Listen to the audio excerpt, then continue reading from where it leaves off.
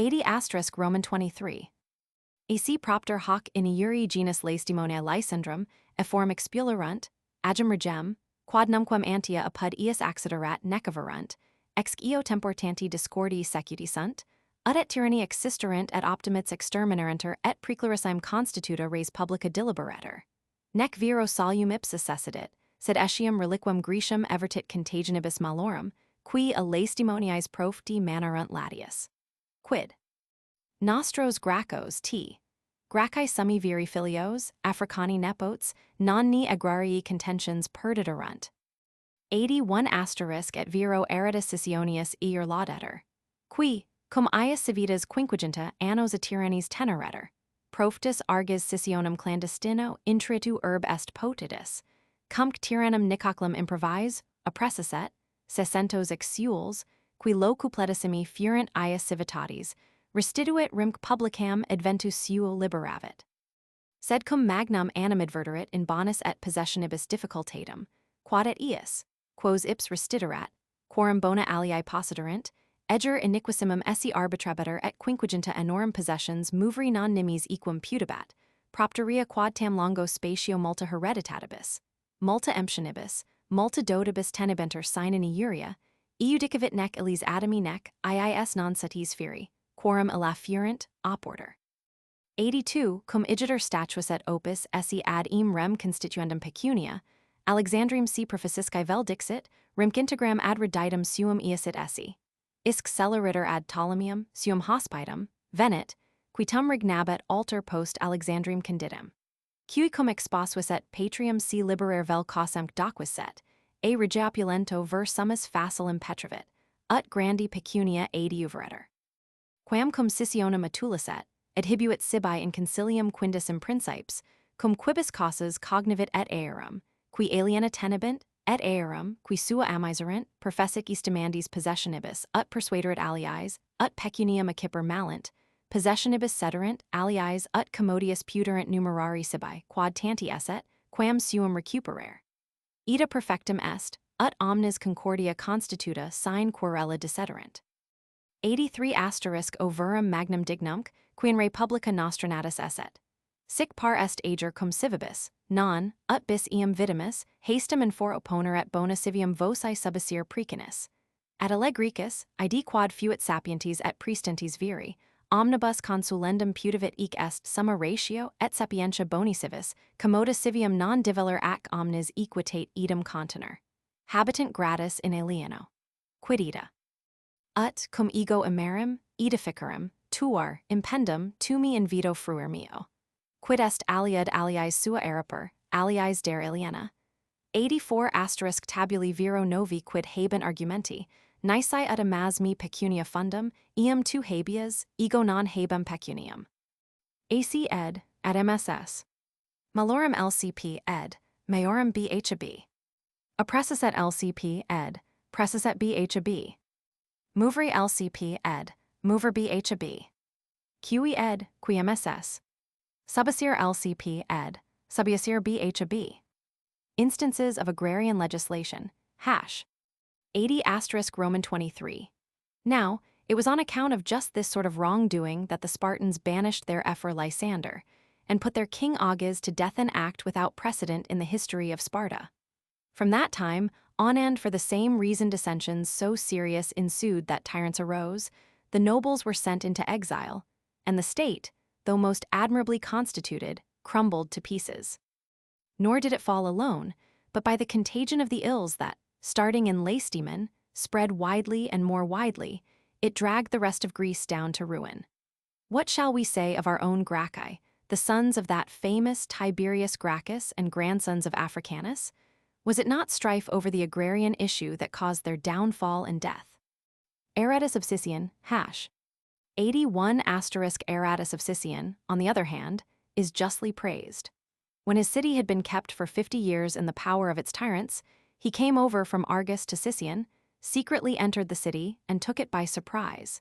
He fell suddenly upon the tyrant Nicocles, recalled from banishment 600 exiles who had been the wealthiest men of the city, and by his coming made his country free. But he found great difficulty in the matter of property and its occupancy, For he considered it most unjust, on the one hand, that those men should be left in want whom he had restored, and of whose property others had taken possession. And he thought it hardly fair, on the other hand, that tenure of 50 years' standing should be disturbed. For in the course of that long period, many of those estates had passed into innocent hands by right of inheritance, many by purchase, many by dower. He therefore decided that it would be wrong either to take the property away from the present incumbents or to let them keep it without compensation to its former possessors. 82 so, when he had come to the conclusion that he must have money to meet the situation, he announced that he meant to make a trip to Alexandria and gave orders that matters should remain as they were until his return. And so he went in haste to his friend Ptolemy, then upon the throne, the second king after the founding of Alexandria. To him he explained that he wished to restore constitutional liberty to his country and presented his case to him. And, being a man of the highest standing, he easily secured from that wealthy king assistance in the form of a large sum of money.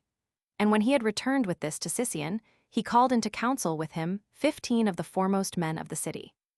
With them he investigated the cases both of those who were holding possession of other people's property and of those who had lost theirs.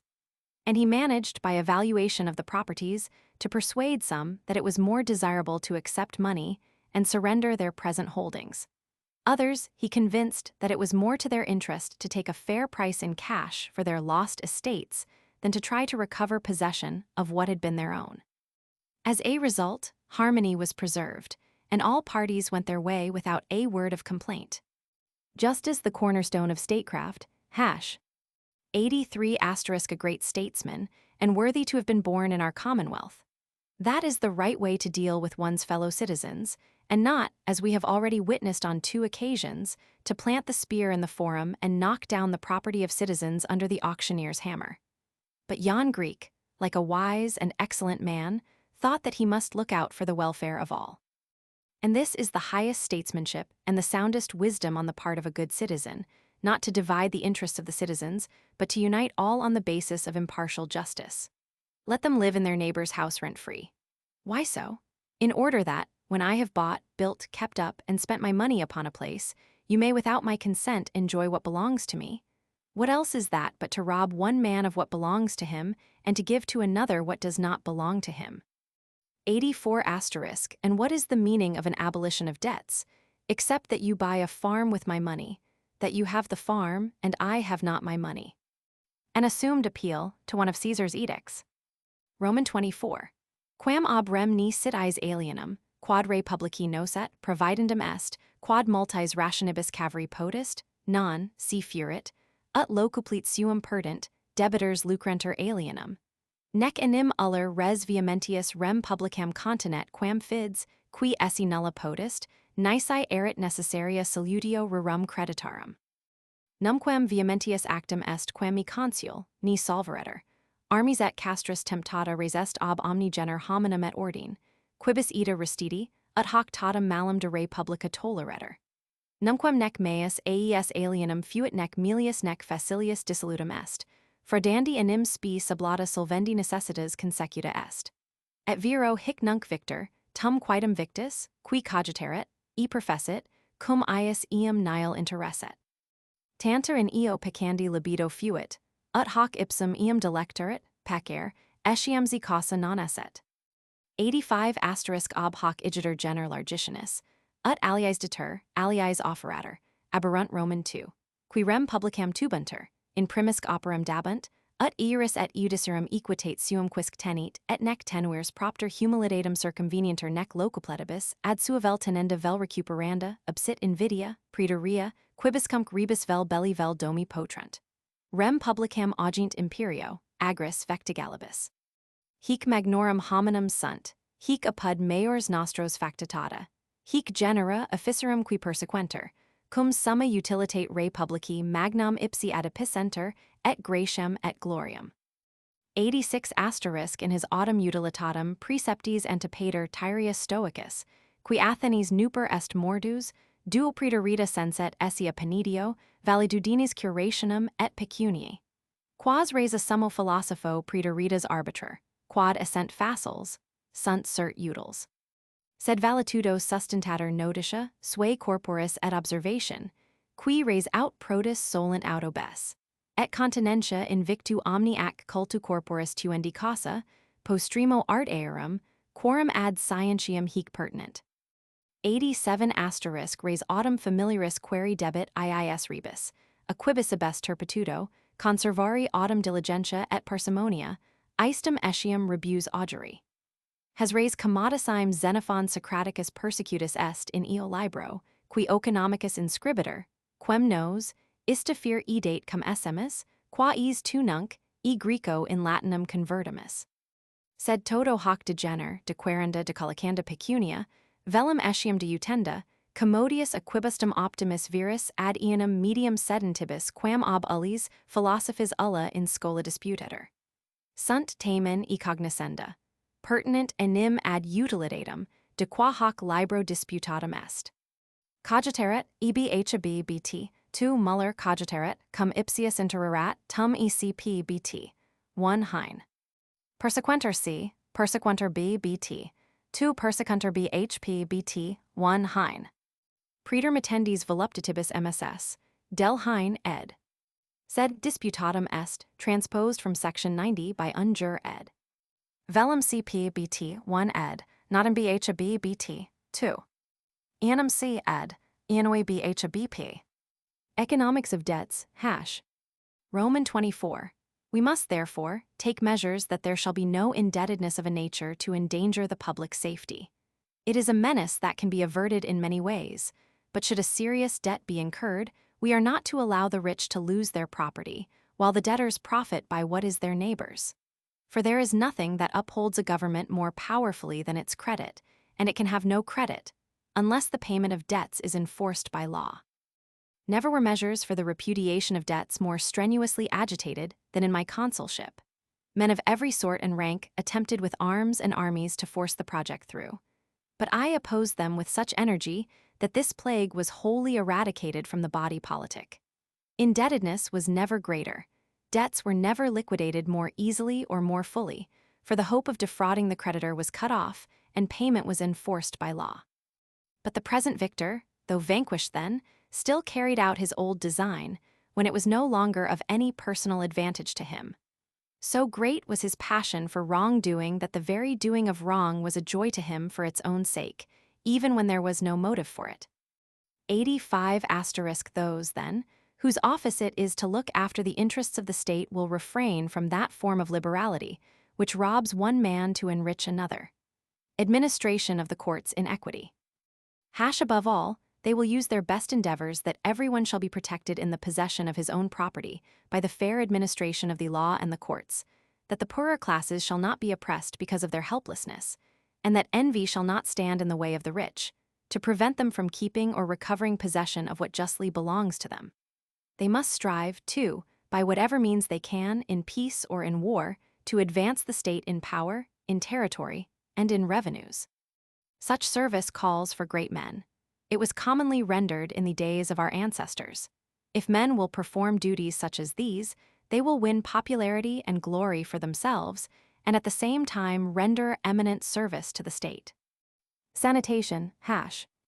86 now, in this list of rules touching expediency, Antipater of Tyre, a Stoic philosopher who recently died at Athens, claims that 2 points were overlooked by Panidius: the care of health and of property. I presume that the eminent philosopher overlooked these 2 items because they present no difficulty. At all events, they are expedient. Although they are a matter of course, I will still say a few words on the subject. Individual health is preserved by studying one's own constitution, by observing what is good or bad for one, by constant self-control in supplying physical wants and comforts, but only to the extent necessary to self-preservation, by foregoing sensual pleasures, and finally, by the professional skill of those to whose science these matters belong. Finance, hash. 87 As for property, it is a duty to make money, but only by honorable means.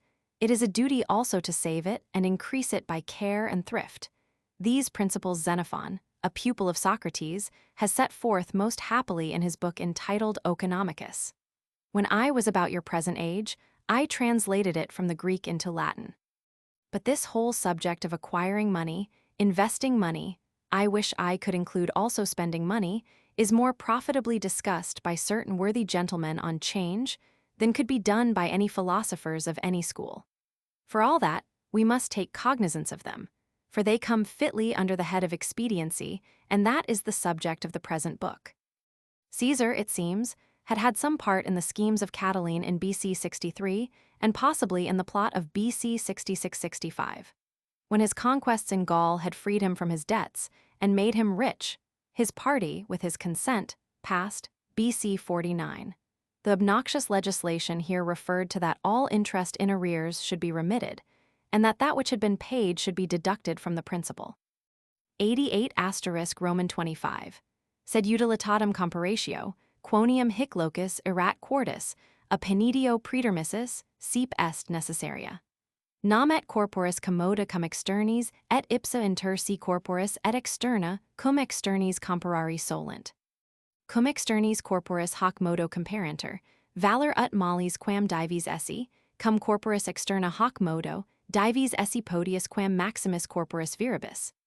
Ipsa inter si corporis sic, ut bona valitudo voluptati antiponator, vir celeritati, externorum autem, ut gloria divitias, vectigalia urbana rusticis.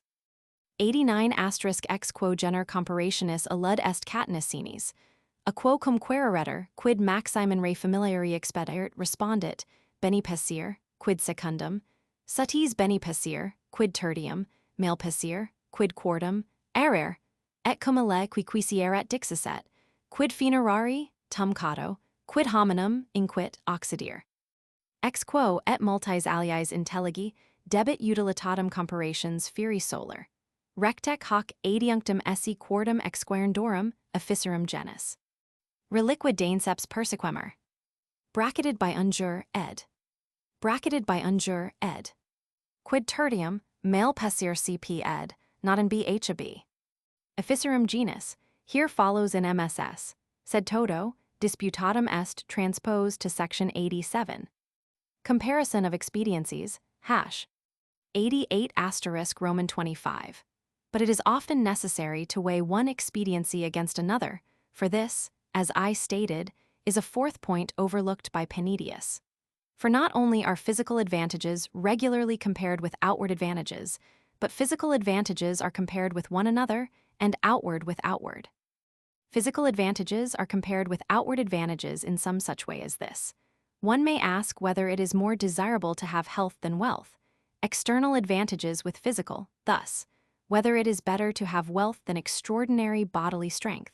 While the physical advantages may be weighed against one another, so that good health is preferred to sensual pleasure, strength to agility. Outward advantages also may be weighed against one another. Glory, for example, may be preferred to riches, an income derived from city property to one derived from the farm. 89 to this class of comparisons belongs that famous saying of old Cato's. When he was asked what was the most profitable feature of an estate, he replied, raising cattle successfully. What next to that? Raising cattle with fair success. And next, raising cattle with but slight success.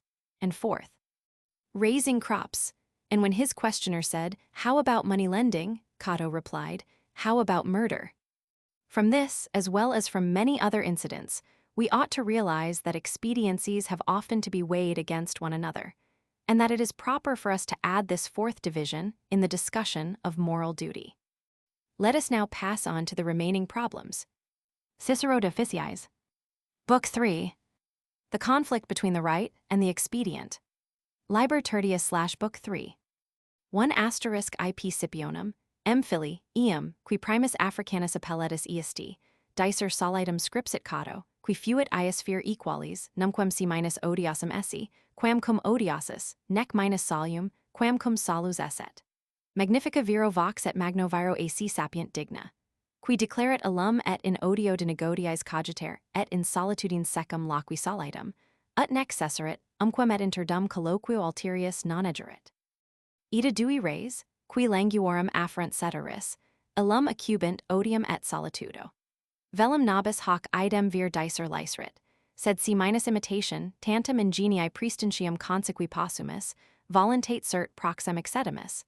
Nam et a republica fornsibusque negodiis armies impeis vic prohibiti odium persequimer, et ob eam causam relicta rura perigrantes sep soli sumus. 2 sed nec hoc odium, cum Africani odio nec hic solitudo, cum illa comparanda est. Ille enim requiescens a re publici pulcherimus muneribus odium sibi sumibat aliquando, et eco edu hominum frequentiac, interdum tamquem in portum si, in solitudinem recipibat, nostrum autem odium negodii inopia, non requiescendi studio constitutum est. Extincto enim senetu diletisque eudiciis quid est quod dignum nobis aut in curia aut in foro ager possumus. 3 ida, qui in maxima celebritate ac in oculis civium quandam vixerimus, nunc fugiens conspectum celeratorum, quibus omnia redundant, abdomus nos, quantum licet, et sep soli sumus. Sed quia sic ob hominibus doctis excepimus, non solum ex mollis eliger minima oporter, sed etiam exserper ex his ipsis. Si quid inesset boni, propteria et odio friuer, non allo quaedam, quo debibat is, qui quandam peperis et odium civitati, nec eam solitudenum langra patier, quam mihi affert necessitas, non voluntas. Asterisk 4, asterisk quamquam Africanus meorum laudum, meo ejudicio essequibater. Nulla enim ius ingenii monumenta mandata literis, nullum opus odii, nullum solitudinis munus exstat. Ex quo intelligi debit alum mentis agitation investigation ec irum rerum, quas cogitando consequebater, nec odiosum nec solum umquam fuis. Nos autem, qui non tantum roboris habemus, ut cogitation tacita a solitudine abstrahamur, ad hanc scribendi operam omni studium curamque convertimus.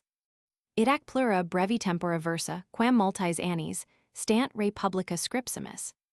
M. Nonius, Mars MSS. EC ed, Aonaton BHB. Exis ipsis C ed, exis ex ipsis BHB. Debibat is C ed, debit BHB, debitus cor in debit A C ed, not in BHB. Preface, Scipio and Cicero hash. 1 Icato, who was of about the same years, Marcus, my son, as that Publius Scipio who first bore the surname of Africanus, has given us the statement that Scipio used to say that he was never less idle than when he had nothing to do, and never less lonely than when he was alone. An admirable sentiment, in truth, and becoming to a great and wise man. It shows that even in his leisure hours his thoughts were occupied with public business, and that he used to commune with himself when alone, and so not only was he never unoccupied, but he sometimes had no need for company. The 2 conditions, then, that prompt others to idleness, leisure, and solitude only spurred him on. I wish I could say the same of myself, and say it truly. But if by imitation I cannot attain to such excellence of character, in aspiration, at all events, I approach it as nearly as I can. For as I am kept by force of armed treason away from practical politics, and from my practice at the bar, I am now leading a life of leisure. For that reason, I have left the city, and wandering in the country from place to place, I am often alone. 2 but I should not compare this leisure of mine with that of Africanus, nor this solitude with his. For he, to find leisure from his splendid services to his country, used to take a vacation now and then, and to retreat from the assemblies and the throngs of men into solitude, as into a haven of rest. The orator's retirement. But my leisure is forced upon me by want of public business, not prompted by any desire for repose. For now that the Senate has been abolished and the courts have been closed, what is there, in keeping with my self-respect, that I can do either in the Senate chamber or in the forum? 3 although I once lived amid throngs of people and in the greatest publicity, I am now shunning the sight of the miscreants with whom the world abounds and withdrawing from the public eye as far as I may, and I am often alone. But I have learned from philosophers that among evils one ought not only to choose the least, but also to extract even from these any element of good that they may contain. For that reason, I am turning my leisure to account, though it is not such repose as the man should be entitled to who once brought the state repose from civil strife, and I am not letting this solitude, which necessity, and not my will imposes on me, find me idle. For and yet, in my judgment, Africanus earned the higher praise. For no literary monuments of his genius have been published, we have no work produced in his leisure hours, no product of his solitude. From this fact we may safely infer that, because of the activity of his mind and the study of those problems to which he used to direct his thought, he was never unoccupied, never lonely. But I have not strength of mind enough by means of silent meditation to forget my solitude, and so I have turned all my attention and endeavor to this kind of literary work. I have, accordingly, written more in this short time since the downfall of the Republic than I did in the course of many years, while the Republic stood. 5 Roman 2. Sed cum tota philosophia, me Cicero, frugifera et fructuosa nec ulla pars, ius inculta ac deserta sit, tum nullus fericior in e locus, est nec uberior quam de officiis, a quibus constanter honestec vivendi precepta ducuntur. Quer, quamquam acratipo nostro, principe huius memoriae philosophorum, hic te assidu audier ac acciper confido, tamen conducere arbiter talibus horas tuas vocibus undique circumsoner, nec ease, si feri possit, quicquam aliud audier. 6 quad cum omnibus est faciendum, qui vidam honestam ingredi cogitant, tum haud scio nemini podius quam tibi. Sustines enim non parvum expectationem imitandi industri nostri, magnam honorum, non nullum fortis neminis. Sissipisti onus praetoria grave et Athenarum et Cratipi. Ad quos cum tamquam ad mercaturem bonarum artium sis profectus, in enem redire turpissimum est dedicorentum, et urbis octoradatum et magistri. Quer, quantum canidi animo pots, quantum labor contendir, si descendi labor est podius quam voluptas, tantum fac ut officiis neve committas, ut, cum omnia suppeditata sint a nobis, tut tibi diffuus vider. Sed hic hac tenis, multo enim sep ad te cohortandi gratia scripsimus, nunc ad reliquem partum propositi divisionis revertemur. 7 Penidius igitur, qui sine controversia de officiis accuratisime disputavit, quemque nos correction quadam ad habita podissimum secuti sumus, tribus generibus propositus, in quibus deliberer homines et consulter de officio solrent. Uno, cum dubiterant, honestumni id esset, de quo ageretur and terp altero, utiline esset in inutile tertio, si id, quad specim haberet honesty, pugnerit cum eo, quad udal vidretur. Quo modo e discerni oporterit, de duobus generibus primus tribus libris explicavit, de tertio autem gener dainceps si scripsit dicturum, nec exsolvit id, quad promiserat. 8 quad eo magis mirror, quia scriptum a discipulo ius Posidonio est trigenta annis vixis penidium, postiquem allos libros editiset. Quem locum mirror a Posidonio, breviter esse tactum, in quibustum commentariis, praesertim cum scribat nullum esse locum, in tota philosophia tam necessarium. 9 minim viro essentior iis, qui negant eam locum a penidio pretermissum, sed consulto relictum, nec omnino scribendum fuis, quia numquam possit utilitas cum honestate pugner.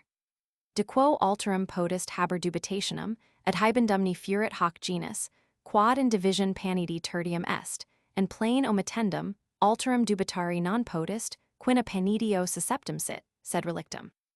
Nam qui e division tripartita duas parts absolverit, huic nesses est restare tertium. Praetoria in extremo libro tertio de hac part, palaister si dainceps est dicturum.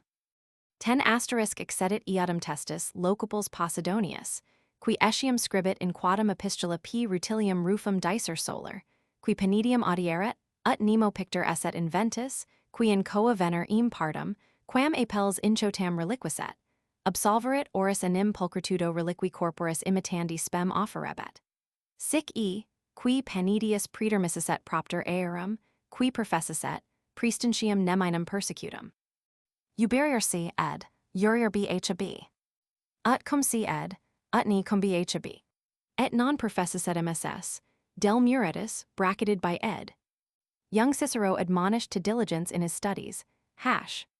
5 Roman 2. But, my dear Cicero, while the whole field of philosophy is fertile and productive, and no portion of it barren and waste, still no part is richer or more fruitful than that which deals with moral duties, for from these are derived the rules for leading a consistent and moral life. And therefore, although you are, as I trust, diligently studying and profiting by these precepts under the direction of our friend Cratipus, the foremost philosopher of the present age, I still think it well that your ears should be dinned with such precepts from every side, and that, if it could be, they should hear nothing else.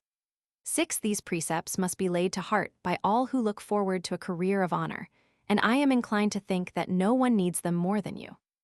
For you will have to fulfill the eager anticipation that you will imitate my industry, the confident expectation that you will emulate my course of political honors, and the hope that you will, perhaps, rival my name and fame. You have, besides, incurred a heavy responsibility on account of Athens and Cratopus. For since you have gone to them for the purchase, as it were, of a store of liberal culture, it would be a great discredit to you to return empty-handed, thereby disgracing the high reputation of the city and of your master. Therefore, put forth the best mental effort of which you are capable. Work as hard as you can, if learning is work rather than pleasure. Do your very best to succeed, and do not, when I have put all the necessary means at your disposal, allow it to be said that you have failed to do your part. But enough of this, for I have written again and again for your encouragement. Let us now return to the remaining section of our subject as outlined. Panidius on moral duties, *7 Panidius, then, has given us what is unquestionably the most thorough discussion of moral duties that we have, and I have followed him in the main but with slight modifications. He classifies under 3 general heads the ethical problems which people are accustomed to consider and weigh. First, the question whether the matter in hand is morally right or morally wrong. Second, whether it is expedient or inexpedient. Third, how a decision ought to be reached, in case that which has the appearance of being morally right clashes with that which seems to be expedient. He has treated the first 2 heads at length in 3 books, but while he has stated that he meant to discuss the 3rd head in its proper turn, he has never fulfilled his promise. 8 and I wonder the more at this, because Posidonius, a pupil of his, records that Panidius was still alive 30 years after he published those 3 books. And I am surprised that Posidonius has but briefly touched upon this subject in certain memoirs of his, and especially as he states that there is no other topic in the whole range of philosophy so essentially important as this. Why Panidius omitted the conflict of the moral and the expedient. 9. Now, I cannot possibly accept the view of those who say that that point was not overlooked, but purposely omitted by Panidius, and that it was not one that ever needed discussion, because there never can be such a thing as a conflict between expediency and moral rectitude. But with regard to this assertion, the one point may admit of doubt whether that question which is 3rd in Panidius's classification ought to have been included or omitted altogether. But the other point is not open to debate that it was included in Panidius's plan, but left unwritten. For if a writer has finished 2 divisions of a 3-fold subject, the 3rd must necessarily remain for him to do. Besides, he promises at the close of the 3rd book that he will discuss this division also in its proper turn. 10 We have also in Posidonius a competent witness to the fact. He writes in one of his letters that Publius Rutilius Rufus, who also was a pupil of Panidius's, used to say that, as no painter had been found to complete that part of the Venus of Cos which Apelles had left unfinished, for the beauty of her face made hopeless any attempt adequately to represent the rest of the figure. So no one, because of the surpassing excellence of what Panidius did complete, would venture to supply what he had left undone. 11 Roman 3. Quam ob rem de judicio Panidi dubitari non potest, rectine autem hanc tertium partem ad exquirendum officium adiunceret and secus, de eo fortes disputari potest. Nam, sive honestum solum bonum est, ut stoicis placet, sive, quod honestum est, id ita summum bonum est, quem ad modum peripateticis vestris viter, ut omnia ex altera part collocata vix minimi momenti instar habent, dubitandum non est, quin numquam possit utilitas, cum honestate contendir. Idac excepimus sacratum execrari solitum ius, qui primum hic natura coherentia opinioni distraxissent. Cui quidem ita sunt stoici essensi, ut et, quicquid honestum esset, id util esse censurant nec util quicquam, quod non honestum. 12 Quodsi is esset Panidius, qui virtutum propteria colendum diceret, quod e officiens utilitatis esset, ut Roman II, qui res expetendas vel voluptate vel indolentia medianter. Licerit I dicer utilitatem aliquando, cum honestate pugner. Sed cum sit is, qui id solum bonum iudicit, quod honestum sit, qui autem huic repugnant specie quadam utilitatis. Eorum nec accession meliorum vidam feri nec decession peorum, non viter debuis ius modi deliberationum introducere. In quod util videretur, cum eo, quod honestum est, compararetur. 13 Etenim quod summum bonum a Stoicis dicitur, convenienter naturae viver, id habet hanc, ut opiner, sententiam. Cum verdut congruer semper, cetera autem, qui secundum naturam essent, ida leger, ce virtudi non repugnerant. Quod cum ida sit, putent quidem hanc comparationem non rect introductem, necam nino de eo gener quicquem precipiendum fuis. Ac illud quidem honestum, quod proprie veric dicitur, id in sapientibus est solis nec a verdut develli umquem potest. In iis autem, in quibus sapientia perfecta non est, ipsum illud quidem perfectum honestum nullo modo, similitudines honesti esse possunt. 14 hic enim officia, de quibus his libris disputimus, media Stoici appellant, e communia sunt et late patent, qui et ingenii bonitate multi assequenter et progression descendi. Illud autem officium, quod rectum idem appellant, perfectum ac absolutum est et, ut idem dicunt, omnes numeros habet nec praeter sapientum cadere in quemquem potest. 15 cum autem aliquid actum est, in quo media officia comparient, id cumulat viter esse perfectum, propteria quod vulgus, quid absit a perfecto, non fear intelligit. Quatenus autem intelligit, nihil pudet praetermissum. Quod idem in pomatis, in picturis usu venet in alius cum pluribus, ut delictenter imperiti laudent qui laudanda non sint, ob eam, credo, causam, quod insit in iis aliquid probi, quod capiat igneros, qui quidem, quid in una quac re vidii sit, nequint iudicere. Idac, cum sunt doctia peritus, desistunt facile sententia. Ac MSS, BT 1 Muller hein acqui fleckisen BT, 2 ed. Comparient anemotius ed. Comparent BHAB apparent C, comparent P. Idem nonius Muller hein, autumn BHAB, item C BT. IIS Bader Muller hein, his BHAB, hij C. Qui quidem many MSS, BT 1 Muller qui idem BHABC, qui BT 2 hein. The conflict between expediency and moral rectitude only apparent. 11 Roman 3. In regard to Panidius's real intentions, therefore, no doubt can be entertained. But whether he was or was not justified in adding this third division to the inquiry about duty may, perhaps, be a matter for debate. For whether moral goodness is the only good, as the Stoics believe, or whether, as your peripatetics think, moral goodness is in so for the highest good that everything else gathered together into the opposing scale would have scarcely the slightest weight, it is beyond question that expediency can never conflict with moral rectitude. And so, we have heard, Socrates used to pronounce a curse upon those who first drew a conceptual distinction between things naturally inseparable. With this doctrine, the Stoics are in agreement in so far as they maintain that if anything is morally right, it is expedient, and if anything is not morally right, it is not expedient.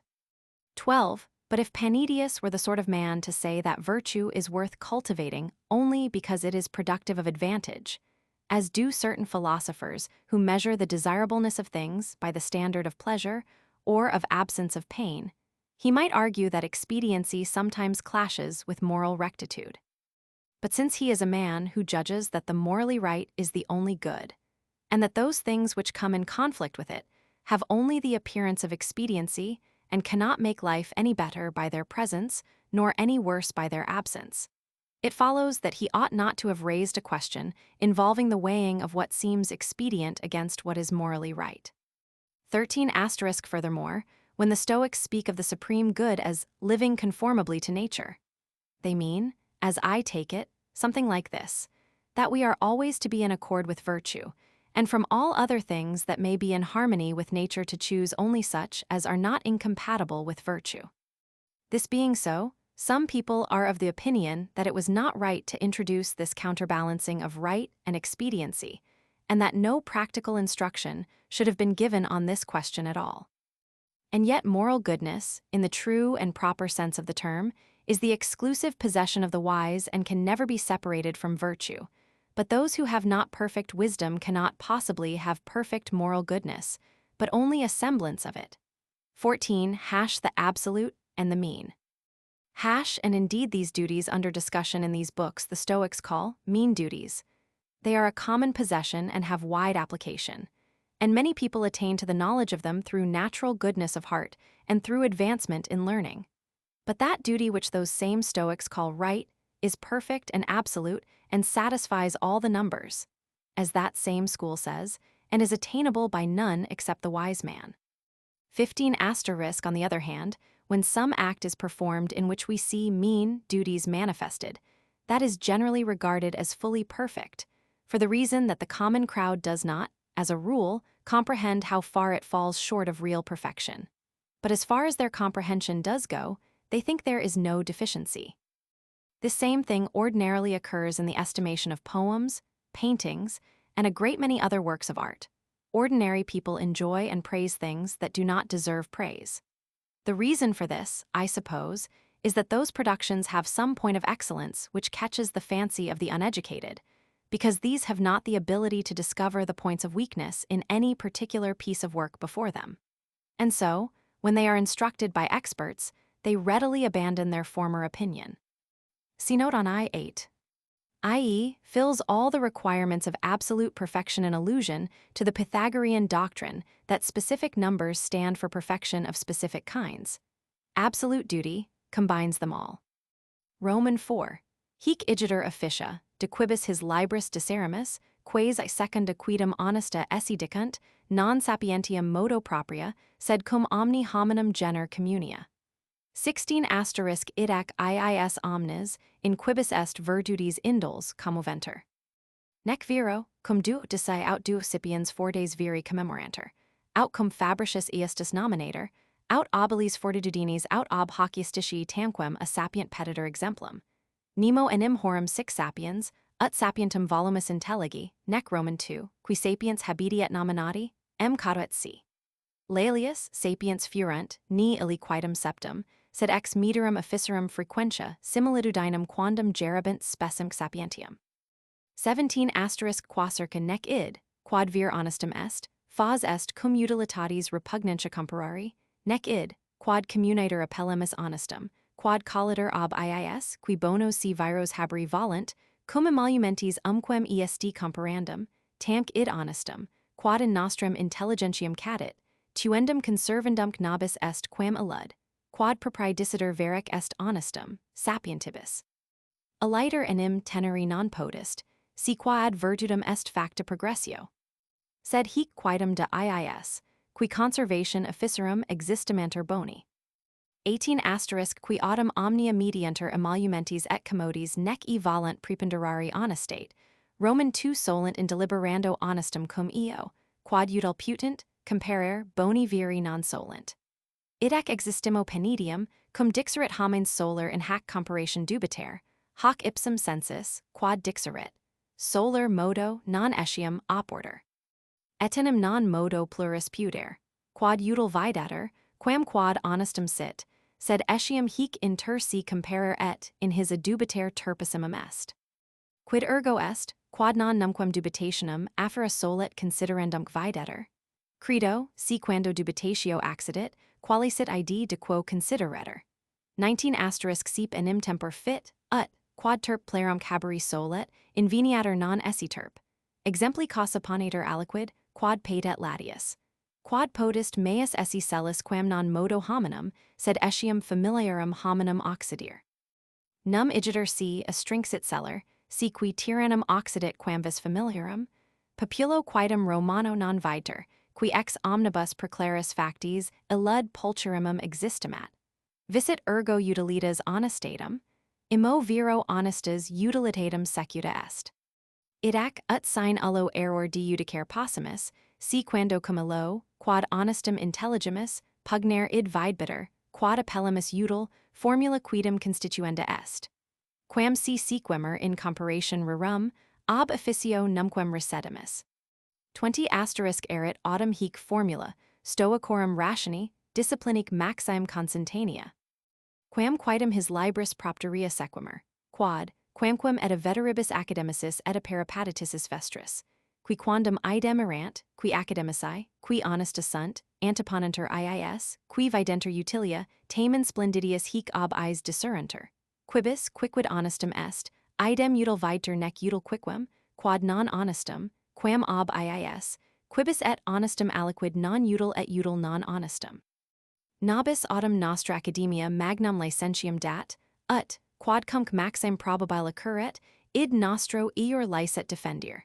Sed redio ad formulam. Aut Aristides P. MSS. Lactantius, bracketed by J. M. Husinger, ed. Hoc Lactantius ed. His MSS. Sit C. BT. 2 Muller, Notem BHAB BT. 1. ESD Hein. SEC ed. Notem BHAB. Utilitatem secuta est MSS. Muller Hein utilitatem. Honestatem utilitas secuta est Bader, ed. Discerenter certain MSS. See Lange and Fr. Fabricius Muller Hein discerenter MSS. BT. IIS ed. His Hij C. MSS. Et honestum, et util lambinus BT. 2 Muller Hein et honestum, out util BHAB, out honestum, out util C. BT. 1. Absolute goodness and imperfect humanity. Roman 4. The performance of the duties, then, which I am discussing in these books, is called by the Stoics a sort of second-grade moral goodness, not the peculiar property of their wise men, but shared by them with all mankind. 16. Accordingly, such duties appeal to all men who have a natural disposition to virtue. And when the two Dicei or the two Scipios are mentioned as brave men, or Fabricius is called the just, it is not at all that the former are quoted as perfect models of courage, or the latter as a perfect model of justice, as if we had in one of them the ideal wise man. For no one of them was wise in the sense in which we wish to have wise understood. Neither were Marcus Cato and Gaius Laelius wise, though they were so considered and were surnamed the wise. Not even the famous 7 were wise. But because of their constant observance of mean duties, they bore a certain semblance and likeness to wise men. 17 For these reasons, it is unlawful either to weigh true morality against conflicting expediency, or common morality, which is cultivated by those who wish to be considered good men, against what is profitable. But we everyday people must observe and live up to that moral right which comes within the range of our comprehension, as jealously as the truly wise men have to observe and live up to that which is morally right in the technical and true sense of the word. For otherwise, we cannot maintain such progress as we have made in the direction of virtue. So much for those who have won a reputation for being good men by their careful observance of duty. Moral rectitude and apparent expediency. 18 Those, on the other hand, who measure everything by a standard of profits and personal advantage and refuse to have these outweighed by considerations of moral rectitude are accustomed, in considering any question, to weigh the morally right against what they think the expedient. Good men are not. And so I believe that when Panidius stated that people were accustomed to hesitate to do such weighing, he meant precisely what he said, merely that such was their custom, not that such was their duty. And he gave it no approval, for it is most immoral to think more highly of the apparently expedient than of the morally right, or even to set these over against each other, and to hesitate to choose between them. Occasion for doubt. What then is it that may sometimes give room for a doubt and seem to call for consideration? It is, I believe, when a question arises as to the character of an action under consideration. 19 For it often happens, owing to exceptional circumstances, that what is accustomed under ordinary circumstances to be considered morally wrong is found not to be morally wrong. For the sake of illustration, let us assume some particular case that admits of wider application. What more atrocious crime can there be than to kill a fellow man, and especially an intimate friend? But if anyone kills a tyrant, be he never so intimate a friend, he has not laden his soul with guilt, has he? The Roman people, at all events, are not of that opinion, for of all glorious deeds they hold such an one to be the most noble. Has expediency, then, prevailed over moral rectitude? Not at all. Moral rectitude has gone hand in hand with expediency. Need of a rule for guidance. Some general rule, therefore, should be laid down to enable us to decide without error, whenever what we call the expedient seems to clash with what we feel to be morally right. And if we follow that rule in comparing courses of conduct, we shall never swerve from the path of duty. 20 asterisk that rule, moreover, shall be in perfect harmony with the Stoic system and doctrines. It is their teachings that I am following in these books, and for this reason. The older academicians and your peripatetics, who were once the same as the academicians, give what is morally right the preference over what seems expedient. And yet the discussion of these problems, if conducted by those who consider whatever is morally right also expedient, and nothing expedient that is not at the same time morally right, will be more illuminating than if conducted by those who think that something not expedient may be morally right, and that something not morally right may be expedient.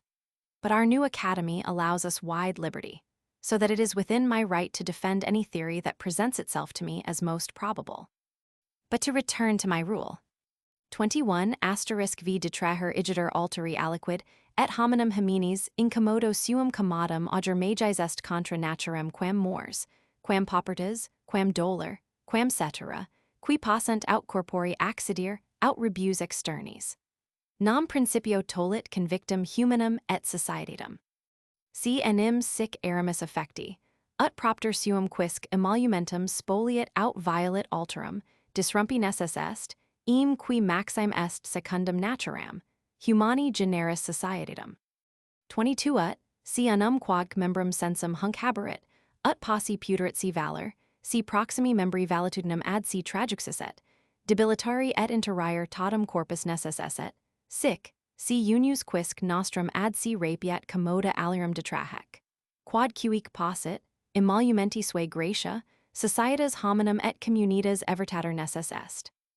Nam sibi ut quisque malit, quod ad usum vidi pertinit, quam alteri acquirer, concessum est non repugnante natura, illud natura non patitor, ut alirum spoliis nostras facultates, copias, opes agimus. 23 asterisk nec viro hoc solum natura, id est urgentium, sed etiam legibus populorum. Quibus in singulis civitatibus res publica contenter, iadam modo constitutum est, ut non licet sui commodi causa nocer alteri.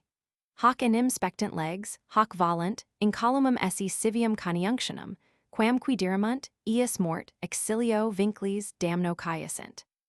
Ac hoc multo magis efficit ipsa naturi ratio, qui est lex divina et humana. Cui para qui velit, omnes autem perbunt, qui secundum naturam volunt viver, numquam committet, ut alienum appedat et id, quod alteri detraxerit, sibi id sumet. 24 asterisk etenim multo magis est, secundum naturam excelsitas, animi et magnitudo idem comitas, iustitia, liberalitas quam voluptas, quam vita quam divici. Qui quaedam contemner et pro nihilo ducere comparentum, cum utilitate communi magni animi et excelsi isti. Detraher autem de altero sui commodi causa magis est contra naturam quam mors, quam dolor, quam cetera generis iustum. 25 asterisk idem magis est, secundum naturam pro omnibus gentibus. Si feri possit, conservandis aut iuvandis maximos, labors molestiasque susciper imitantum Herculum illum. Quem hominum fama beneficiarum memor in concilio caelestium collicavit, quam viver in solitudine non modo sine ullis molestiais, sed etiam in maximis voluptatibus abundantum omnibus copiais, ut excellis etiam pulchritude et viribus. Quacerca optimo quisque et splendidissimo ingenio lunge, illam vitam huic anteponet. Ex quo, efficiter hominum naturi obodientem homini nocer non possi. 26 asterisk deigned, qui alterum violet, ut ips aliquid commodi consequatur aut nihil existimat si facer contra naturam, aut magis fugendum senset mortem, paupertatem, dolorum, emissionem etiam liberorum, propinquorum, amicorum quam face recuiquem in iurium. Si nihil existimat contra naturam feri hominibus violandis, quid cum eo disseras, quiam nino hominum ex homine tollet. Sin fugendum id quaedam senset, sed multo illa peora, mortem, paupertatem, dolorum, erat in eo, quod ullum aut corporis aut fortuni vitium vitiis animi gravius existimat. Detraher, generis iustum MSS, bracketed by Bader ed. Fugendum B ed, fugienda BHC. Sed C ed, et BHB. Wrongful gains are against the laws. 1 of nature. 21 V. Well then, for a man to take something from his neighbor, and to profit by his neighbor's loss is more contrary to nature than is death or poverty or pain or anything else that can affect either our person or our property. For, in the first place, injustice is fatal to social life and fellowship between man and man. For if we are so disposed that each, to gain some personal profit, will defraud or injure his neighbor, then those bonds of human society, which are most in accord with nature's laws, must of necessity be broken. 22 Suppose, by way of comparison, that each one of our bodily members should conceive this idea and imagine that it could be strong and well if it should draw off to itself the health and strength of its neighboring member, the whole body would necessarily be enfeebled and die. So, if each one of us should seize upon the property of his neighbors, and take from each whatever he could appropriate to his own use, the bonds of human society must inevitably be annihilated. For, without any conflict with nature's laws, it is granted that everybody may prefer to secure for himself rather than for his neighbor what is essential for the conduct of life. But nature's laws do forbid us to increase our means, wealth, and resources by despoiling others. 2 of nations. 23 But this principle is established not by nature's laws alone, that is, by the common rules of equity, but also by the statutes of particular communities, in accordance with which in individual states the public interests are maintained. In all these, it is with one accord ordained that no man shall be allowed for the sake of his own advantage to injure his neighbor. For it is to this that the laws have regard, this is their intent, that the bonds of union between citizens should not be impaired, and any attempt to destroy these bonds is repressed by the penalty of death, exile, imprisonment, or fine. 3 of gods and men. Again, this principle follows much more effectually directly from the reason which is in nature, which is the law of gods and men. If anyone will hearken to that voice, and all will hearken to it who wish to live in accord with nature's laws, he will never be guilty of coveting anything that is his neighbor's or of appropriating to himself what he has taken from his neighbor. 24 Then, 2, loftiness and greatness of spirit, and courtesy, justice, and generosity are much more in harmony with nature than are selfish pleasure, riches, and life itself. But it requires a great and lofty spirit to despise these latter and count them as naught, when one weighs them over against the common weal. Self-seeking versus self-sacrifice. But for anyone to rob his neighbor for his own profit is more contrary to nature than death, pain, and the like. 25 In like manner, it is more in accord with nature to emulate the great Hercules and undergo the greatest toil and trouble for the sake of aiding or saving the world, if possible, than to live in seclusion, not only free from all care, but reveling in pleasures and abounding in wealth, while excelling others also in beauty and strength. Thus Hercules denied himself and underwent toil and tribulation for the world, and, out of gratitude for his services, popular belief has given him a place in the council of the gods. The better and more noble, therefore, the character with which a man is endowed, the more does he prefer the life of service to the life of pleasure. Whence it follows that man, if he is obedient to nature, cannot do harm to his fellow man. 26 Finally, if a man wrongs his neighbor to gain some advantage for himself, he must either imagine that he is not acting in defiance of nature, or he must believe that death, poverty, pain, or even the loss of children, kinsmen, or friends is more to be shunned than an act of injustice against another. If he thinks he is not violating the laws of nature when he wrongs his fellow men, how is one to argue with the individual who takes away from man all that makes him man? But if he believes that while such a course should be avoided, the other alternatives are much worse, namely, death, poverty, pain, he is mistaken in thinking that any ills affecting either his person or his property are more serious than those affecting his soul. Romans 6. Ergo unum debet esse omnibus propositum, ut idem sit utilitas unius cuiusque et universorum, quam si ad si quisque rapiet, dissolvetur omnes humana consortio. 27 ac etiam, si hoc natura prescribit, ut homo homini, quicumque sit, ob emipsum causam, quod is homo sit, consultum velit, nesses est secundum indem naturam omnium utilitatem esse communum. Quod si ida est, Unicontinmer omnes et idem lege naturi, id ipsum si ida est, cert violare alterum naturi lege prohibmer. Verum autem primum, verum igitur extremum. 28 nam alud quidem absurdum est, quod quidem dicunt, parentesi aut fratri nihil detracturos, sui commodi causa, alium rationem esse civium reliquarum. Hi sibi nihil iuris, nullum societatem communis utilitatis causa statuant esse, cum civibus, qui sententia omnum societatem distrahit civitatis. Qui autem civium rationem dicunt habendum, externorum negant, Roman II diramunt communum humani generis societatem. Quasi blata beneficentia, liberalitas, benitas, iustitia funditus tolliter. Qui tollant etiam adversus dios immortals impe iudicandi sunt. Ob iis enim constitutum inter homines societum evertunt, cuius societatis artissimum vinculum est magis arbitrari, esse contra naturem hominum homini detraher, sui commodi causa quam omnia, incommoda sub vel externa vel corporis. Vel etiam ipsius animi, qui vasent iustitia. Hic enim una virtus omnium est domina et regina virtutum. 29 Forsitan quispium dixerit. Nonni igitur sapiens, si fame ips conficiator, obstularet sibum alteri homini ad nullum rem utili. Minim viro, nonanim mehi est vita me utilior quam animi talis affectio, neminimut violum commodi me gratia. Quid? Si fallorum, crudulum tyrannum et amanum, ver bonus, ni ips frigor conficiator, vestitu spolaire possit, nonni facit. 30 hic adiudicandum sunt facilima.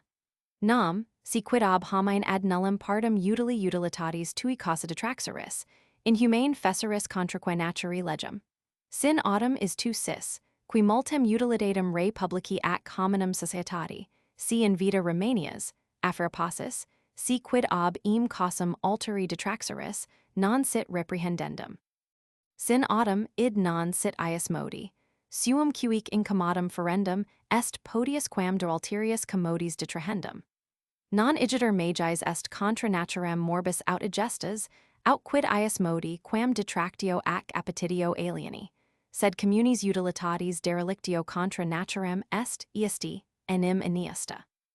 31 idac lex ipsa naturi, qui utilitatem hominum conservet et continet, discernit profto, ut ob homine inerti ac inutili ad sapientem, bonum, fordum verum transferenter res ad vivendum necessarii, qui si oxiderit, multum de communi utilitate detraxerit, modo hoc ida facit, ut ni ips de si bene existimens, sesec diligens, hanc causam habet ad iniurium.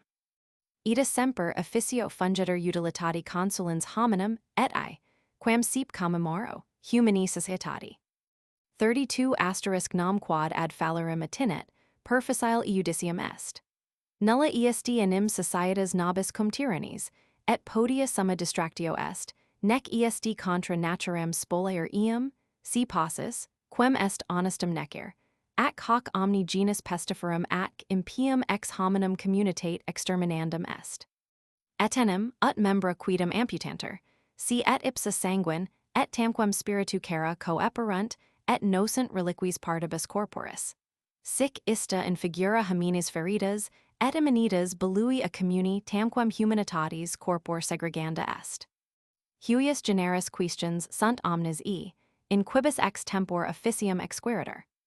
Roman II bt, ed, hibia b, h hidc. Qui vasent iustitia MSS, ed, hein, qui vasent in iustitia cod. Ubaldini bt, 1, qui non vi iustitia o. Bracketed by unjure, ed. Humanitatis corpor murit cod, Gelf, ed. bt. Hein, humanitate corporis MSS, Muller, unjure strikes out corporis. The interest of society is the interest of the individual. Romans 6.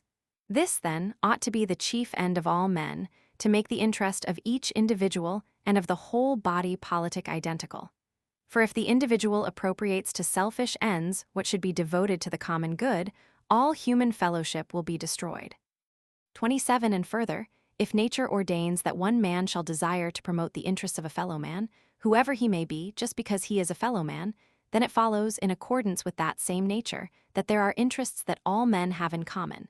And if this is true, we are all subject to one and the same law of nature. And if this also is true, we are certainly forbidden by nature's law to wrong our neighbor.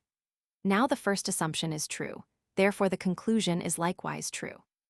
28 asterisk for that is an absurd position which is taken by some people who say that they will not rob a parent or a brother for their own gain, but that their relation to the rest of their fellow citizens is quite another thing. Such people contend in essence that they are bound to their fellow citizens by no mutual obligations, social ties, or common interests. This attitude demolishes the whole structure of civil society.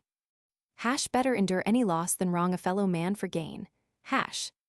Others again who say that regard should be had for the rights of fellow citizens, but not of foreigners, would destroy the universal brotherhood of mankind.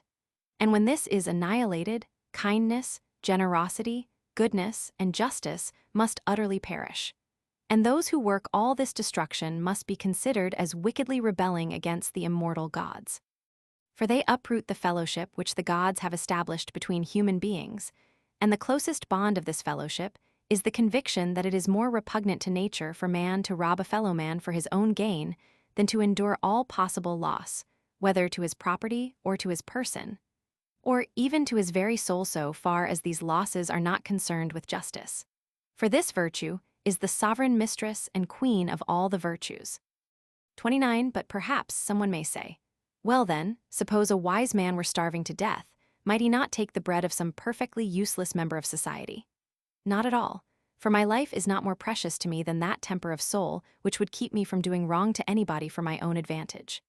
Or again, supposing a righteous man were in a position to rob the cruel and inhuman tyrant Phalaris of clothing, might he not do it to keep himself from freezing to death? 30 These cases are very easy to decide.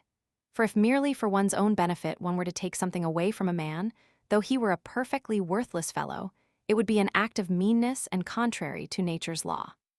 The interests of society must decide about exceptions. But suppose one would be able, by remaining alive, to render signal service to the state and to human society if from that motive one should take something from another, it would not be a matter for censure. But if such is not the case, each one must bear his own burden of distress rather than rob a neighbor of his rights. We are not to say, therefore, that sickness or want or any evil of that sort is more repugnant to nature than to covet and to appropriate what is one's neighbor's. But we do maintain that disregard of the common interests is repugnant to nature, for it is unjust. 31 And therefore, nature's law itself, which protects and conserves human interests, will surely determine that a man who is wise, good, and brave should in emergency have the necessaries of life transferred to him from a person who is idle and worthless. For the good man's death would be a heavy loss to the common weal. Only let him beware that self-esteem and self-love do not find in such a transfer of possessions a pretext for wrongdoing. But thus guided in his decision, the good man will always perform his duty, promoting the general interests of human society on which I am so fond of dwelling. No duty due to a tyrant, 32 As for the case of Phalaris, a decision is quite simple. We have no ties of fellowship with a tyrant, but rather the bitterest feud. And it is not opposed to nature to rob, if one can, a man whom it is morally right to kill. Nay, all that pestilent and abominable race should be exterminated from human society. And this may be done by proper measures. For as certain members are amputated, if they show signs themselves of being bloodless and virtually lifeless, and thus jeopardize the health of the other parts of the body, so those fierce and savage monsters in human form should be cut off from what may be called the common body of humanity. Of this sort are all those problems in which we have to determine what moral duty is, as it varies with varying circumstances. I.e., there are no circumstances of loss or gain that can warrant a violation of justice. 33 Romans 7. Ius modi igitur credo res penitium persecutorum fuis, nisi aliqui casus aut occupatio ius concilium peramisset. Ad quas ipses consultations superioribus libris et ease multa precepta sunt, ex quibus perspicae possit, quid sit propter turpitudinem fugendum, quid sit, quod id circo fugendum non sit, quod omnino turp non sit. Sed quoniam operi incode, prop tamen absoluto tamquam fastigem imponimus, ut geometri solent non omnia doser, sed postulare, ut quidem sibi concedanter, quo facilius, qui volunt, explicent, sic ego at postulo, me Cicero, ut mihi concedas, si pots, nihil praeter id quod honestum sit, propter si esse expetendum. Sin hoc non licet per cratipum, ad aludcert dabis, quod honestum sit, id esse maxime propter si expetendum. Mihi utrum satis est, et tum hoc, tum illud probabilius viter nec praeter rea quicquem probabile. 34 AC primum in hoc penidius defendendus est, quod non utilia cum honestis pugnare aliquando possi dixerit, nec enim facerat, sed qui vidrenter utilia. Nihil viro util, quod non idem honestum, nihil honestum, quod non idem util sit, sep testator negec ullum pestum meorum invidem hominum invasis quam eorum opinionum, qui ista distraxerint. Idac non ut aliquando antiponeremus utilia honestis, sed ut sine error de judicermus, si quando insidescent, induxit qui vidretur esse, non qui esset repugnantium. Hanc igiter partum relictum explebimus nullis adminiculis, sed, ut dissiter mart nostro. Nec enim quicquam est de hac part post penidium explicatum, quod quaedam mihi proberetur, de iis, qui in manus mes venerunt. Superioribus, ex quibus Walker BT 2 ed. Ex superioribus, quibus MSS BT 1 superioribus, quibus hein. Insidescent MSS BT 1 hein ed. Insidescet unjur BT 2. Venerunt minutius ed. Venerant MSS. 33 Roman 7. It is subjects of this sort that I believe Penidius would have followed up, had not some accident or business interfered with his design. For the elucidation of these very questions, there are in his former books rules in plenty, from which one can learn what should be avoided because of its immorality, and what does not have to be avoided for the reason that it is not immoral at all. We are now putting the capstone, as it were, upon our structure, which is unfinished to be sure, but still almost completed. And as mathematicians make a practice of not demonstrating every proposition but require that certain axioms be assumed as true, in order more easily to explain their meaning, so, my dear Cicero, I ask you to assume with me, if you can, that nothing is worth the seeking for its own sake except what is morally right. Moral right the only good or the chief good. But if Cratipus does not permit this assumption, you will still grant this at least that what is morally right is the object most worth the seeking for its own sake. Either alternative is sufficient for my purposes. First the one, and then the other seems to me the more probable. And besides these, there is no other alternative that seems probable at all. Vindication of Penidius, nothing can be expedient that is not morally right. 34 In the first place, I must undertake the defense of Penidius on this point. For he has said not that the truly expedient could under certain circumstances clash with the morally right, for he could not have said that conscientiously, but only that what seemed expedient could do so. For he often bears witness to the fact that nothing is really expedient that is not at the same time morally right, and nothing morally right that is not at the same time expedient. And he says that no greater curse has ever assailed human life than the doctrine of those who have separated these two conceptions. And so he introduced an apparent, not a real, conflict between them, not to the end that we should under certain circumstances give the expedient preference over the moral, but that, in case they ever should get in each other's way, we might decide between them without uncertainty. This part, therefore, which was passed over by Penidius, I will carry to completion without any auxiliaries, but fighting my own battle, as the saying is. For of all that has been worked out on this line, since the time of Penidius, nothing that has come into my hands is at all satisfactory to me. As a peripatetic, Cratipus insisted that there was natural good as well as moral good. Thus health, honor, etc. were good and worth seeking for their own sake, though in less degree than virtue. But the Stoics, and Cicero is now speaking as a Stoic, called all those other blessings not good nor worth seeking for their own sake, but indifferent. With this he waves aside, without even the honor of mentioning them, the Epicureans, Cyrenaics, etc. Because he was a Stoic. 35 Roman 8. Cum igiter aliqua species utilitatis obacta est, commovere nessus est, sed si, cum animum attenderis, turpitudinem videas adiunctem ire, qui specim utilitatis atulerit, tum non utilitas relinquenda est, sed intellegendum, ubi turpitudo sit, ibi utilitatem est non possi. Quodsi nihil est, tam contra naturem quam turpitudo, recta enim, et convenientia, et constantia natura, desiderat aspernatur contraria, nihil tam secundum naturem quam utilitas. Cert in idem reutilitas, et turpitudo esse non potest. Idem si ad honestatem nati sumus ec aut sola expetenda est, ut Zenoni visum est, aut cert omni ponder gravir habenda quam reliqua omnia, quod Aristotle placet, nesses est, quod honestum sit, id es aut solum aut summum bonum, quod autem bonum, id cert util. Ida quicquid honestum, id util. 36 quare error hominum non proborum, cum aliquid, quod util visum est, aripuit, id continuo cessernit ab honesto. Hinc sici, hinc venina, hinc falsa testamenta nascuntur, hinc furta, peculatus, expilations diurptionesque socium et civium, hinc opum nimirum, potentiae non ferendi, postremo etiam in liberis civitatibus regnandi existunt cupiditates, quibus nihil nec titrius nec fodius excogitari potest. Emolumenta enim rerum fallicibus eudiciis vident, ponam non dico legum, quam seep perimpunt, sed ipsius turpitudinis, qui acerbissima est, non vident.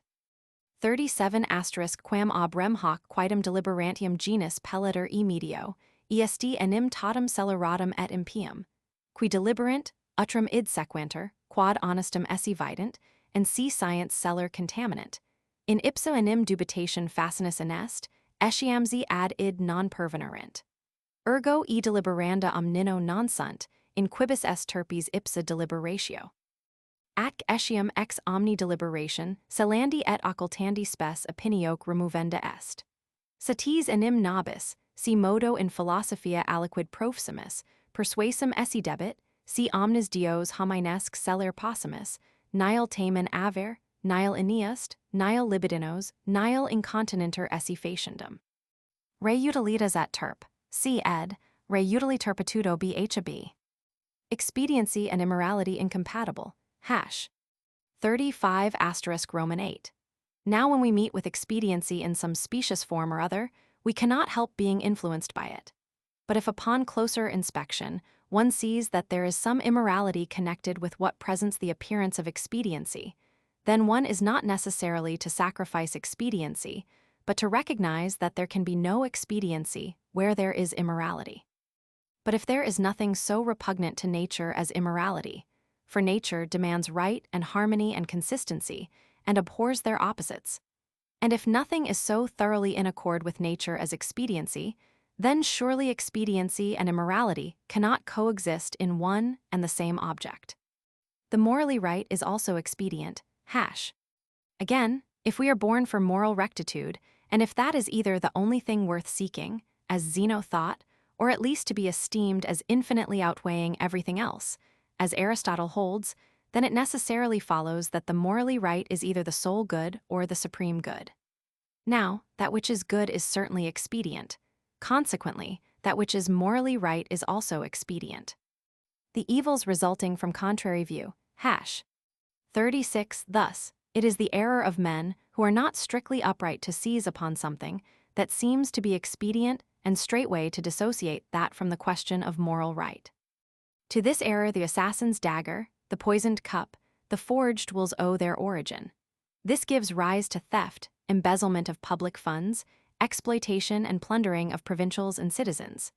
This engenders also the lust for excessive wealth, for despotic power, and finally for making oneself king even in the midst of a free people, and anything more atrocious or repulsive than such a passion cannot be conceived. For with a false perspective they see the material rewards, but not the punishmenti do not mean the penalty of the law, which they often escape, but the heaviest penalty of all, their own demoralization.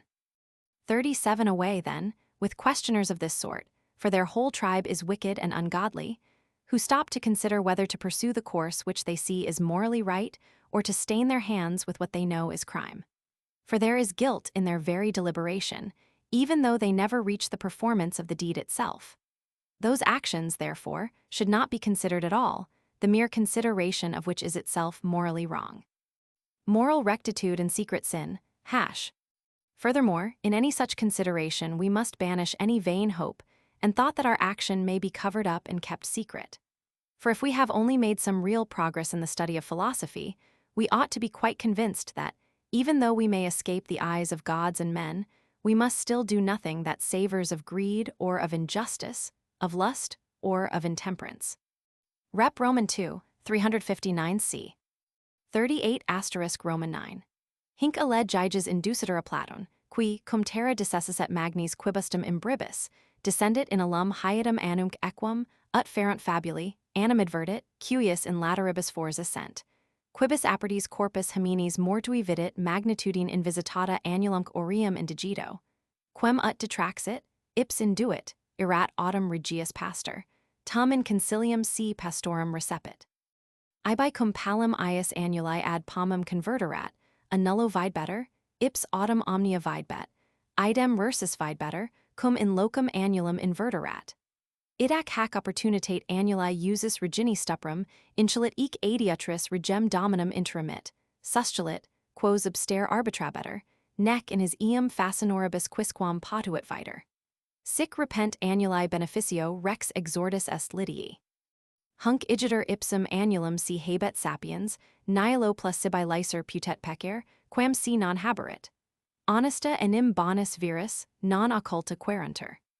Asterisk 39 asterisk ac hoc loco philosophy quidem, minim mali aliquidem, sed non citis acuti. Fictum et commentitium fabulam prolatem dicunta Platon, quaes, viro alle aut factum id esse, aut feri poduus defendet. Hic est vis huius annuli et huius exempli. Si nemo cicerus, nemo ni suspicaturus quidem sit, cum aliquid divisciarum, potentui dominationis libidinis causa fesseris, si id dis hominibusque futurum sit semper ignatum, cisni facturus. Negant id feri posse. Nequaquem potest id quidem, sed quero, quod negant posse, id si possit, quid nam facerint. Urgent rustis sane, negant enim posse et in eo perstant, hoc verbum quid velat non vident. Cum enim querimus, si celer possent, quid facturi sint, non querimus possent ni celer, sed tamquam tormenta quidem adhibimus, ut, si responderent si impunitate proposita facturos, quod expediat, fascinerosos si esse fatanter, si negent, omnia turpia per si ipsa fugienda esse concedent. Sed eum ad propositum revertimer. Invisitata bh1 ed, inusitata h2 a bc. Ni si hilo c ed, nihil bh a b. Pecir haberit mss, bracketed by madv bt. Nequaquem minutius bt, ed, hein quamquem, and yet it is possible mss, Muller. The story of Gyges and his ring, hash. 38 Roman 9. By way of illustrating this truth, Plato introduces the familiar story of Gyges. Once upon a time, the earth opened in consequence of heavy rains. Gyges went down into the chasm and saw, so the story goes, a horse of bronze. In its side was a door. On opening this door, he saw the body of a dead man of enormous size with a gold ring upon his finger. He removed this and put it on his own hand and then repaired to an assembly of the shepherds, for he was a shepherd of the king. As often as he turned the bezel of the ring inwards toward the palm of his hand, he became invisible to everyone, while he himself saw everything. But as often as he turned it back to its proper position, he became visible again. And so, with the advantage which the ring gave him, he debauched the queen, and with her assistance he murdered his royal master and removed all those who he thought stood in his way, without anyone's being able to detect him in his crimes. Thus, by virtue of the ring, he shortly rose to be king of Lydia. Now, suppose a wise man had just such a ring, he would not imagine that he was free to do wrong any more than if he did not have it. For good men aim to secure not secrecy but the right. 39 And yet on this point certain philosophers, who are not at all vicious but who are not very discerning, declare that the story related by Plato is fictitious and imaginary, as if he affirmed that it was actually true or even possible.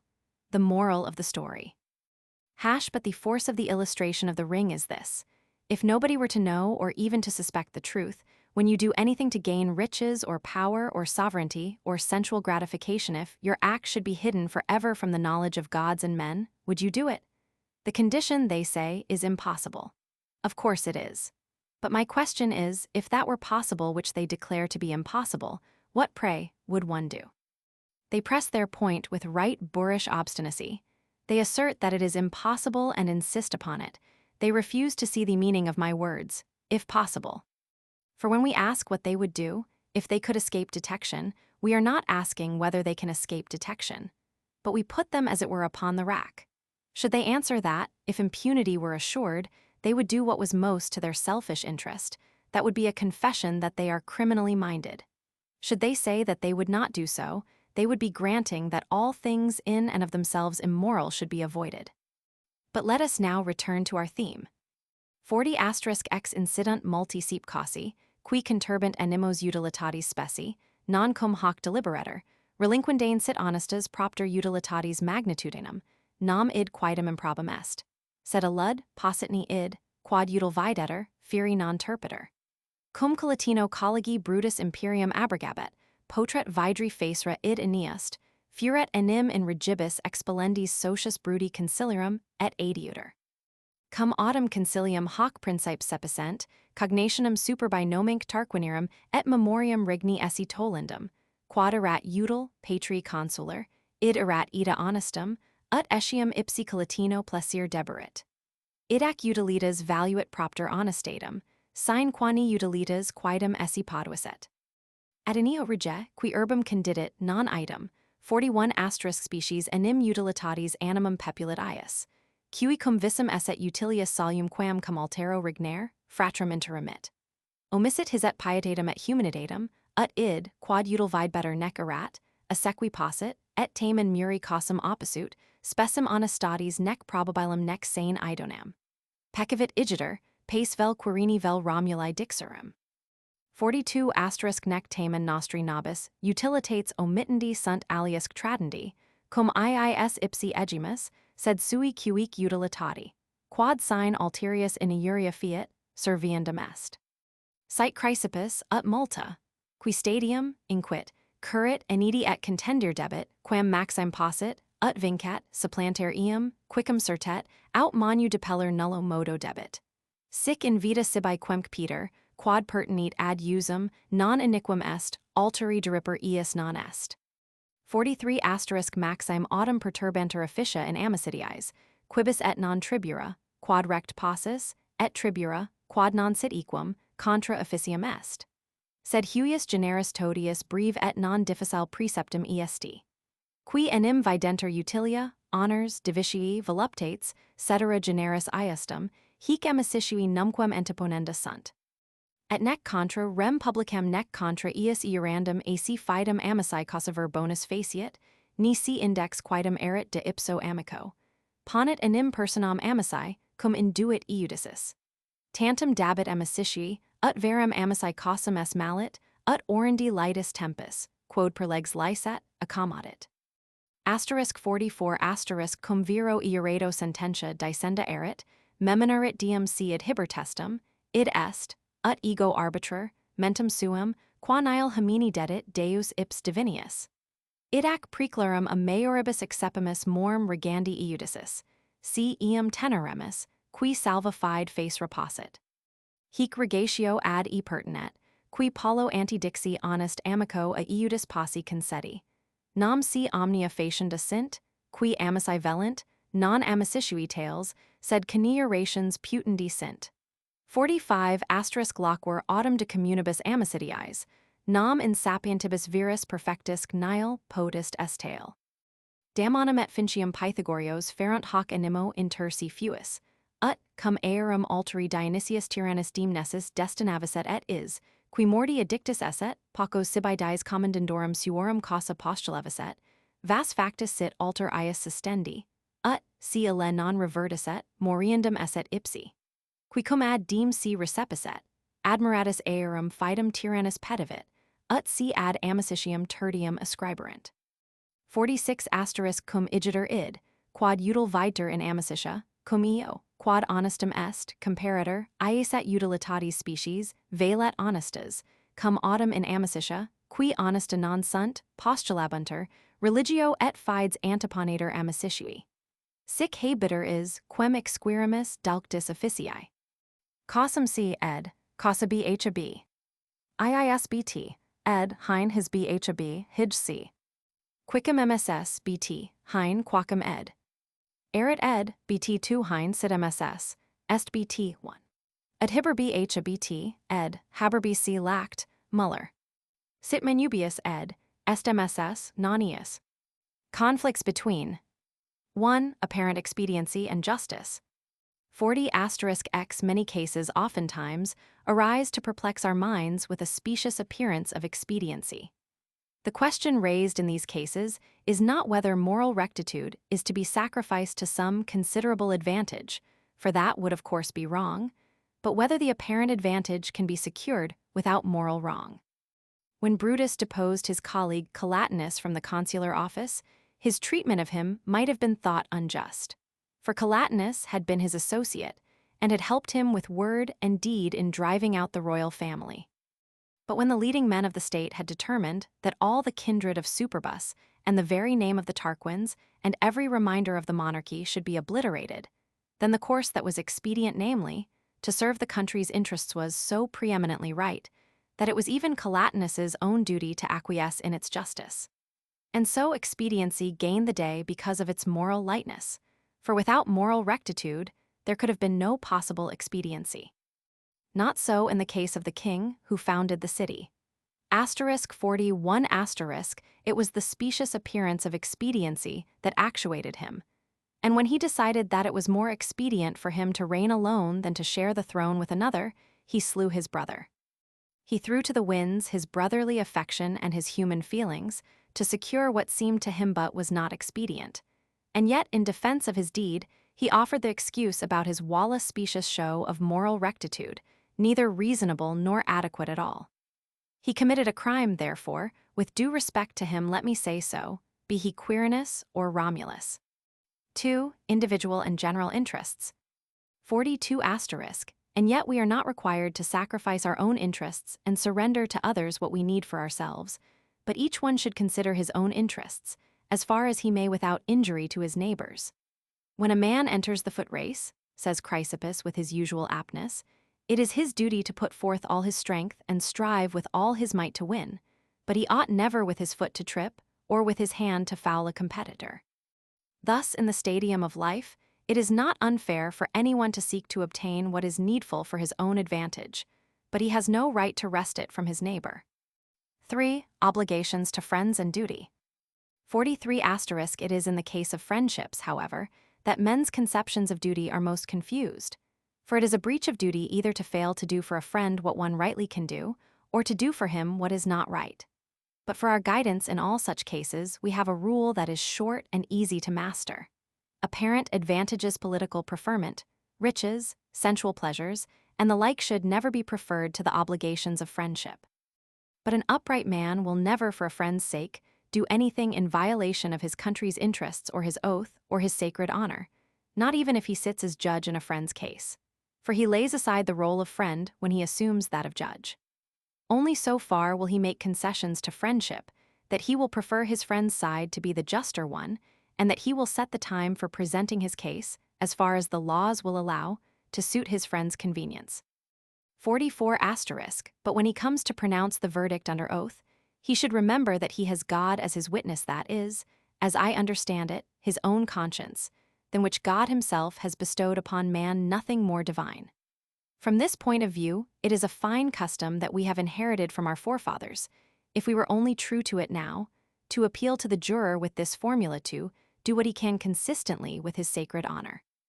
This form of appeal is in keeping with what I said a moment ago would be morally right for a judge to concede to a friend. For supposing that we were bound to do everything that our friends desired, such relations would have to be accounted not friendships but conspiracies. 45. But I am speaking here of ordinary friendships, for among men who are ideally wise and perfect such situations cannot arise. Damon and Finches, hash.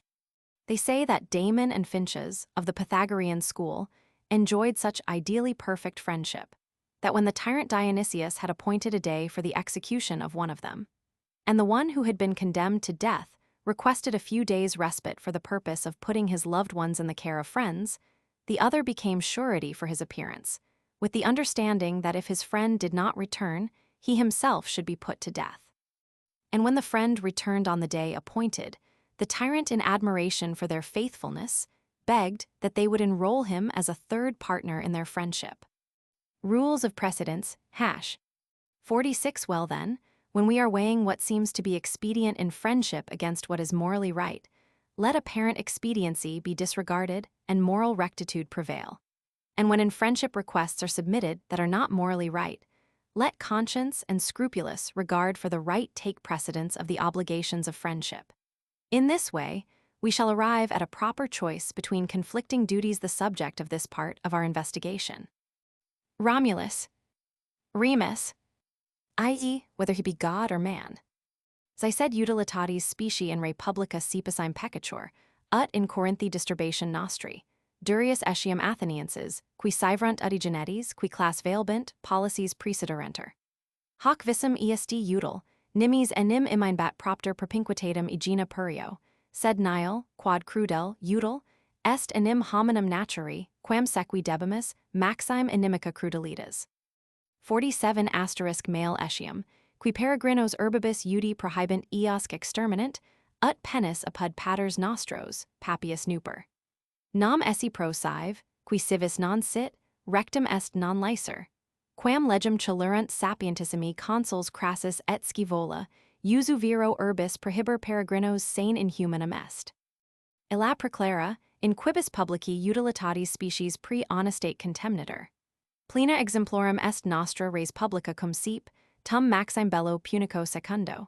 Qui canonsi calamitate acceptum maiores animos habuit quam umquam rebus secundis, nulla timoris significatio, nulla mentio passus. Tanta vis est honesty, ut specim utilitatis obscurit. 48 Athenienses, cum persarum impedum nullo modo passent sustener statuerenc, ut urb relicta coniugibus et liberis trosine depositis naves considerant libertate Greci class defenderant, ciasilum quendam suadentum, ut in urb manerant xerxemc reciperant, lapidibus oberunt. Atqui ille utilitatem sequi videbetter, sed e nulla erat repugnante honestate. 49 Themistocles post victoriam ius belli, quod cum persis fuit, dixit in continisi haber concilium rei publici salutaire, sed id siri non opus esse. Postulavit, ut aliquam populus daret, quicum communicaret datus est Aristides.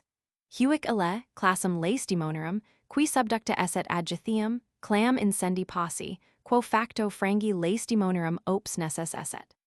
Quod Aristides cum audiset, in contionem magna expectation venit dixit perutel esse concilium, quod Themistocles afferit, sed minim honestum. Idac Athenienses, quod honestum non esset, id ni util quidem putiverant todem em rem, quam ni audierant quidem, octer Aristide repudiaverunt. Melius haequam nos, qui paratas immunes, socios vectigales habemus. Xerxemc bhab bt, hein xerxenc c, xerxemc nonius ed. Atqui victorius fl, bt2 ed, ac mss bt1. 4. Apparent political expediency and duty to humanity, through a specious appearance of expediency wrong is very often committed in transactions between state and state, as by our own country in the destruction of Corinth. A more cruel wrong was perpetrated by the Athenians in decreeing that the Aeginetans, whose strength lay in their navy, should have their thumbs cut off. This seemed to be expedient, for Aegina was too grave a menace, as it was close to the Piraeus. But no cruelty can be expedient, for cruelty is most abhorrent to human nature, whose leadings we ought to follow. 47 They, too, do wrong who would debar foreigners from enjoying the advantages of their city and would exclude them from its borders, as was done by Pennis in the time of our fathers, and in recent times by Papias. It may not be right, of course, for one who is not a citizen to exercise the rights and privileges of citizenship, and the law on this point was secured by two of our wisest consuls, Crassus and Scaevola. Still, to debar foreigners from enjoying the advantages of the city is altogether contrary to the laws of humanity. Moral right far outweighs apparent expediency. There are splendid examples in history where the apparent expediency of the state has been set at naught out of regard for moral rectitude. Our own country has many instances to offer throughout her history, and especially in the Second Punic War when news came of the disaster at Cannae, Rome displayed a loftier courage than ever she did in success. Never a trace of faint-heartedness, never a mention of making terms. The influence of moral right is so potent that it eclipses the specious appearance of expediency. 48 When the Athenians could in no way stem the tide of the Persian invasion and determined to abandon their city, bestow their wives and children in safety at Troezen, embark upon their ships, and fight on the sea for the freedom of Greece, a man named Caecilius proposed that they should stay at home and open the gates of their city to Xerxes. They stoned him to death for it, and yet he was working for what he thought was expediency. But it was not at all, for it clashed with moral rectitude. 49 After the victorious close of that war with Persia, Themistocles announced in the assembly that he had a plan for the welfare of the state, but that it was not politic to let it be generally known. He requested the people to appoint someone with whom he might discuss it. They appointed Aristides. Themistocles confided to him that the Spartan fleet, which had been hauled up on shore at Gythium, could be secretly set on fire. This done, the Spartan power would inevitably be crushed. When Aristides heard the plan, he came into the assembly amid the eager expectation of all, and reported that the plan proposed by Themistocles was in the highest degree expedient, but anything but morally right. The result was that the Athenians concluded that what was not morally right was likewise not expedient, and at the instance of Aristides, they rejected the whole proposition without even listening to it. Their attitude was better than ours, for we let pirates go scot-free while we make our allies pay tribute. The Cilician pirates had been crushed by Pompey and settled at Soli Pompeiopolis. They gathered strength again during the distractions of the civil wars, and Antony is even said to have sought their aid in the war against Brutus and Cassius. Marseilles and King Deiotarus of Armenia had supported Pompey, and in consequence were made tributary by Caesar's party. Roman 12. Manet ergo, quod terpsit, id numquam esse util, ni tum quidem cum id, quod esse util puts adipiscere, hoc enim ipsum util pudere quad terpsit calamitasum est. 50 Section 40 sed incident, ut super dixi, seep causi, cum repugner utilitas honestati videtur, ut animadvertendum sit, repugnetni plain and possit cum honestate coniungi. Ius generis he sunt questions. Si exempli Graecia ver bonus Alexandria, rodum magnum fermenti numerum advexerit in roderum Enopia, et fame sumac anani caritate. Si idem siet complurs mercators Alexandria solvis nevesc, in cursu fermento honestus petens, rodum vidrit. Dicturusni sit id rodiis, and silentio suum quam plurimo vendituris. Sapientum et bonum verum fingimus. De ius deliberation et consultation querimus, qui celituris rodios non sit, si id terp iudicit, sed dubitet, and terp non sit. 51 in huius modi causis aliad Diogni Babylonio vidri solit. Magno et gravi stoico, aliad Antipatro, discipulo ius, hamini acutissimo. Antipatro omnia pate facienda, ut ni quid omnino, quad venditor norit emptor ignorit, Diogni venditorum, quatenus eir civili constitutum sit, dicer vicia oporter, cetera sine insidiais agerat, quonium vendet, vel quam optime vendir. Advexi expasui, vendo meum non pluris quam ceteri, fortes etiam minoris, cum meior est copia. Cui fit in iuria. 52 exoritor antipatri ratio ex altera part. Quid is? Tu cum hominibus consular debias, et servere humani societati, ec legnatus sis, et e habeas principia naturi. Quibus para et qui sequi debias, ut utilitas tua communis sit utilitas vicissim communis utilitas tua sit, celibus homines, quid iis ad sit commoditatis et copii. Respondibit Diogenes fortis sic. Aliad est celer, aliad tessir nec ego nunc ti silo, si tibi non dico, qui natura diorum sit, qui sit finis bonorum, qui tibi plus prodicent cognita quam tritus validas, sed non, quicquid tibi audior util est, idem mihi dicer nessus est. 53 immo viro, inquiet alle, nessus est, siquidem meministi es inter homines natura coniunctam societatem. Memini, inquiet alle, sed num ista societas talis est, ut nihil suum cuiusque sit, quod si ita est, ni vendendum quidem quicquem est, sed denandum. Validas a ed, utilitas bhbc. Idem bhab, id c bt. Immo sc ed, Hein, imo viro nessus estp, imo viro nessus est bt. Roman 12. Let it be set down as an established principle, then, that what is morally wrong can never be expedient, not even when one secures by means of it that which one thinks expedient. For the mere act of thinking a course expedient, when it is morally wrong, is demoralizing. 50. Expediency versus moral rectitude in business relations. But, as I said above, cases often arise in which expediency may seem to clash with moral rectitude. And so we should examine carefully and see whether their conflict is inevitable or whether they may be reconciled. The following are problems of this sort. Suppose, for example, a time of dearth and famine at Rhodes, with provisions at fabulous prices.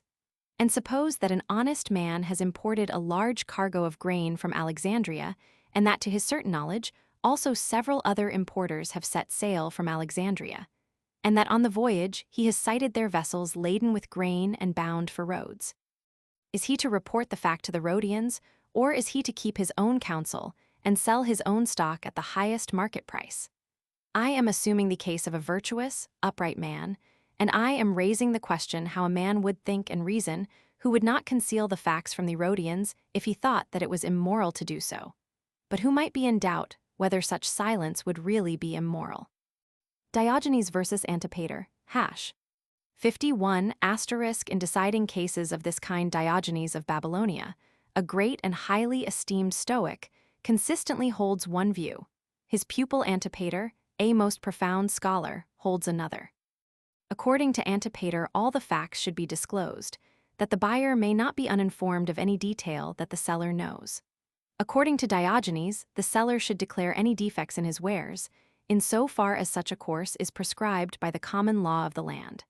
But for the rest, since he has goods to sell, he may try to sell them to the best possible advantage, provided he is guilty of no misrepresentation. I have imported my stock, Diogenes's merchant will say. I have offered it for sale. I sell at a price no higher than my competitors, perhaps even lower, when the market is overstocked. Who is wronged? 52 *. What say you?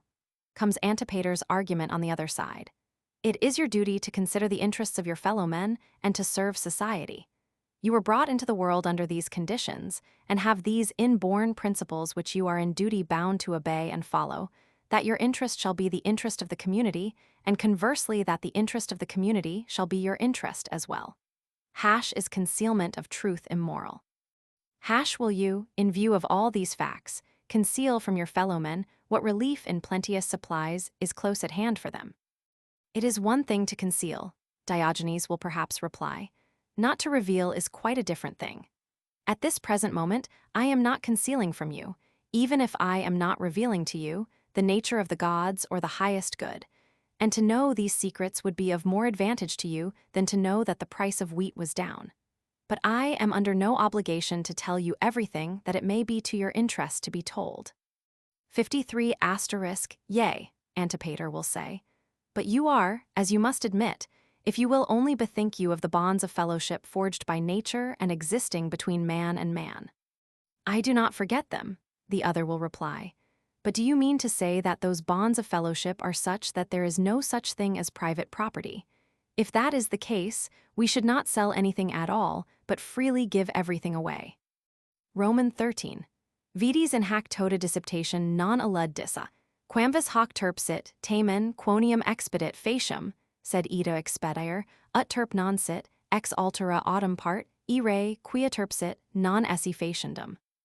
54 Vendet ids ver bonus propter aliquavitia, qui ips norit, ceteri ignorant, pestilent sint et habenter salibers, ignorator in omnibus cubiculis apera serpentis, male materieti sint, ruinasi, sed hoc praeter dominum nemo siet.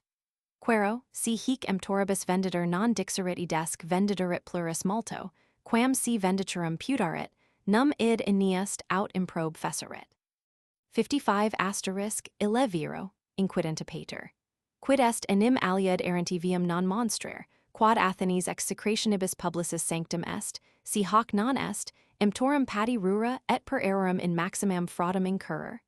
Plus etiam est quam viam non monstrer, nam est scientum in erorum alterum inducere. 55 Diogenes contra. Num ti amir kaigit qui ni hortatus quidem iesti? Ille, quod non placebet, prescripsit tu, quod placebet emisti. Quodsi, qui prescribunt villam bonum benic edificatam, non existimanter fephilis, etiamsi ille nec bona est nec edificator ration, multo minus, qui domum non laudarunt. Ubi enim iudicium emptoris est, ibi fraus venditoris qui potest esse. Sin autem dictum non omni prestandum est, quod dictum non est, id prestandum putas, quid viro est stultius quam venditorum ius re, quam vendet, vitia nerer. Quid autem tam absurdum, quam si domini iussu ita preco predicit. Domum pestilentem vendo. 56 sic ergo in quibustum causis dubiis ex altera part defenditor honestas, ex altera ita de utilitate dicitor, ut id, quod util videtur, non modo facere honestum sit, sed etiam non facere terp. Hic est illa, qui videtur utilium feri cum honestis sep dissentio. Qui deudicanda sunt, non enim, ut quereremus exposuimus sed ut explicermus. 57 non igitur videtur nec fermentarius, ille rhodios nec hic idiom venditor celer empters debuis. Nec enim id est celer, quicquid retitias, sed cum, quod tu sias, id ignorer emolumenti tui causa velis ius, quorum intersit id sire. Hoc autem celandi genus quale sit et cuius homines, quis non vidit. Cert non aperti, non simplicis, non ingenui, non iesti, non viri boni, versudi podius, obscuri, astudi, fallacis, maladiosi, calidi, veteratoris vafri. Hic tot et alia plura non ni inutil est viderum sub aer nomina. Sint BT 1 ed, hein not an MSS, BT 2. Sunt MSS, BT 1 hein ed, est unjur BT 2. Rhodios C ed, Rhodius BHAB. Roman 13. In this whole discussion, you see, no one says, however wrong morally this or that may be, still, since it is expedient, I will do it. But the one side asserts that a given act is expedient without being morally wrong, while the other insists that the act should not be done, because it is morally wrong. A vendor's duty, 54. Suppose again that an honest man is offering a house for sale on account of certain undesirable features of which he himself is aware, but which nobody else knows. Suppose it is unsanitary, but has the reputation of being healthful. Suppose it is not generally known that vermin are to be found in all the bedrooms. Suppose, finally, that it is built of unsound timber and likely to collapse, but that no one knows about it except the owner. If the vendor does not tell the purchaser these facts, but sells him the house for far more than he could reasonably have expected to get for it, I ask whether his transaction is unjust or dishonorable. 55. Yes, says Antipater. It is, for to allow a purchaser to be hasty in closing a deal and through mistaken judgment to incur a very serious loss, if this is not refusing to set a man right when he has lost his way. A crime which at Athens is prohibited on pain of public execration. What is? It is even worse than refusing to set a man on his way. It is deliberately leading a man astray. 55. Can you say, answers Diogenes, that he compelled you to purchase when he did not even advise it? He advertised for sale what he did not like. You bought what you did like. If people are not considered guilty of swindling when they place upon their placards for sale, a fine villa, well built, even when it is neither good nor properly built, still less guilty are they who say nothing in praise of their house.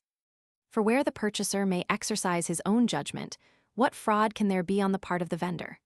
But if, again, not all that is expressly stated has to be made good, do you think a man is bound to make good what has not been said?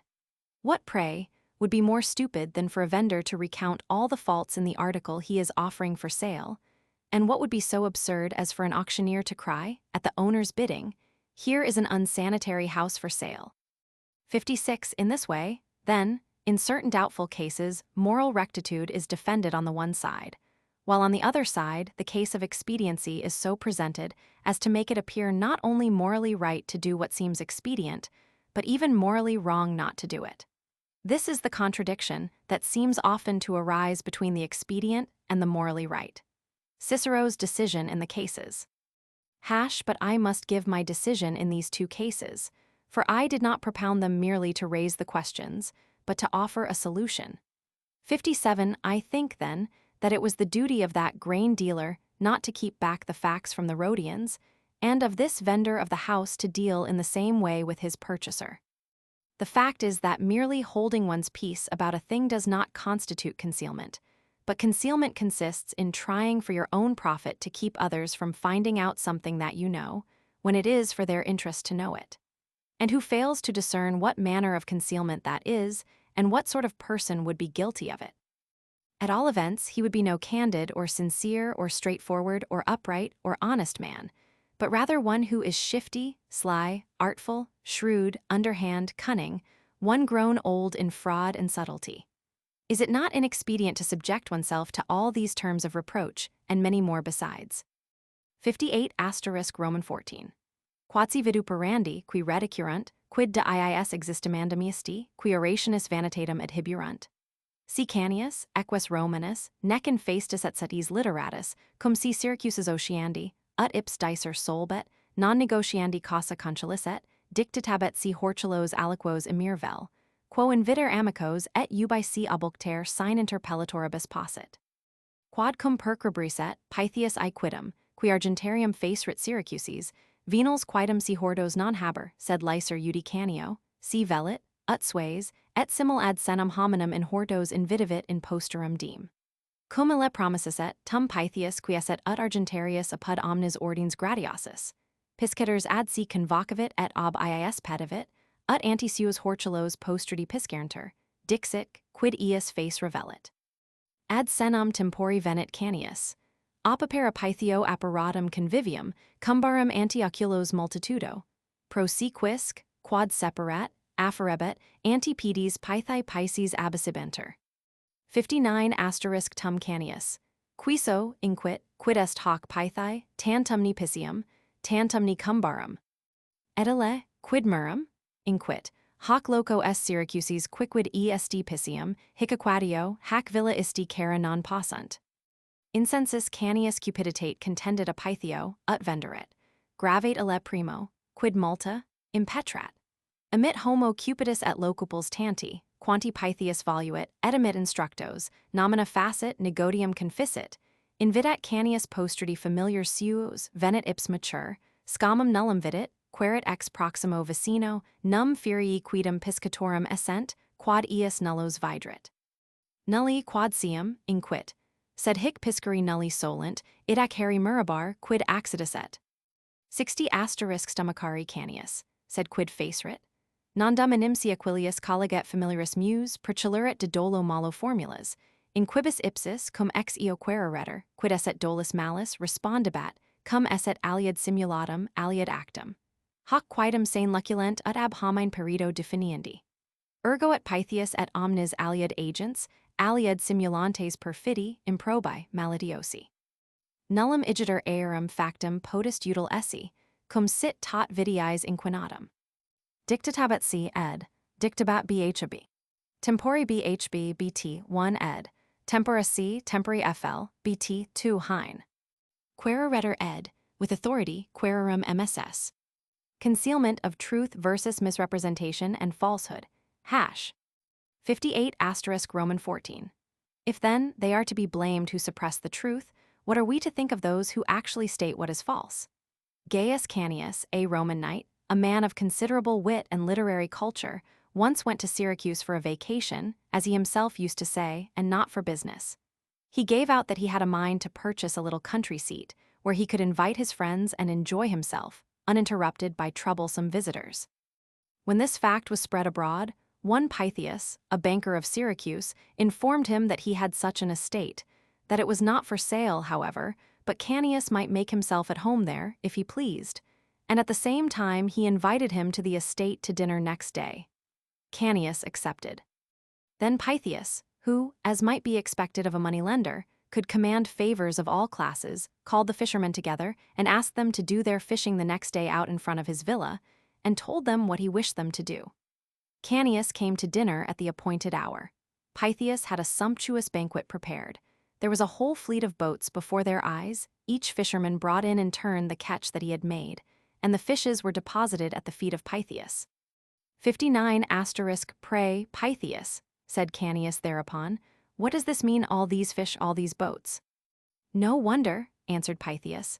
This is where all the fish in Syracuse are. Here is where the fresh water comes from. The fishermen cannot get along without this estate.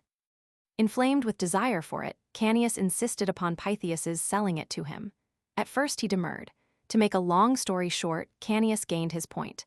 The man was rich, and in his desire to own the country seat, he paid for it all that Pythias asked, and he bought the entire equipment too. Pythias entered the amount upon his ledger and completed the transfer. The next day Canius invited his friends. He came early himself. Not so much as a tholepin was in sight. He asked his next-door neighbor whether it was a fisherman's holiday, for not a sign of them did he see. "Not so far as I know," said he, "but none are in the habit of fishing here, and so I could not make out what was the matter yesterday." Criminal fraud, hash. 60 Canius was furious, but what could he do? For not yet had my colleague and friend, Gaius Aquilius, introduced the established forms to apply to criminal fraud. When asked what he meant by criminal fraud, as specified in these forms, he would reply, "Pretending one thing and practicing another, a very felicitous definition, as one might expect from an expert in making them." Pythias, therefore, and all others who do one thing while they pretend another are faithless, dishonest, and unprincipled scoundrels. No act of theirs can be expedient when what they do is tainted with so many vices. 61 Roman 15. Quodsi Aquiliana definitio vir est, ex omni vita simulatio dissimulatio tolenda est. Ida nec ut emat melius nec ut vendat, quicquam simulabit aut dissimulabit ver bonus. Ac ist dolus malus et legibus erat vindicatus, ut tutela duutsum tabulies, circumscriptio adolescentium lege pletoria, et sine lege eudiciis, in quibus additor ex fide bona. Reliquarum autem eudicium hic verba maxime excellent. In arbitrio re uxorii melius equius, in fiducia ut inter bonos beni agir. Quid ergo? Aut in eo, quod melius equius, potest ulla pars ines fratis? Aut cum disider inter bonos beni agir, quicquam agi dalos aut malitios potest? Dolus autem malus in simulation, ut ade Aquilius continter. Tolendum est igitur ex rebus contrahendis omni mendacium, non elicitatorum venditor, non, qui contra si liceter, emptora ponet. Euderc si ad eloquendum venerit, non plus quam semel eloqueter.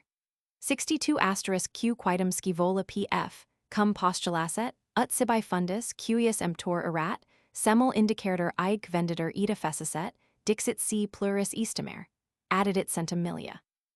Nemo est, qui hoc viri boni fuis negit, sapientis negant, ut si minoris quam poduiset vendidisset. Hic igitur est alla pernices quod alios bonos, alios sapiens existiment. Medea volentu 273 ex quo Aeneas, nequequem saper sapientum, qui ip sibi produs non quiert.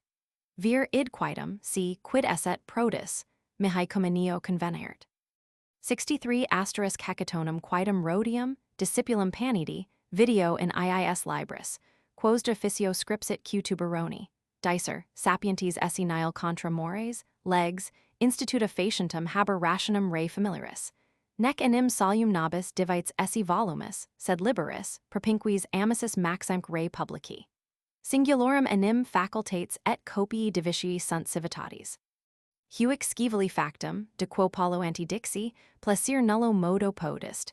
Et enim omnino tantum si neget facturum compendii sua causa, quod non licet. Huic nec laus magna tribuenda nec gratia est. 64 said, Sivet simulatio et dissimulatio dolus malus est.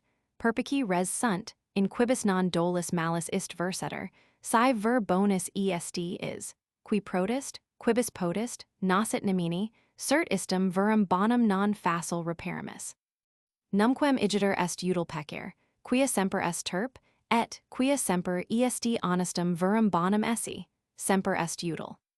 Ac MSS, BT 1 Muller hein acqui menutius ed, BT 2. Ut tutela MSS, BT, Muller ut in tutela hein ed. Non elicitatorum si inel, P ed, non licitatorum BHAB. Huic C ed, huius BHAB.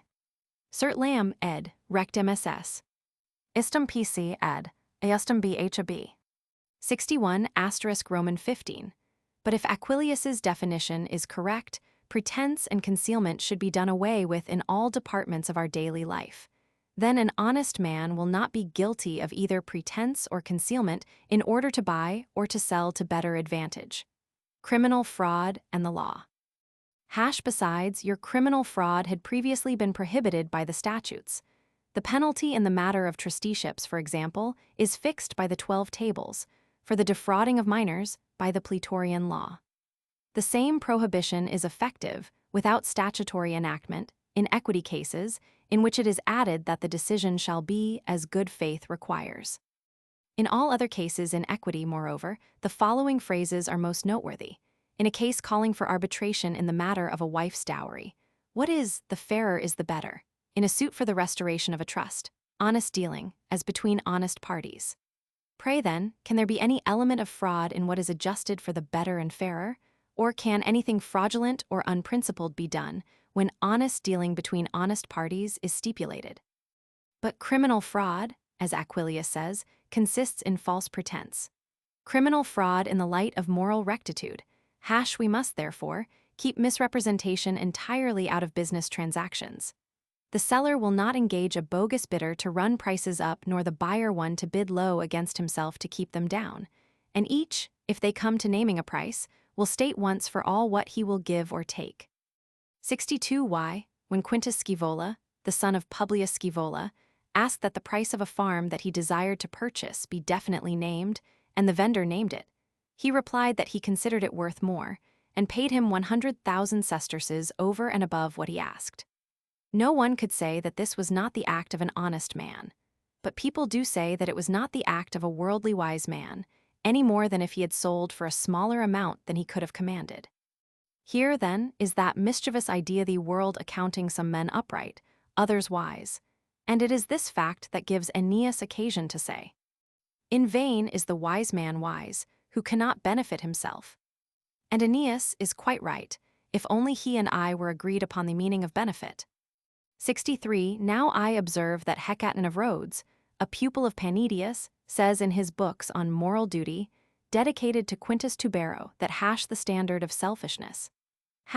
It is a wise man's duty to take care of his private interests, at the same time doing nothing contrary to the civil customs, laws, and institutions.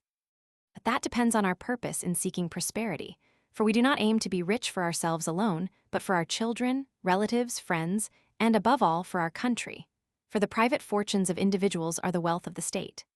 Hecaton could not for a moment approve of Scevola's act, which I cited a moment ago, for he openly avows that he will abstain from doing for his own profit only what the law expressly forbids. Such a man deserves no great praise nor gratitude. 64 Be that as it may, if both pretense and concealment constitute criminal fraud, there are very few transactions into which criminal fraud does not enter. Or, if he only is a good man who helps all he can, and harms no one, it will certainly be no easy matter for us to find the good man as thus defined. To conclude, then, it is never expedient to do wrong, because wrong is always immoral, and it is always expedient to be good, because goodness is always moral. See section 70 below. 65 Romans 16. AC de iur quidem praeterum sanctum apud nos est iur civili, ut in iis vendendis vicia dicerenter, qui nota essent venditori.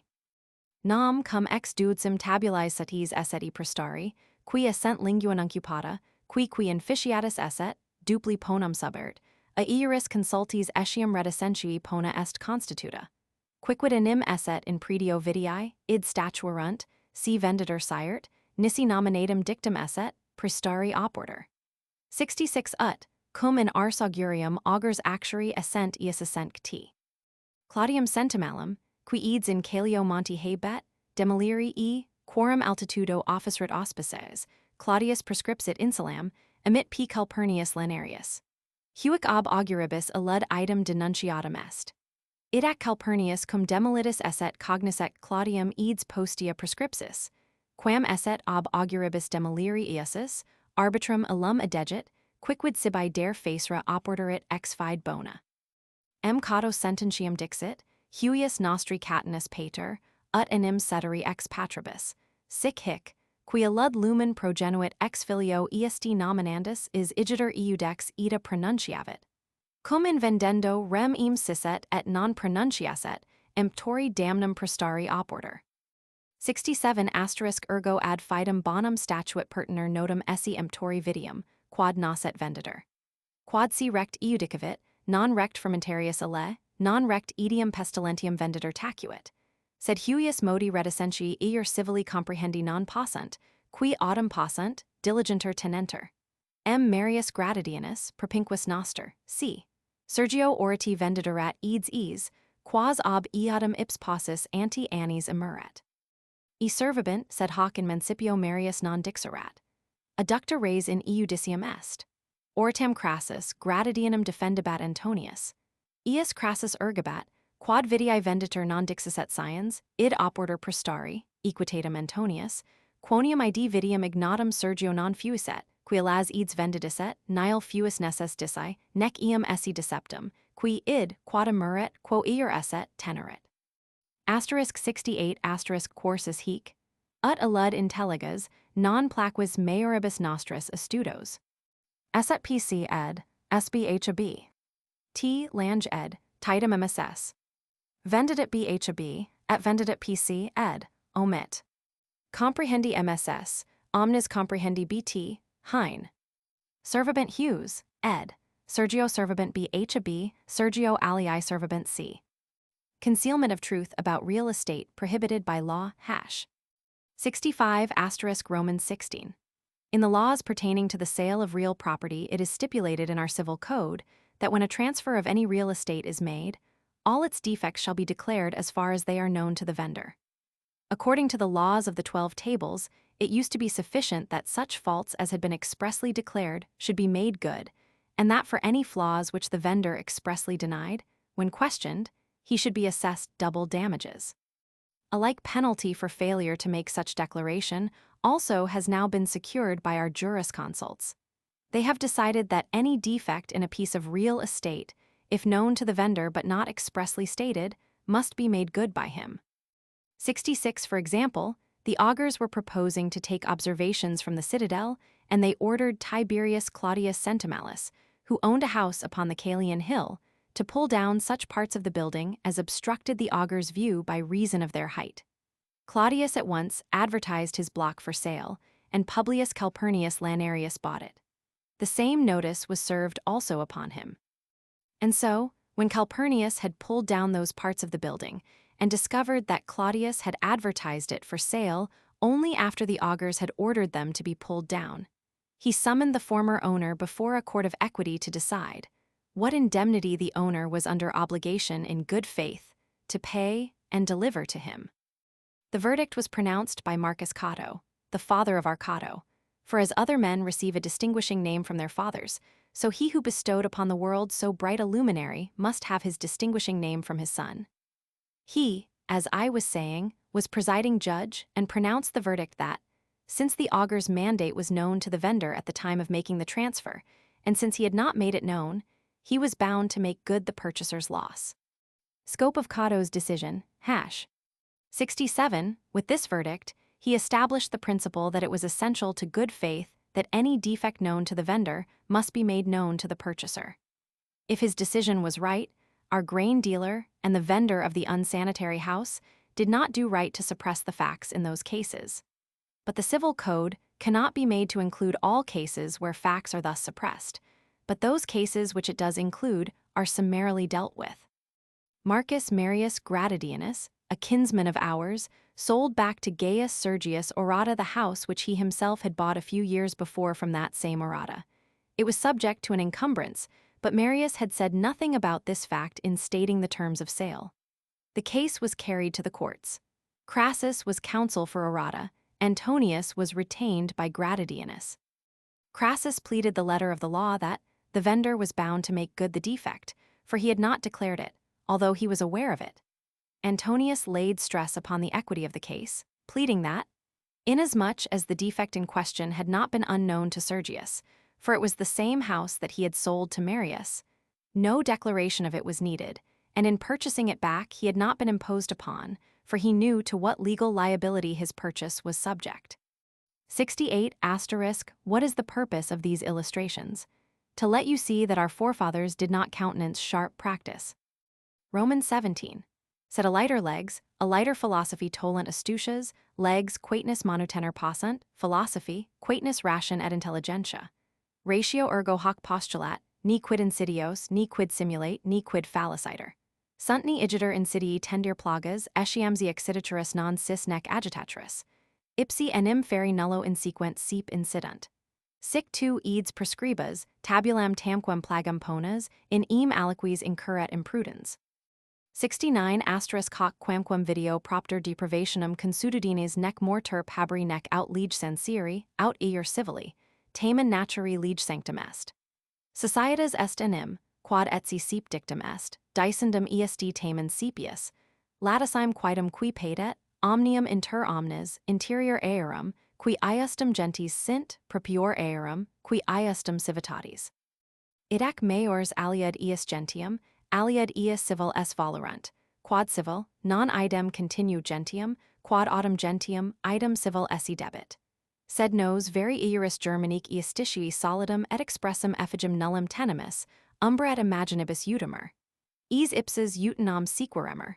Ferunter enim ex optimis naturi et veritatis exemplis. 70 nam quanti verba illa, udi ni propter t fidem tuum captus frauditus sim, quam illa aurea, ut inter bonos beni agier oportet et sine fraudation, sed qui sint boni, et quid sit beni agi, magna quistio est. Q quidem scivola, pontifex maximus, summum vim esse dicebet in omnibus iis arbitres, in quibus adoretur ex fide bona, fidique boni nomen existimabit manner latisime, aec versari in tutili societatibus fiducies mandatis, rebus emptis venditis, conductis locatis, quibus vidi societas contineretur. In iis magni esse iudicis statuer, precertum cum in plerisque essent iudicia contraria, quid quem quique priester oporterit. 71 quacerca astutii tolendi sunt ec malicia, qui volt illa quidem vidrisi esse prudentium, sed abest ob e distac plurimum. Prudentia est enim locata indulctu benorum et malorum, malicia, si omnia, qui terpia sunt, mala sunt, mala bonus ponet anti. Nec viro in prediis solum ea civil ductum, a natura malicium fraudemque vindicat, sed etiam in mancipirum vendition venditoris fraus omnes excluditur. Qui enim sire debuit de sanitate, de fuga, de furtis, prestat edicto idillium. Hiretum alia causa est.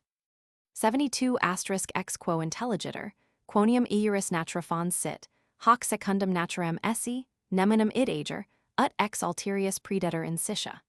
Nec ulla pernices vidi meier in veniri potest quam in malicia simulatio intelligentiae, ex quo ista innumerabilia nascuntur, ut utilia cum honestis pugner videnter.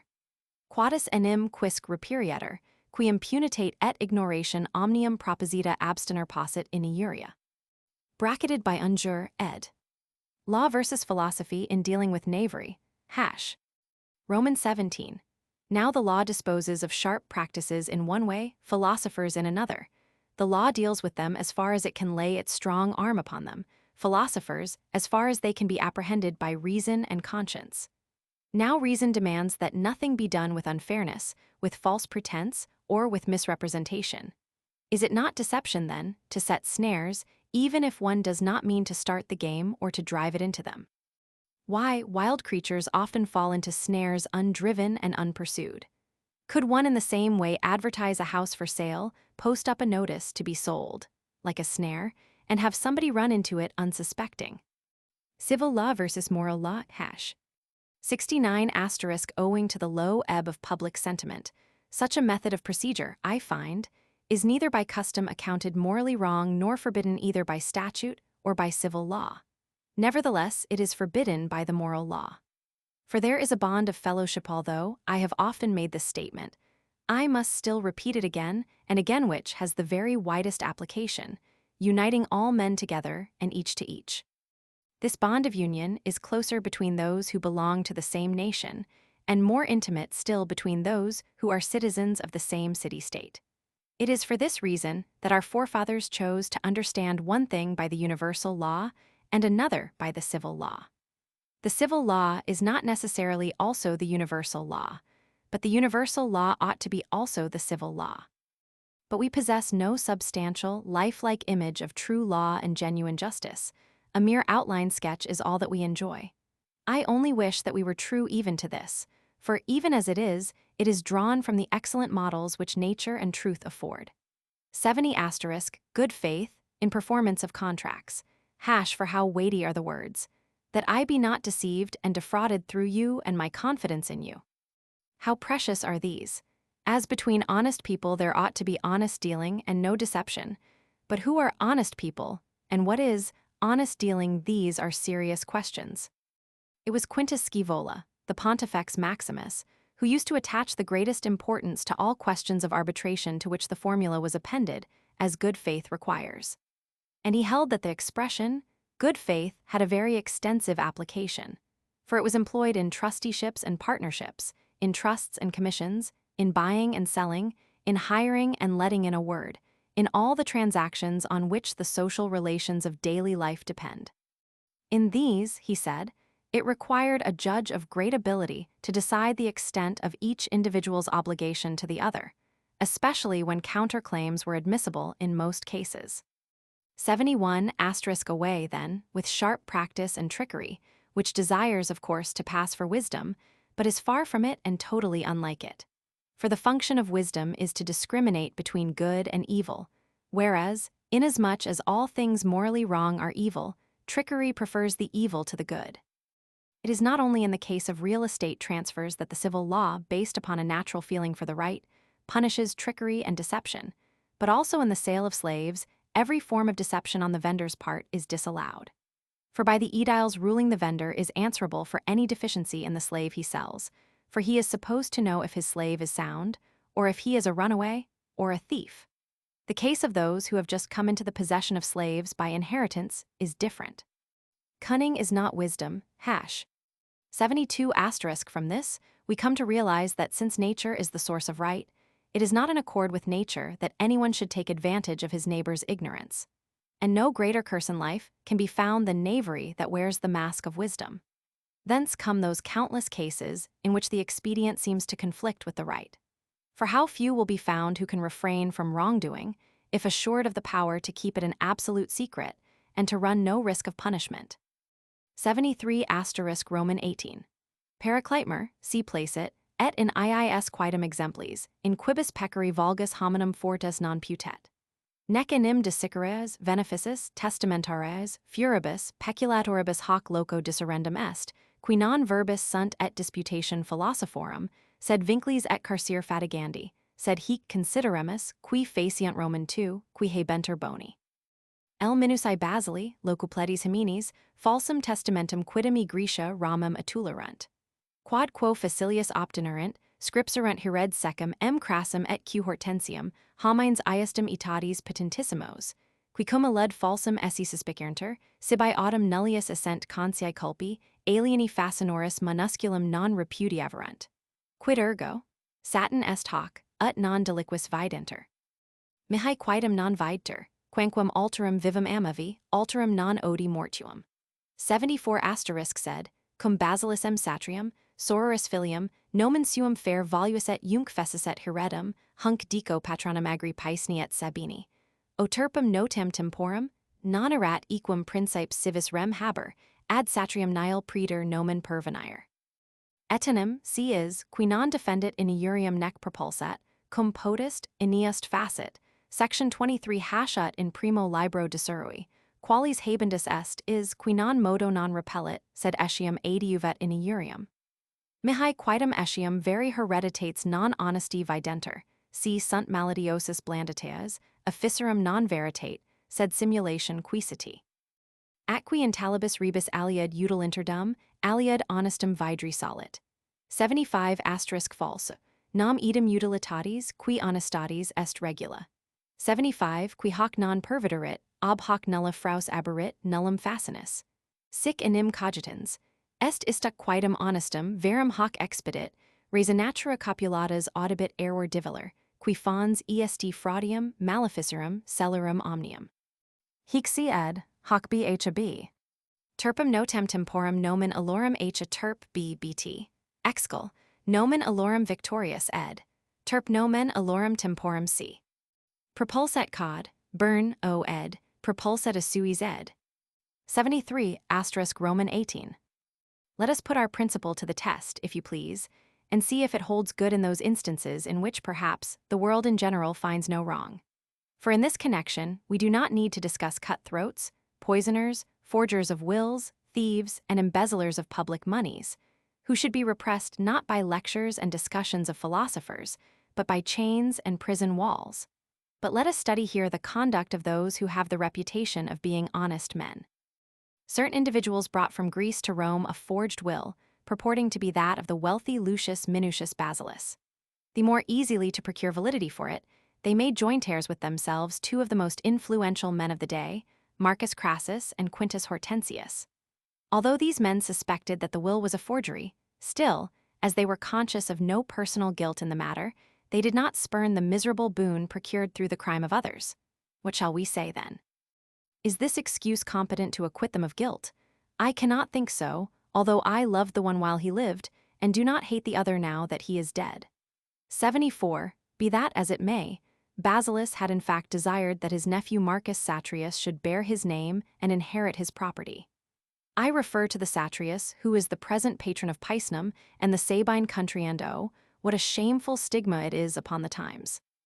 And therefore it was not right that two of the leading citizens of Rome should take the estate, and Satrius succeed to nothing except his uncle's name. For if he does wrong, who does not ward off and repel injury when he can, as I explained in the course of the first book, what is to be thought of the man who not only does not try to prevent wrong, but actually aids and abets it? For my part, I do not believe that even genuine legacies are moral, if they are sought after by designing flatteries and by attentions hypocritical rather than sincere. The same standard for expediency as for moral rectitude, hash.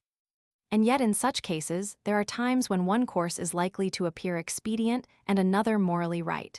75 The appearance is deceptive, for our standard is the same for expediency and for moral rectitude. 75 And the man who does not accept the truth of this will be capable of any sort of dishonesty, any sort of crime. For if he reasons, that is, to be sure, the right course, but this course brings advantage, he will not hesitate in his mistaken judgment to divorce two conceptions that nature has made one, and that spirit opens the door to all sorts of dishonesty, wrongdoing, and crime. The shame was that states enjoying the rights of Roman citizenship should need a patron to protect their interests in the Roman capital. Roman 19. Idac, si ver bonus habet hanc vim, ut, si digitus concrepurit, possit in locuplegium testamenta nomen ius inreper, hac Roman 6 non udeter, nisi exploratum quaedam habet id omnino neminum umquem suspiciaturum. Et dares hanc vim crasso, ut digitorum percussion hears possit scriptus s, qui revira non esset hears in foro mihi creed salterit. Homo autem iustus isc, quem sentimus verum bonum, nihil cuiquam, quod in si transferit detrahit. Hoc qui admirator is si, quid sit ver bonus nesser fatator. 76 Et viro, si qui valerit animi sui complicatum notionem evolver, eam si ips docet eam verum bonum esse, qui prosit, quibus possit, noset nemini nisi laecicidis in iuria. Quid ergo? Hic non noset, qui quadam quasi veneno perficit, ut viros hereds movit, in aerum locum ips succedet. Non igiter facit, dixerit quis, quod util sit, quod expediat. Immo intelligat nihil nec expeder nec util s, quod sit iniestum, hoc qui non didicerit, bonus ver esse non potrit. 77 Si fimbrium consularum audibem de pater nostro pure iudicem m. Lutatio pinthi fuis, equidi Romano senanisto, cum is spontionum fecesset, niver bonus esset. Idac idixis fimbrium si elam rem numquem iudicaturum, ni aut spolerit fama, probatum hominum si contra iudicaviset, aut statuus vidretur verum bonum s aliquum, cum e res innumerabilibus officiis et laudibus contineretur. Huic igiter vero bono, quem fimbria etiam, non modo Socrates noverat, nullo modo vidri potest quicquem esse util, quod non honestum sit. Idac tales ver non modo facere, sed ni cogiter quaedam quicquam audibit, quod non audit predicare. Hic non terp est dubiter philosophos, qui ni rustici quaedam dubitant. A quibus natum est id, quod eam contritum est vedestate, Proverbium. Cum enim fidem alicuius bonitatem laudant, dignum esse dicunt, quicum in tenebris mises. Hoc quam habet vim nisi elam, nihil expedier, quod non deceit, etiamzi id passus nullo refellant optiner. 78 Vitusni hoc proverbio nec jaegi illi passi venium duri nec huic, quem paulo antifingibem digitorum percussion hereditates omnium passi converer. Ut enim, quod terp est, id, quam vis occulteter, tamen honestum feri nullo modo potest, sic, quad honestum non est, id utilet sit, effici non potest adversante et repugnante natura. CBT, ed. Hein not an MSS. The good man not tempted to unrighteous gain. Roman 19. Suppose, then, that a good man had such power that at a snap of his fingers his name could steal into rich men's wills, he would not avail himself of that power, no, not even though he could be perfectly sure that no one would ever suspect it. Suppose, on the other hand, that one were to offer a Marcus Crassus the power, by the mere snapping of his fingers, to get himself named as heir, when he was not really an heir, he would, I warrant you, dance in the forum. But the righteous man, the one whom we feel to be a good man, would never rob anyone of anything to enrich himself. If anybody is astonished at this doctrine, let him confess that he does not know what a good man is. 76 Who is the good man? If, on the other hand, anyone should desire to unfold the idea of a good man which lies wrapped up in his own mind, he would then at once make it clear to himself that a good man is one who helps all whom he can and harms nobody, unless provoked by wrong. What shall we say, then? Would he not be doing harm who by a kind of magic spell should succeed in displacing the real heirs to an estate and pushing himself into their place? Well, someone may say, is he not to do what is expedient, what is advantageous to himself? Nay, verily, he should rather be brought to realize that nothing that is unjust is either advantageous or expedient. If he does not learn this lesson, it will never be possible for him to be a good man. 77 When I was a boy, I used to hear my father tell that Gaius Fimbria, an ex-consul, was judge in a case of Marcus Lutatius Pinthia, a Roman knight of irreproachable character. On that occasion, Pinthia had laid a wager to be forfeited if he did not prove in court that he was a good man. Fimbria declared that he would never render a decision in such a case, for fear that he might either rob a reputable man of his good name, if he decided against him, or be thought to have pronounced someone a good man, when such a character is, as he said, established by the performance of countless duties and the possession of praiseworthy qualities without number. To a good man, moral wrong is never expedient. To this type of good man, then, known not only to a Socrates, but even to a Fimbria, nothing can possibly seem expedient that is not morally right. Such a man, therefore, will never venture to think to say nothing of doing anything that he would not dare openly to proclaim. Is it not a shame that philosophers should be in doubt about moral questions on which even peasants have no doubts at all? For it is with peasants that the proverb, already trite with age, originated. When they praise a man's honor and honesty, they say, he is a man with whom you can safely play at odd and even in the dark. What is the point of the proverb, but this that what is not proper brings no advantage, even if you can gain your end without anyone's being able to convict you of wrong? 78 Do you not see that in the light of this proverb, no excuse is available either for the judges of the story, or for the man who I assumed a moment ago could, with a snap of his fingers, sweep together everybody's inheritance at once? For as the morally wrong cannot, by any possibility, be made morally right, however successfully it may be covered up, so what is not morally right cannot be made expedient, for nature refuses and resists. The Platonic doctrine of ideas known in a previous existence and gradually developing into renewed consciousness. Learning is but a remembering of what the soul has known before. Flash with the fingers, shoot out some fingers the number of which had to be guessed. 79 Roman 20. Ad enim, cum per magna premia sunt, est causa peccandi. Si Marius cum spe consulatus lungebesset, et eam septimum annum post preterem iasserit, nec petituris umquam consulatum vidreter, q metellum, cuius legatus erat, summum verum et saevum, cum ob eo imperator suo, ramum missus esset, apud populum Romanum criminatis isti bellum alum ducere. cc consulum fecissent. Brevi tempor aut vivum aut mortuum eagerthem si in potestatem populi Romani redacturum. Idac factus est ille quaedam consul, sed afide iustitiac decessit, qui optimum et gravissimum saevum, cuius legatus et quo missus esset, in invidium falso crimine adduxerit. 80 ni noster quaedam gradatianus officio viri boni functus est tum, cum praetor esset collegium praetorium tribuni plebi adhibuissent, ut res numeria de communi sententia consideretur. Iactabetur enim temporibus illis nummus sic, ut nemo possit sire, quid haberit. Conscripserunt communiter edictum, cum pona ac iudicio considerunc, ut omnis simul in rostra post meridim escenderent. Et ceteri quaedam alius alio, Marius ob subsilias in rostra recta aedc, quod communiter compositum furet, solus edixit.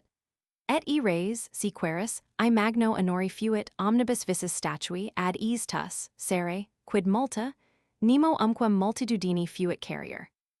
81 hic sunt, qui conturbant in deliberation non numquam, cum id, in quo violatori citas, non ida magnum, illud autem, quod ex eo peritor, per magnum vidter, ut Mario prariper colleges et tribunis plebi popularum gratiam non ida terp, consulum ob eam rem feri, quod sibitum proposserat, valde udil videbatter.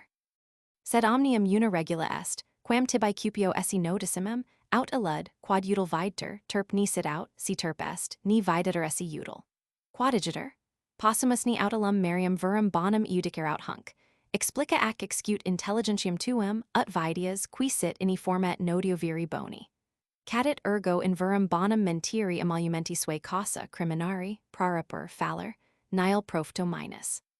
82 est ergo ulla res tanti aut commodum ullum tam expetendum, ut viri boni et splendorum et nomen amidas. Quid est, quod affera tantum utilitas ista, qui dicitur, possit, quantum offera, si boni viri nomen erapurit, fidem iustitiam detraxerit. Quid enim interest, utrum ex homine si convertat quis in belluum and hominis figura emanitatum gerat bellui. Et eum ed, etiam MSS. Aut hunc si ed, ac hunc bhab. E species forma bhab, e species forma cp, e forma clots hein ed, e species bt. The moral loss that comes from wrong ambitions, hash. 79 Roman 20. But stay, someone will object, when the prize is very great, there is excuse for doing wrong. 1 Marius. Gaius Marius had been left in obscurity for more than 6 whole years after his praetorship, and had scarcely the remotest hope of gaining the consulship. It looked as if he would never even be a candidate for that office.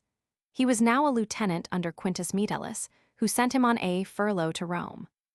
There before the Roman people, he accused his own general, an eminent man and one of our first citizens, of purposely protracting the war, and declared that if they would make him consul, he would within a short time deliver Jugurtha alive or dead into the hands of the Roman people. And so he was elected consul, it is true, but he was a traitor to his own good faith and to justice. For by a false charge he subjected to popular disfavor an exemplary and highly respected citizen, and that too, although he was his lieutenant and under leave of absence from him. 2 Gradatianus. 80 Even our kinsman Gradatianus failed on one occasion to perform what would be a good man's duty. In his praetorship, the tribunes of the people summoned the college of praetors to council, in order to adopt by joint resolution a standard of value for our currency. For at that time, the value of money was so fluctuating that no one could tell how much he was worth. In joint session, they drafted an ordinance, defining the penalty and the methods of procedure in cases of violation of the ordinance, and agreed that they should all appear together upon the rostra in the afternoon to publish it. And while all the rest withdrew, some in one direction, some in another, Marius Gradatianus went straight from the council chamber to the rostra and published individually what had been drawn up by all together. And that coup, if you care to know, brought him vast honor. In every street statues of him were erected, before these incense and candles burned. In a word, no one ever enjoyed greater popularity with the masses. No material gain can compensate for moral loss. 81 It is such cases as these that sometimes perplex us in our consideration. when the point in which justice is violated does not seem so very significant, but the consequences of such slight transgression seem exceedingly important. For example, it was not so very wrong morally, in the eyes of Marius, to overreach his colleagues and the tribunes in turning to himself alone all the credit with the people, but to secure by that means his election to the consulship, which was then the goal of his ambition, seemed very greatly to his interest. But for all cases we have one rule, with which I desire you to be perfectly familiar. That which seems expedient must not be morally wrong, or, if it is morally wrong, it must not seem expedient. What follows? Can we account either the great Marius or our Marius Gratidianus a good man? Work out your own ideas and sift your thoughts so as to see what conception and idea of a good man they contain. Pray tell me, does it coincide with the character of your good man to lie for his own profit, to slander, to overreach, to deceive? Nay, verily, anything but that. 82 Is there, then, any object of such value or any advantage so worth the winning that, to gain it, one should sacrifice the name of a good man and the luster of his reputation? What is there that your so-called expediency can bring to you that will compensate for what it can take away, if it steals from you the name of a good man and causes you to lose your sense of honor and justice? For what difference does it make whether a man is actually transformed into a beast or whether, keeping the outward appearance of a man, he has the savage nature of a beast within? Gratidianus never attained, however, for his conspicuous position as a popular leader made him an early mark for Sulla's prescriptions. Roman 21. Quid?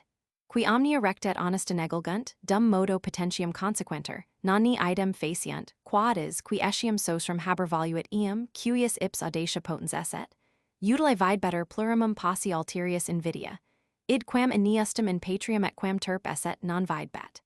Ips autem soser in or semper Grecos versus Stephonicis habet, quos dicem, ut patero, incendite fortes, sed tamen, ut res possit intelligi. Ur, phone, 524-525. Nam she violendum est ius, regnandi gratia violendum est, aliis rebus pietatem colas. Capitales, qui id unum, quad omnium celeratissimum furit, exceperit. 83 Quid igitur minuta collegimus, hereditates, mercaturas venditions fraudulentas. Ex tibi, qui rex populi Romani dominusc omnium gentium esse concupiverit aec professorit. Hanc cupididatum si honestam quis esse dicit, amens est, probet enim legum et libertatis inter raitum irumque, oppressionum titrem et detestabilum gloriosum pudet. Qui autem fatitor honestum non esse in civitate, qui libera furit quic esse debit, rignere, sed I, qui id facer possit, esse util, qua hunc obligation aut quo podius convicio a tanto error canur avaler? Podest enim dia mortals. Cuiquam esse util fodissimum et titirimum parasidium patri, quamvis is, qui si eo obstrinxerit, ab oppressus civibus parens nomentur. Honestate igitur dirigenda utilitas est, et quaetum sic, ut hic duo verbo inter si discrepere, re unum soner videnter. 84 non habeo, ad vulgi opinionum qui meior utilitas quam rignandi est possit, nihil contra inutilius I, qui id iniust consecutus sit, invenio, cum ad veritatem coepi revocare rationum. Possunt enim cuiquam es utils angors, solicitudines, diurni et nocturni metis, vita insidiarum pericularumque plenissima.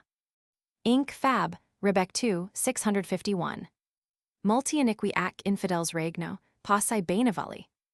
Inquidicius, et qui regno, quod tantalo et pelope proditum iur optine batter. Nam quanto pluris irigiputas, qui exercitu populi Romani populum ipsum Romanum oppressus et civitate non modo liberam, sed etiam gentibus imperentum servere sibi caigiset? 85 hunc, 2 quas conscientii labs in animo sensus habuis, qui vulnera. Cuius autem vita ipsi potest utilis esse, cum ius vidi e conditio sit, ut, qui lam erapurit, in maxima et gratia futura sit et gloria. Quodsi hic utilia non sunt, qui maxim videnter, quia plena sunt dedicoris ac turpidudinis, satis persuasum esse debit nihil esse util, quod non honestum sit. Bracketed by ed. Hein et al. Furit quic se ed. Fuit bhab. Dirigenda assess. Ed plerique dirigenda ed. Benii volister renc, benivoli sunt si, boni sunt bhab. Roman 21. Again, when people disregard everything that is morally right and true, if only they may secure power thereby. 3 Pompey, are they not pursuing the same course as he who wished to have as a father-in-law the man by whose effrontery he might gain power for himself? He thought it advantageous to secure supreme power while the odium of it fell upon another, and he failed to see how unjust to his country this was and how wrong morally. 4 Caesar. But the father-in-law himself used to have continually upon his lips the Greek verses from the Phoenici, which I will reproduce as well as I can awkwardly, it may be, but still so that the meaning can be understood. If wrong may e'er be right, for a throne's sake were wrong most right, be God and all else feared. Our tyrant deserved his death for having made an exception of the one thing that was the blackest crime of all. 83 Why do we gather instances of petty crime legacies, criminally obtained, and fraudulent buying and selling? Behold, here you have a man who was ambitious to be king of the Roman people and master of the whole world, and he achieved it. Even to gain a throne by moral wrong is not expedient. The man who maintains that such an ambition is morally right is a madman, for he justifies the destruction of law and liberty and thinks their hideous and detestable suppression glorious. But if anyone agrees that it is not morally right to be king in a state that once was free and that ought to be free now, and yet imagines that it is advantageous for him who can reach that position, with what remonstrance, or rather with what appeal, should I try to tear him away from so strange a delusion? For, O ye immortal gods, can the most horrible and hideous of all murders, that of fatherland, bring advantage to anybody, even though he who has committed such a crime receives from his enslaved fellow citizens the title of father of his country? Identity of expediency and moral rectitude. Expediency, therefore, must be measured by the standard of moral rectitude, and in such a way, too, that these two words shall seem in sound only to be different, but in real meaning to be one and the same. 84 What greater advantage one could have, according to the standard of popular opinion, than to be a king, I do not know. When, however, I begin to bring the question back to the standard of truth, then I find nothing more disadvantageous for one who has risen to that height by injustice. For can occasions for worry, anxiety, fear by day and by night, and a life all beset with plots and perils be of advantage to anybody? Thrones have many foes and friends untrue, but few devoted friends. Says Zacchaeus, but of what sort of throne was he speaking? Why, one that was held by right, handed down from Tantalus and Pelops. Aye, but how many more foes, think you, had that king who with the Roman people's army brought the Roman people themselves into subjection, and compelled a state that not only had been free, but had been mistress of the world to be his slave? 85 What stains do you think he had upon his conscience, what scars upon his heart? But whose life can be advantageous to himself, if that life is his on the condition that the man who takes it shall be held in undying gratitude and glory? But if these things which seem so very advantageous are not advantageous, because they are full of shame and moral wrong, we ought to be quite convinced that nothing can be expedient that is not morally right. Pompey, who in 59 married Caesar's daughter Julia, 24 years his junior, and already betrothed to Scipio. From A.S. Way's translation. The title bestowed on Cicero for saving the Republic in, and on Caesar for overthrowing it, after the Battle of Munda, in 45. 86 Roman 22. Quamquam id quidem cum sep alias, tum pirhae bello assi, Fabricio consul itrum et a senatu nostro iudicatum est. Cum enim rex pirhis populo Romano bellum ultro incelisset, cumptu imperio surdem esset cum rege generoso ac patenti, perfuga ob eo venit in castra fabrici ic est policitus, si premium sibi propossuiset, si ut clam venisset, sic clam in pirhae castra redicerum et eam venino necachurum. Hunc fabricius reducendum curavit ad pirhum, Ic ius factum laudatum a senatu est. Atqui si specim utilitatis opinionem querimus, magnum alud bellum perfuga unius et gravum adversarium imperii sustuliset, sed magnum dedecis et flagitium, quicum laudis surdem fuiset, eam non virtut, sed celer superatum.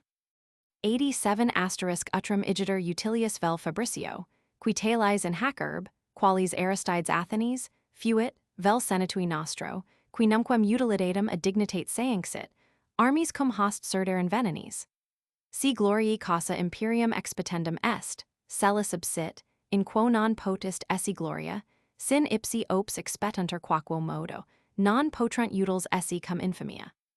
Non igitur utilis illa L. Philippi QF sententia, quas civitates L. Sulla pecunia accepta ex senatus consulto liberavicet, ut e versus vectigales essent nec iis pecuniam, quam pro libertate dederent rederemus, I senatus est ascensus. Terp imperio, puritarum enim melior fids quam senatus. Et octa vectigalia util igitur. Quausque audibunt dicer quicquam util, quad non honestum. 88 potest autem ali imperio. Quad gloria debit, fultum esse et benevolentia socirum, util esse odium et infamia. Ego etiam cum caton meo seep descensi. Nimis mihi prefecti videbetter errarium vectigaliac defendir, omnia publicanis neger, multa sociis cum in hos benefici esse deberemus, cum illis sic ager, ut cum colonis nostris solremus, eac magis, quad illa ordinum coniunctio ad salutum rei publici pertainbat. Male etiam curio, cum causam transpadanorum equum esse dicebet, semper autem adabat. Vincet utilitas. Podius dosrit non esse equum, quia non esset utilis rei publici, quam, cum utilum non esse diceret, esse equum fateretur. Potenti non eus ed, potent MSS. Quad LC ed, quo BHAB. Apparent conflicts between expediency and moral rectitude. 1. Fabricius and the deserter. 86 Roman 22. And yet this very question has been decided on many occasions before and since. But in the war with Pyrrhus, the decision rendered by Gaius Fabricius in his second consulship and by our Senate was particularly striking. Without provocation, King Pyrrhus had declared war upon the Roman people. The struggle was against a generous and powerful prince, and the supremacy of power was the prize. A deserter came over from him to the camp of Fabricius and promised, if Fabricius would assure him of a reward, to return to the camp of Pyrrhus as secretly as he had come, administer poison to the king, and bring about his death. Fabricius saw to it that this fellow was taken back to Pyrrhus, and his action was commended by the Senate. And yet, if the mere show of expediency and the popular conception of it are all we want, this one deserter would have put an end to that wasting war and to a formidable foe of our supremacy. But it would have been a lasting shame and disgrace to us to have overcome not by valor, but by crime the man with whom we had a contest for glory. 87 Which course, then, was more expedient for Fabricius, who was to our city what Aristides was to Athens, or for our Senate, who never divorced expediency from honor to contend against the enemy with the sword or with poison? If supremacy is to be sought for the sake of glory, crime should be excluded, for there can be no glory in crime. But if it is power for its own sake that is sought, whatever the price, it cannot be expedient if it is linked with shame. 2. The Senate and the tributary allies. That well-known measure, therefore, introduced by Philippus, the son of Quintus, was not expedient. With the authority of the Senate, Lucius Sulla had exempted from taxation certain states upon receipt of a lump sum of money from them. Philippus proposed that they should again be reduced to the condition of tributary states, without repayment on our part of the money that they had paid for their exemption. And the Senate accepted his proposal. Shame upon our government. The pirate's sense of honor is higher than the Senate's. But, someone will say, the revenues were increased, and therefore it was expedient. How long will people venture to say that a thing that is not morally right can be expedient? 88 Furthermore, can hatred and shame be expedient for any government? For government ought to be founded upon fair fame and the loyalty of allies. 3. Cato and the publicans. On this point, I often disagreed even with my friend Cato. It seemed to me that he was too rigorous in his watchful care over the claims of the treasury and the revenues. He refused everything that the farmers of the revenue asked for and much that the allies desired. Whereas, as I insisted, it was our duty to be generous to the allies and to treat the publicans as we were accustomed individually to treat our tenants, and all the more, because harmony between the orders was essential to the welfare of the Republic. 4. Curio and the colonies.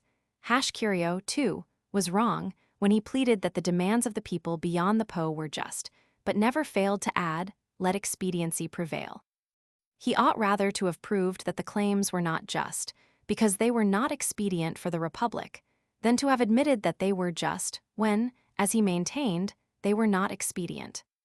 The publicans, farmers of the revenue, were the moneyed men of the times and belonged to the equestrian order. They purchased from the Senate the farming of the revenues and then sublet their contract to the collectors. Sometimes they found that they had agreed to pay too high a rate and petitioned the Senate to release them from their contract or reduce their obligations, as on this occasion, BC 61. The opposition of Cato and others strained the relations between the Senate, who had control of the business, and the equestrian order, driving many of the equites over to Caesar's side. Complete harmony between the Senate and the knights, as Cicero says, was the only thing that could have saved Rome from the popular party and Caesar. 89 Roman 23. Plenus est sextus liber de officiis hecatonis talium questionum, sitni boni viri in maxima caritate annini familiam non allure.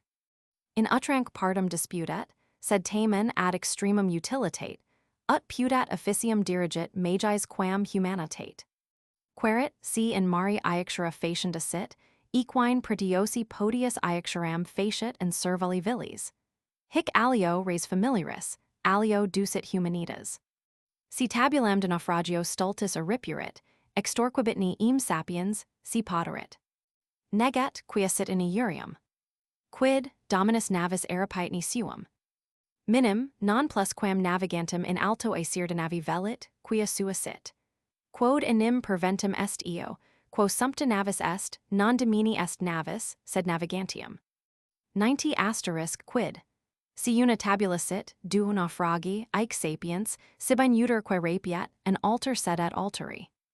Sedet viro, said I, cuius magis intersit vel sua vel re publici causa viver. Quid, si hic peria and utroque?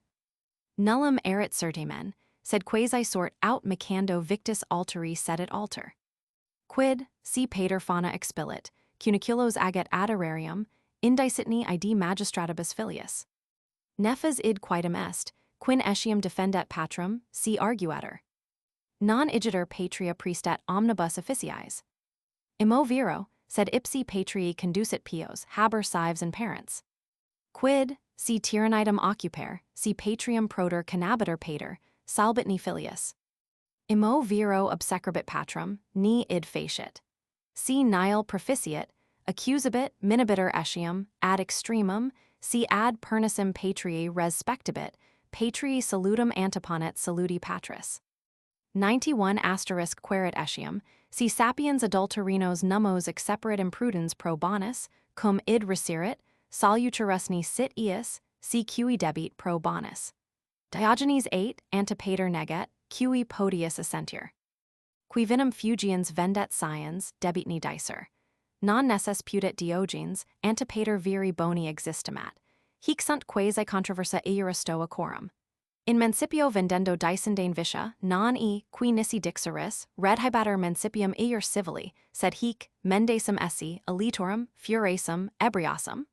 Alteri dicenda videnter, alteri non videnter. 92 si quis orum vendens oricalcum si putet vendir. Indicitni I ver bonus orum elud esse and emat denario, quad sit mil denarium. Perspicuum est eam, et quid mihi videter, et qui sit inter ios philosophos, quos nominavi controversia. Dirigit MSS, ed plerique dirigit ed. Quam navigantem hues, ed, quam si navigantem MSS. Sc nonius, sit bhab. Sibi neuterc victorius, ed, sibi neuter MSS. CQC nonius ed, sicut bhab. Vinum c nonius ed, venenum bhabp. Hecaton debates the question of expediency versus moral rectitude. 89 Roman 23. The sixth book of Hecaton's, Moral Duties, is full of questions like the following.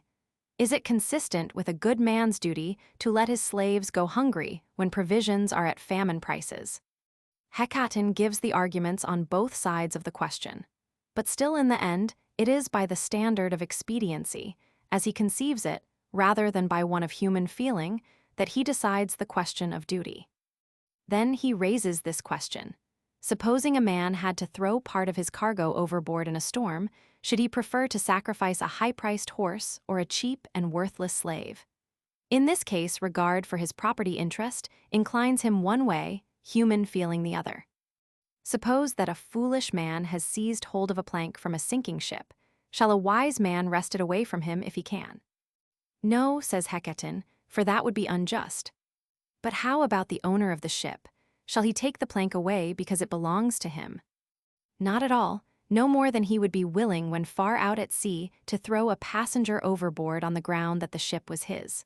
For until they reach the place for which the ship is chartered, she belongs to the passengers, not to the owner. 90, again. Suppose there were two to be saved from the sinking ship, both of them wise men, and only one small plank. Should both seize it to save themselves? Or should one give place to the other? Why, of course, one should give place to the other, but that other must be the one whose life is more valuable either for his own sake or for that of his country. But what if these considerations are of equal weight in both? Then there will be no contest, but one will give place to the other, as if the point were decided by lot or at a game of odd and even. Again, suppose a father were robbing temples or making underground passages to the treasury. Should a son inform the officers of it? Nay, that were a crime. Rather should he defend his father in case he were indicted. Well then, are not the claims of country paramount to all other duties? Aye, verily, but it is to our country's interest to have citizens who are loyal to their parents. But once more, if the father attempts to make himself king or to betray his country, shall the son hold his peace? Nay, verily, he will plead with his father not to do so.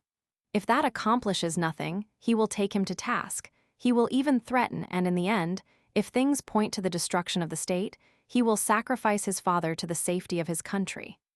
A similar debate by Diogenes vs. Antipater. 91 again, he raises the question. If a wise man should inadvertently accept counterfeit money for good, will he offer it as genuine in payment of a debt after he discovers his mistake? Diogenes says, yes. Antipater, no, and I agree with him.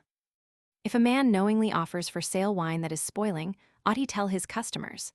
Diogenes thinks that it is not required. Antipater holds that an honest man would do so.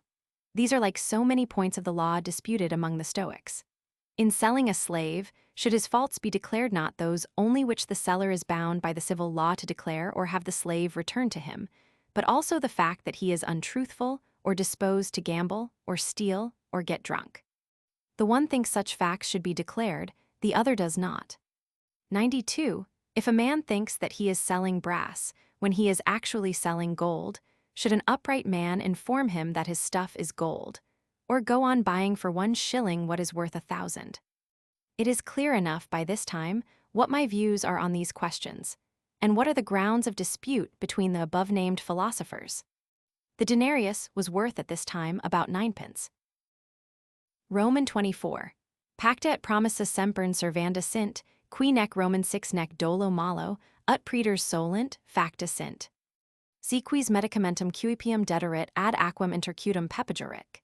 Si eo medicamento sanus factus esset, ni allo medicamento umquam postea uteretur, si eo medicamento sanus factus sit, et annis aliquot post inciderit in undum morbum nec ob eo, quicum pepagerat, impetrit, ut itrum eo licet uti, quid faciendum sit. Cum sit is inhumanus, qui non concedet, nec quicquam fiat in iurii, vidi et saludi consulendum. 93 quid. Si qui sapiens rogatus sit ob eo, qui eam heredum facit, cum testamento sestertium miles relinquetur, ut, antiquam hereditatem edit, lus palem in foro saltet, id si facturum promiserit, quod aliter heredum eam scripturis alle non esset, facit, quod promiserit necni. Promisus nolum et id arbiter fuis gravitatis.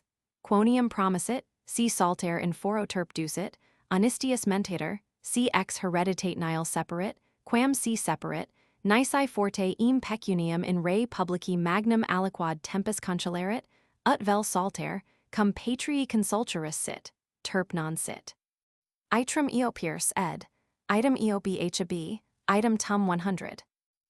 Promise is not binding, 1. When life or health is at stake. Roman 24. The question arises also whether agreements and promises must always be kept. When, In the language of the praetor's edicts, they have not been secured through force or criminal fraud. If one man gives another a remedy for the dropsy, with the stipulation that, if he is cured by it, he shall never make use of it again. Suppose the patient's health is restored by the use of it, but some years later he contracts the same disease once more. And suppose he cannot secure from the man with whom he made the agreement permission to use the remedy again, what should he do? That is the question. Since the man is unfeeling in refusing the request, and since no harm could be done to him by his friends using the remedy, the sick man is justified in doing what he can for his own life and health. 2. When reputation is at stake. 93 again. Suppose that a millionaire is making some wise man his heir and leaving him and his will 100 million sesterces. And suppose that he has asked the wise man, before he enters upon his inheritance, to dance publicly in broad daylight in the forum. And suppose that the wise man has given his promise to do so, because the rich man would not leave him his fortune on any other condition. Should he keep his promise or not? I wish he had made no such promise. That, I think, would have been in keeping with his dignity.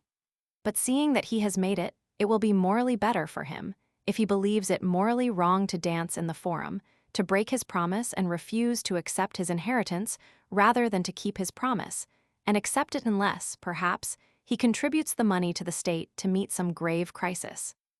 In that case, to promote thereby the interests of one's country, it would not be morally wrong even to dance, if you please, in the forum.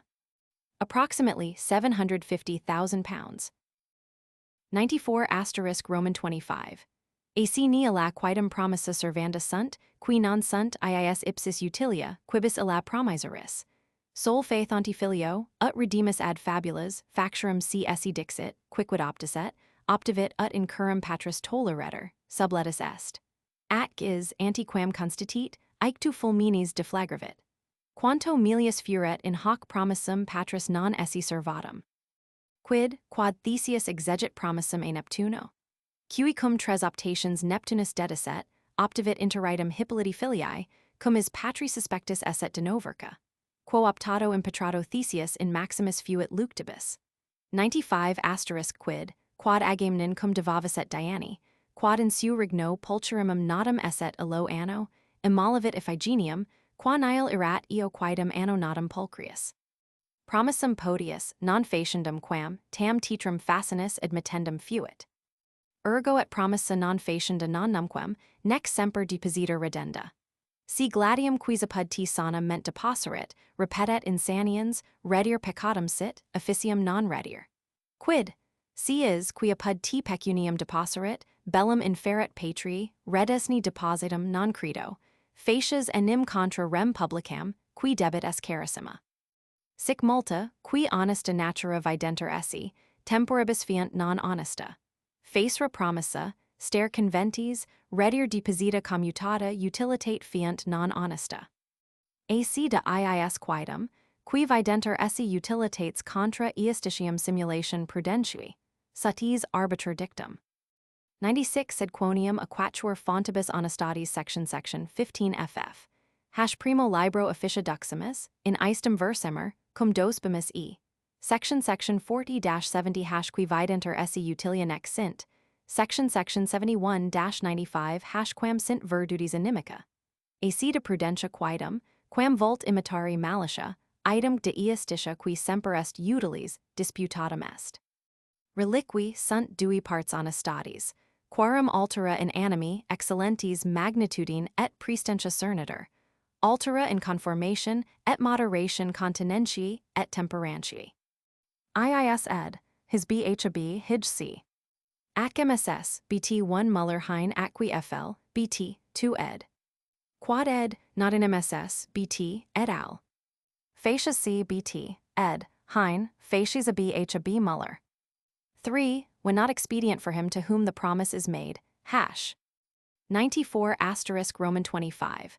No more binding are those promises which are inexpedient for the persons themselves to whom they have been given.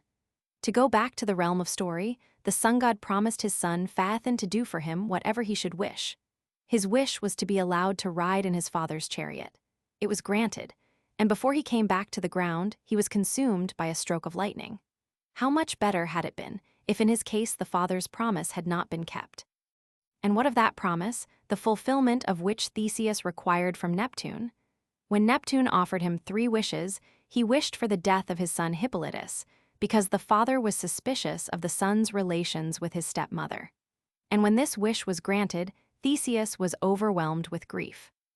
95 And once more, when Agamemnon had vowed to Diana the most beautiful creature born that year within his realm, he was brought to sacrifice Iphigenia. For in that year nothing was born more beautiful than she.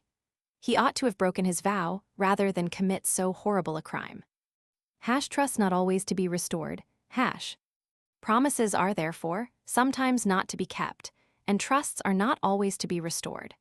Suppose that a person leaves his sword with you when he is in his right mind and demands it back in a fit of insanity. It would be criminal to restore it to him. It would be your duty not to do so. Again, suppose that a man who has entrusted money to you proposes to make war upon your common country. Should you restore the trust?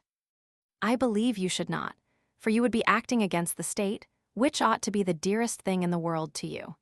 Thus there are many things which in and of themselves seem morally right, but which under certain circumstances prove to be not morally right. To keep a promise, to abide by an agreement, to restore a trust may, with a change of expediency, cease to be morally right. With this I think I have said enough about those actions which masquerade as expedient under the guise of prudence, while they are really contrary to justice. 96 Since, however, in Book 1 we derived moral duties from the 4 sources of moral rectitude, let us continue the same fourfold division here in pointing out how hostile to virtue are those courses of conduct which seem to be, but really are not, expedient. We have discussed wisdom, which cunning seeks to counterfeit, and likewise justice, which is always expedient. There remain for our discussion 2 divisions of moral rectitude, the one of which is discernible in the greatness and preeminence of a superior soul, the other, in the shaping and regulation of it by temperance and self-control. 97 Roman 26. Util vidbatter ulixi, ut quidem pieti tragicii proditerunt, nam apud homerum, optimum auctorum, talis de ulix nulla suspicio est, sed in simulant eam tragedii simulation insanii militium subterfutur valuis. Non honestum concilium, et util, ut aliquis fortes dixerit, rignare et ithici viver odios cum parentibus, cum uxor, cum filio. Ullum tu, decus in quotidianis laboribus et periculis, cum hac tranquillitate conferendum putas. Ego viro istem contemnendum et abiscendum, quonium, qui honesta non sit, ni utilum quidem esse arbiter. 98 Quid enim auditorum putas fuis ulixum, si in a la simulation persevervis et? Qui cum maximas res gesserit in bello, tamen hic audiat ab eis. Achaeus or Pacuvius judicium armorum, Inc. Fab, Ribec 255-60. Cuius ips princeps iuris iurandi fuit, quad omnes sidus, solus negulxit fidem, furor assimilare, ne quart, institut. Quadni palamdi peiaspic ex prudentia istius percepset malitiosum audacium, fide sacerti ius perpetuo fallerit. 99 Illi viro non modo cum hostibus, verum etiam cum fluctibus, id quad fecit, dimicare melius fuit quam deserrer consentientum, Grecium ad bellum barbaris inferendum. Sed omittimus et fabulas et externa, ad rem factem nostranc veniamus. M. Attilius Regulus cum consul aetrum in Africa ex insidiis captus esset ducen thippo laestimonio, imperator autem pater Hannibalis Hamilcare, iuratus missus est ad senatum, ut nisi redidi essent ponies captivi nobles quidem, redirt ips Carthaginum.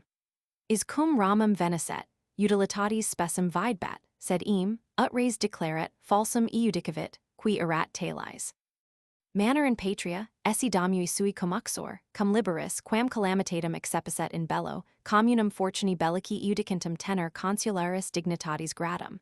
Quis hic neget es utilia, quem senses, magnitudo animi et fortitudo neget. 100 Roman 27. Num locupleters queris octors, harum enim est virtutum proprium nihil extime sir, omnia humana dispicere, nihil, quod himini accidere possit, intolerandum puter. Id ac quid fecit? In senatum venit, mandata exposut, sententiam ni dicerit recusivit, quam diu eirando hostium teneretur, non esse si senatorum.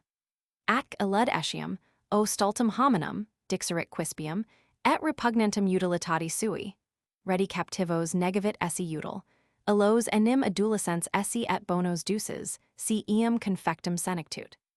Cuius cum valuiset auctoritas, captivi retenti sunt, ips Carthaginem rediit, nec eam caritas patrii retinuit nec suorum. Nec viro tum ignorabet si ad crudelissimum hostum et ad exquisita supplicia proficiscae, sed ius eirandum conservandum putabat. Idac tum, cum vigilando necabater, erat in melior causa, quam si domi senex captivis, puriuris consularis romanceset.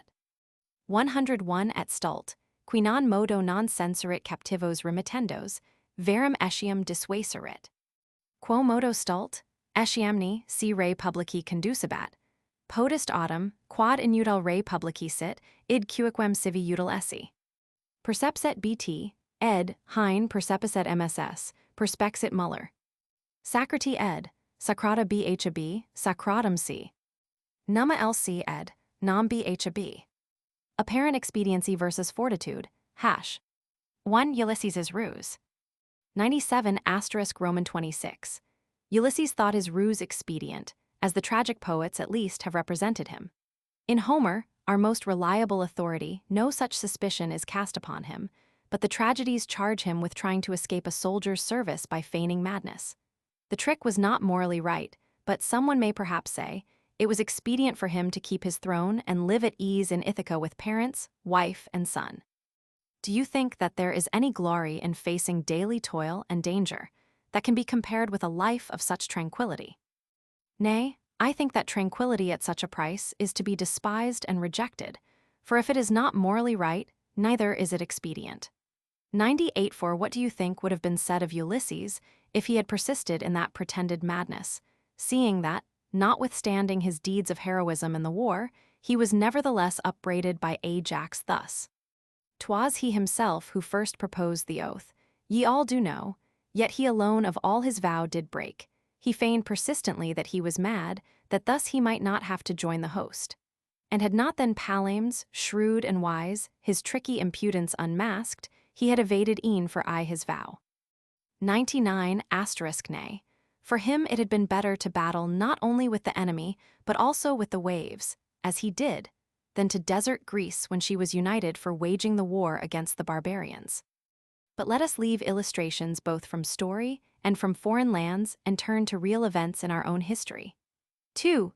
The example of Regulus. Marcus Tullius Regulus in his second consulship was taken prisoner in Africa by the stratagem of Xanthippus, a Spartan general serving under the command of Hannibal's father Hamilcar. He was sent to the Senate on parole, sworn to return to Carthage himself, if certain noble prisoners of war were not restored to the Carthaginians. When he came to Rome, he could not fail to see the specious appearance of expediency, but he decided that it was unreal, as the outcome proves.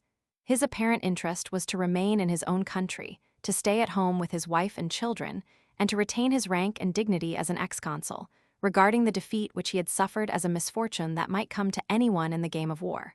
Who says that this was not expedient? Who, think you? Greatness of soul and courage say that it was not.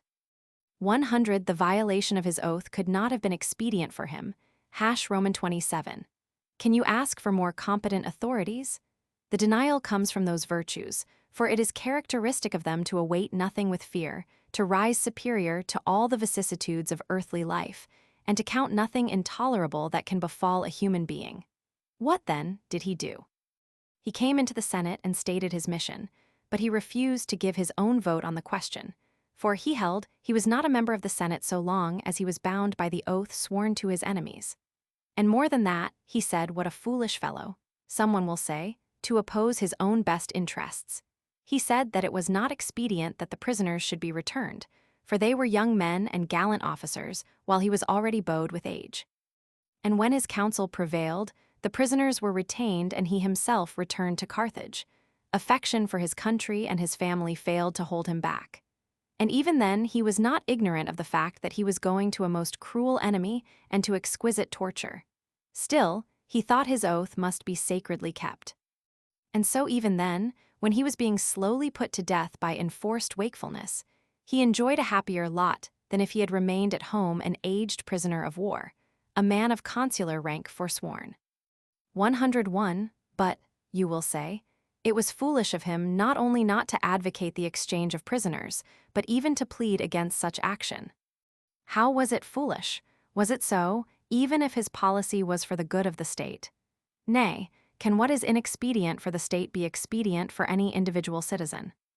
Cicero is careless in his dates. Regulus was consul in and 256. He was defeated and taken prisoner in his second proconsulship at the Battle of Tunes in 255. And the Hamilcar of 255 was not Hannibal's father, for his career does not begin until 247, when he was a mere youth, and he was still in his prime when he fell in battle in Spain in 229.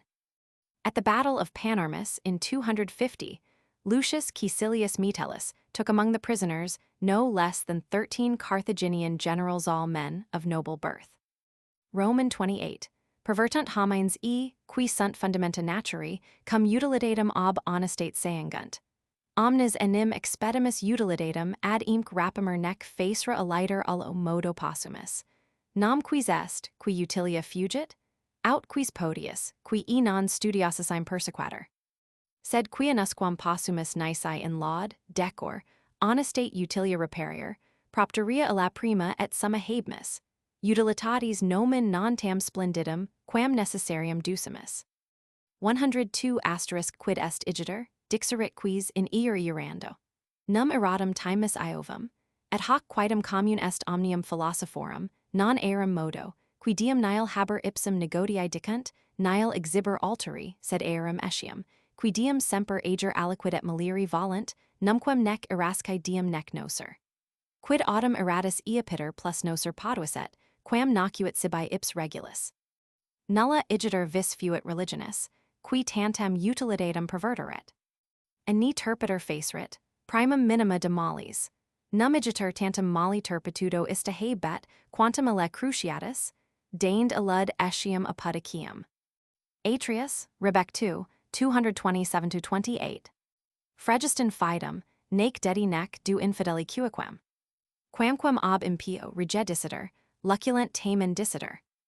103 adunt etiam, quem ad modum nos dicimus vidri quidem utilia, qui non sint, sixi dicer vidri quidem honesta, qui non sint, ut hoc ipsum viter honestum, conservandi iuris iurandi causa ad cruciatum revertis, sed fit non honestum, quia, quod per vim hostium esset actum, rodum esse non debuit.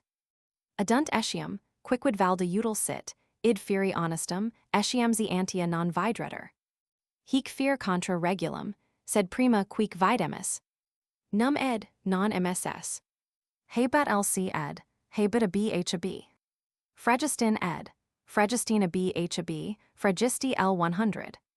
Quic forchemer Muller hein not in MSS, BT, ed. Expediency inseparable from moral rectitude, hash. Roman 28. People overturn the fundamental principles established by nature when they divorce expediency from moral rectitude.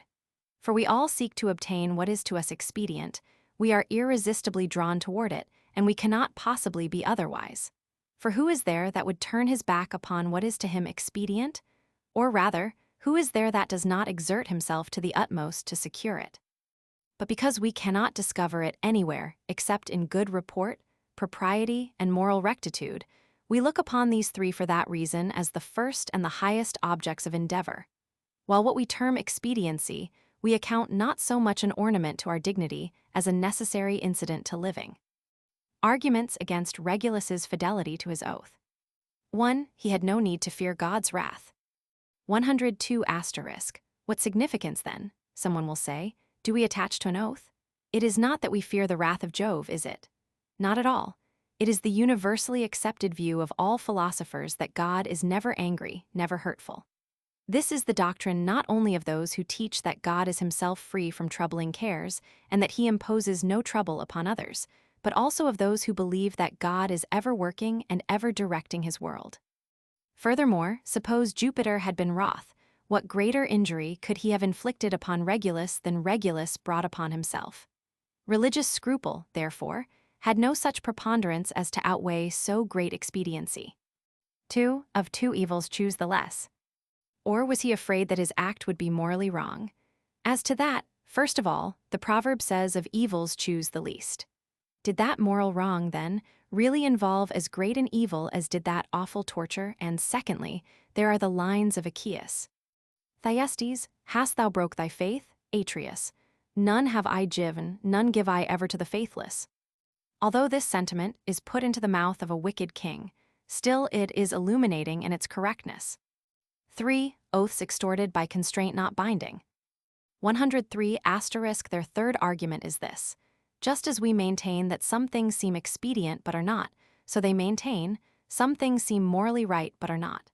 For example, they contend, in this very case it seems morally right for Regulus to have returned to torture for the sake of being true to his oath. But it proves not to be morally right, because what an enemy extorted by force ought not to have been binding. 4. Exceptional expediency makes right, As their concluding argument, they add, whatever is highly expedient may prove to be morally right, even if it did not seem so in advance. These are in substance the arguments raised against the conduct of Regulus.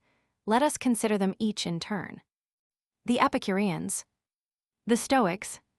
104 * Roman 29.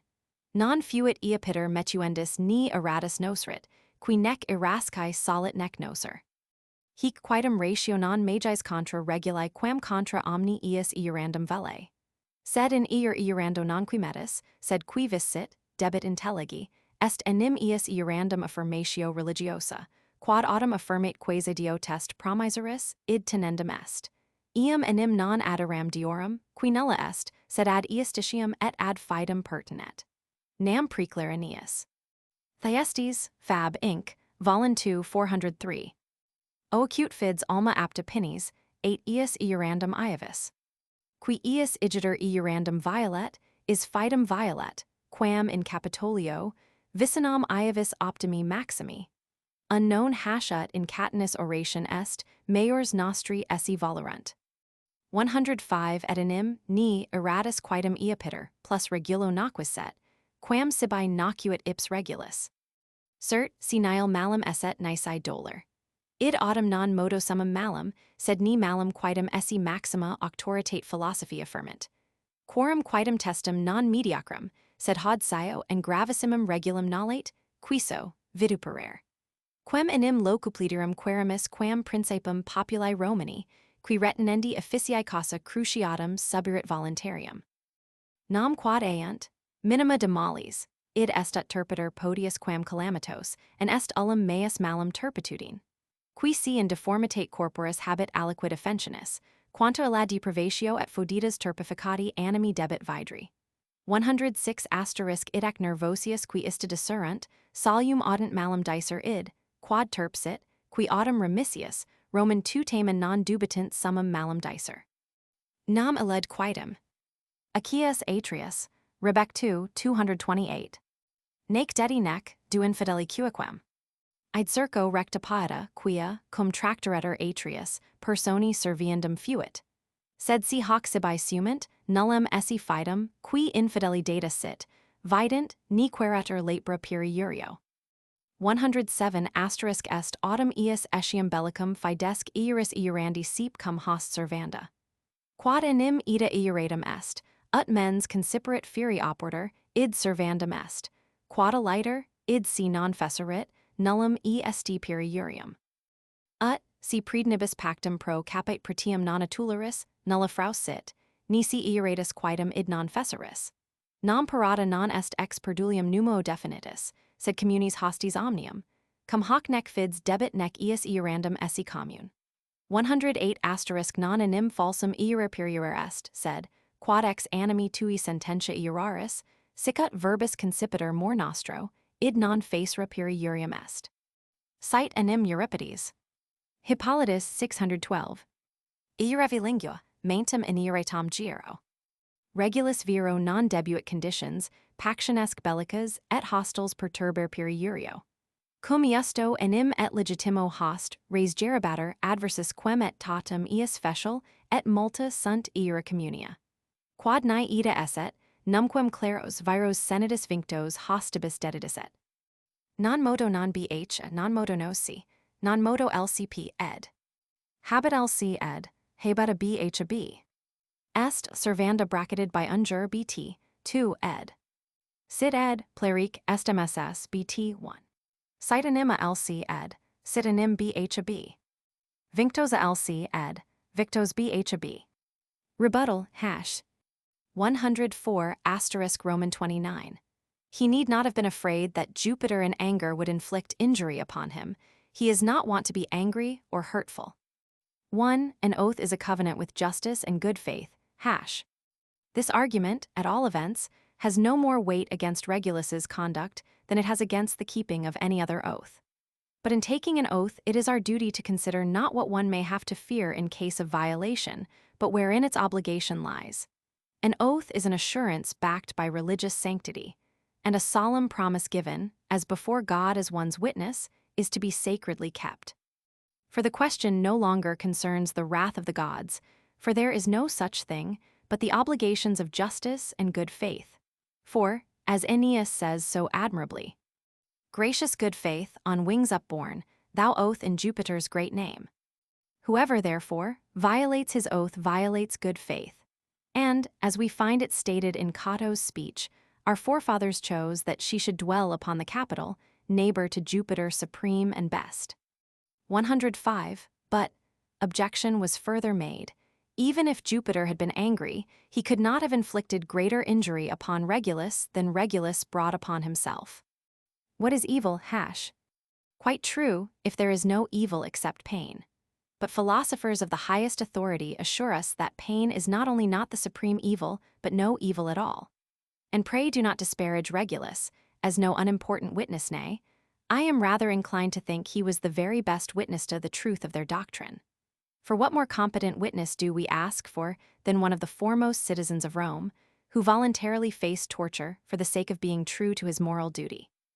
2. No evil can be greater than moral wrong, hash. Again, they say of evils choose the least, that is, shall one choose moral wrong rather than misfortune? Or is there any evil greater than moral wrong? For if physical deformity excites a certain amount of aversion, how offensive ought the deformity and hideousness of a demoralized soul to seem? 106. Therefore, those who discuss these problems with more rigor make bold to say that moral wrong is the only evil, while those who treat them with more laxity do not hesitate to call it the supreme evil. Once more, they quote the sentiment, "None have I given, none give I ever to the faithless." It was proper for the poet to say that, because, when he was working out his Atreus, he had to make the words fit the character. But if they mean to adopt it as a principle, that a pledge given to the faithless is no pledge, let them look to it that it be not a mere loophole for perjury that they seek. What is perjury, hash? 107. Furthermore, we have laws regulating warfare, and fidelity to an oath must often be observed in dealings with an enemy. For an oath sworn with the clear understanding in one's own mind that it should be performed must be kept. But if there is no such understanding, it does not count as perjury if one does not perform the vow. For example, suppose that one does not deliver the amount agreed upon with pirates as the price of one's life. That would be accounted no deception not, even if one should fail to deliver the ransom after having sworn to do so. For a pirate is not included in the number of lawful enemies, but is the common foe of all the world. And with him, there ought not to be any pledged word, nor any oath mutually binding. 108. For swearing to what is false is not necessarily perjury, but to take an oath upon your conscience, as it is expressed in our legal formulas, and then fail to perform it, that is perjury.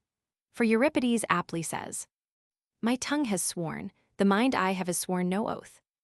Oaths made to an enemy as binding as treaties, hash. But Regulus had no right to confound by perjury the terms and covenants of war made with an enemy.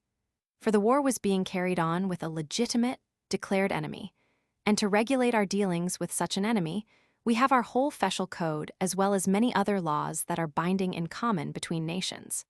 Were this not the case, the Senate would never have delivered up illustrious men of ours in chains to the enemy. The Stoics, the Peripatetics, see Index SV. 109 XXX. Et viro T veterius et sb. Postumius cum itrum consuls essent, quia, cum male pugnatum apud caudium esset, legionibus nostris sub iugum missus pacem cum samnitibus fecerunt, dediti sunt iis, iniasu enim populi senatusque fecerunt. Iademque tempor T. Numicius, Q malius quitum tribuni PL. Erant, quod aerum auctoritate pax erat facta, dediti sunt, ut pax semnitium repudiaretur, ac huius deditionis ips postumius, qui dedibatur, suacer et auctor fuit. Quod idem multis annis post si mansinus, qui ut numentinis, quibuscum sign senatus auctoritate foedus fecerat, dediretur regationum suasit eam, quam L furius sex. Attilius ex senatus consulto ferabint, qua accepta est hostibus deditus. Onistius his quam Q Pompeius, quo, cum in idem causa esset, deprecante accepta lex non est. Hic qui videbatur utilitas, plus valuit quam honestas, apud superiors utilitatis species, falsa ob honestatis auctoritate superata est. Section 103. 110 et non debuit radum esse, quod erat actum per vim, quaes viro 40 viro vis possit hiberi. Cur igitur ad senatum proficisebetur, cum praesertim de captivis dissuasorus esset. Quod maximum inio est, id reprehenditis.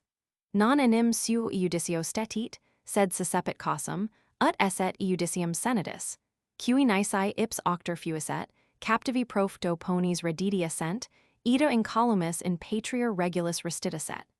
Quod quia patrii non util putavit, id circo sibi honestum et senter illa et pati creditit. Section 103. Nam quod aiunt, quod valde util sit, id feri honestum, immo viro esse non feri. Est enim nihil util, quod idem non honestum, nec, quia util honestum sed, quia honestum util. Quer ex multis mirabilibus exemplis, haud facile quis dixerit hoc exemplo, aut laudabilius aut prestantius. Roman strictness, 109 XXX. And yet that very thing happened. Titus Veturius and Spurius Postumius in their second consulship lost the battle at the Caudine Forks, and our legions were sent under the yoke. And because they made peace with the Samnites, those generals were delivered up to them, for they had made the peace without the approval of the people and Senate. And Tiberius Numicius and Quintus Mallius, tribunes of the people, were delivered up at the same time, because it was with their sanction that the peace had been concluded. This was done in order that the peace with the Samnites might be annulled. And Postumius, the very man whose delivery was in question, was the proposer and advocate of the said delivery. Many years later, Gaius Mancinus had a similar experience. He advocated the bill, introduced in accordance with a decree of the Senate by Lucius Furius and Sextus Attilius, that he should be delivered up to the Numantines, with whom he had made a treaty without authorization from the Senate, and when the bill was passed, he was delivered up to the enemy. His action was more honorable than Quintus Pompey's situation was identical with his, and yet at his own entreaty the bill was rejected. In this latter case, apparent expediency prevailed over moral rectitude. In the former cases, the false semblance of expediency was overbalanced by the weight of moral rectitude. 3. The interests of the state higher than personal advantage, 110 but, they argued against Regulus, an oath extorted by force ought not to have been binding. As if force could be brought to bear upon a brave man. Why, then, did he make the journey to the Senate, especially when he intended to plead against the surrender of the prisoners of war? Therein you are criticizing what is the noblest feature of his conduct, for he was not content to stand upon his own judgment, but took up the case, in order that the judgment might be that of the Senate. And had it not been for the weight of his pleading, the prisoners would certainly have been restored to the Carthaginians. And in that case, Regulus would have remained safe at home in his country. But because he thought this not expedient for his country, he believed that it was therefore morally right for him to declare his conviction and to suffer for it. 4. Nothing expedient unless morally right, When they argued also that what is highly expedient may prove to be morally right, they ought rather to say not that it may prove to be, but that it actually is morally right. For nothing can be expedient which is not at the same time morally right. Neither can a thing be morally right just because it is expedient, but it is expedient because it is morally right. From the many splendid examples in history, therefore, we could not easily point to one either more praiseworthy or more heroic than the conduct of Regulus. Years, i.e., in BC 137. Asterisk 111 asterisk Roman 31. Sed ex tota hac laud reguli, unum alud est admiration dignum, quod captivos retinendos sensut. Nam quod rediet, nobis nunc mirabile vidter, illis quaetum temporibus aliter facere non poduit, idec ista laus non est timinis, sed temporum. Nullum enim vinculum ad astringendum fidem ierando maiores artius esse volerant. Id indicant legs in duodecim tabulies, indicant sacriti, indicant fodera, quibus etiam cum host devincitur fids, indicant notions animadversionesque sensorum, qui nulla de re diligentius quam de ierando iudicabent. 112 asterisk L Manlio AF, cum dictator fuiset, M Pomponius tr. PL. Deem dixit, quod is pacos sibi dies ad dictatorum gerundum additiset, criminabatur etiam, quad titum filium, qui postea est torquatus appellatus, ob hominibus relegaset, et ruri habiter iasiset. Quad cum audiviset adolescens filius, negodium exhiberi patri, occurris ramum et cum primo luci Pomponi domum Venice dicitur. Cui cum esset nunciatum, qui alum erratum aliterum, ad si aliquid contra patrum arbitrator, surrexit e lectulo remotisque arbitris ad si adolescentum iasit venere. Ad alle, ut ingressus est, confestum gladium distrinxit ieravit si alum statum interfecturum, nisi ius ierandum sibi dediset si patrum missum esse facturum. Ieravit hoc terror coctus Pomponius, rem ad populum decilit, docuit, cur sibi causa desister nesses esset, manlium missum fecit. Tantum temporibus illis ius ierandum veilbet. Ac hic T manlius is est, qui ad annienum Galli, quem ob eo provocatus occiderat, torque detracto cognomen invenit, cuius tertio consulatu Latini ad vesserum fusi et fugati, magnus ver in primis et, qui per indulgens in patrum, idem acerb severus in filium. Primo luci Bayer hein ed, primo lucis C, prima lucia bhab. The most striking lesson in the story of Regulus, asterisk 111 asterisk Roman 31. But of all that is thus praiseworthy in the conduct of Regulus, this one feature above all others calls for our admiration. It was he who offered the motion that the prisoners of war be retained.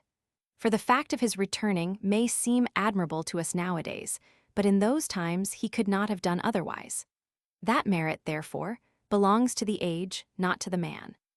For our ancestors were of the opinion that no bond was more effective in guaranteeing good faith than an oath. That is clearly proved by the laws of the 12 tables, by the sacred laws, by the treaties in which good faith is pledged even to the enemy, by the investigations made by the censors, and the penalties imposed by them. For there were no cases in which they used to render more rigorous decisions than in cases of violation of an oath. The sanctity of an oath in the old days, 112 asterisk Marcus Pomponius, a tribune of the people, brought an indictment against Lucius Manlius, Aulus's son, for having extended the term of his dictatorship a few days beyond its expiration. He further charged him with having banished his own son Titus, afterwards surnamed Torquatus, from all companionship with his fellowmen, and with requiring him to live in the country. When the son, who was then a young man, heard that his father was in trouble on his account, he hastened to Rome. So the story goes, and at daybreak presented himself at the house of Pomponius. The visitor was announced to Pomponius. Inasmuch as he thought that the son in his anger meant to bring him some new evidence to use against the father, he arose from his bed, asked all who were present to leave the room, and sent word to the young man to come in. Upon entering, he at once drew a sword and swore that he would kill the tribune on the spot if he did not swear an oath to withdraw the suit against his father. Constrained by the terror of the situation, Pomponius gave his oath. He reported the matter to the people, explaining why he was obliged to drop the prosecution, and withdrew his suit against Manlius. Such was the regard for the sanctity of an oath in those days. And that lad was the Titus Manlius who in the battle on the Anio killed the Gaul by whom he had been challenged to single combat, pulled off his torque, and thus won his surname. And in his third consulship, he routed the Latins and put them to flight in the battle on the Vesuris. He was one of the greatest of the great, and one who, while more than generous toward his father, could yet be bitterly severe toward his son. Sacred laws, according to Festus, p. 318, were laws that placed their transgressor, together with his household and his property, under the ban of some divinity. Other authorities limit the term to the laws enacted upon the Sacred Mount, BC 394. 113 Roman 32. Said, ut laudandus regulus in conservando ierando, sic decem illi, quos post canonsum pugnum iurados ad senatum missit Hannibal C in castra rediceros, quorum erant potidi poni, nisi de redimendis captivis impetrivescent, si non redirunt, vituperandi. De quibus non omnis uno modo, nam Polybius, bonus octor in primis, ex decem nobilissimus, quitum erant missi, novum revertis dicit rea senatu non impetrata. Anum ex decem qui Paulo post, quam erat egressus castris, redicet, quasi aliquid esset oblitus, rami romansis, redidu enim in castra liberatum CSE or iurando interpretabiter, non rect, fraus enim astringit, non dissolvit periurium. Fuit igitur stulta, caliditas perverse imitata prudentium. Idac decrevit senatus, ut ille veterator et calidus vinctus ad Hannibalum duceretur. 114 sed illud maximum. Octo hominum milia tenebat Hannibal, non quos in assae sepiset, aut qui periculo mortis diffugiscent, sed qui relicti in castris fuiscent Apollo, et averon consulibus. Ius senatus non sensut redimendos, cum id parva pecunia feri possit, ut esset in situm militibus nostris, aut vincere aut immori. Qua quaedam re audita fractum animum Hannibalis scribit idem, quad senatus populusque Romanus rebus afflictis tam excelso animo fuiset. Sic honestatis comparation qui videnter utilia, vincuntur. 115 C. Acilius autumn, qui Greece scripsit historiam, plurs 8 fuis, qui in castra revertiscent idem fraud, ut iur iurando liberarenter, eosc ascensoribus omnibus ignominiae notatos. Sit eam huius loci finis.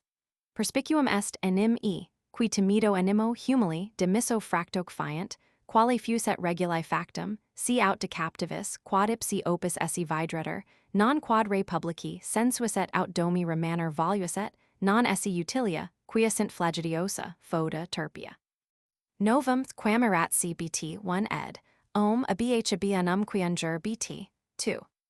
Astringit CP ed, hein, distringit a bh unjure BT. Section 114 bracketed by Hughes, BT, as unCiceronian. See hein ed, not an MSS. Contrast between Regulus and the 10 envoys from Hannibal, hash. 113 Roman 32.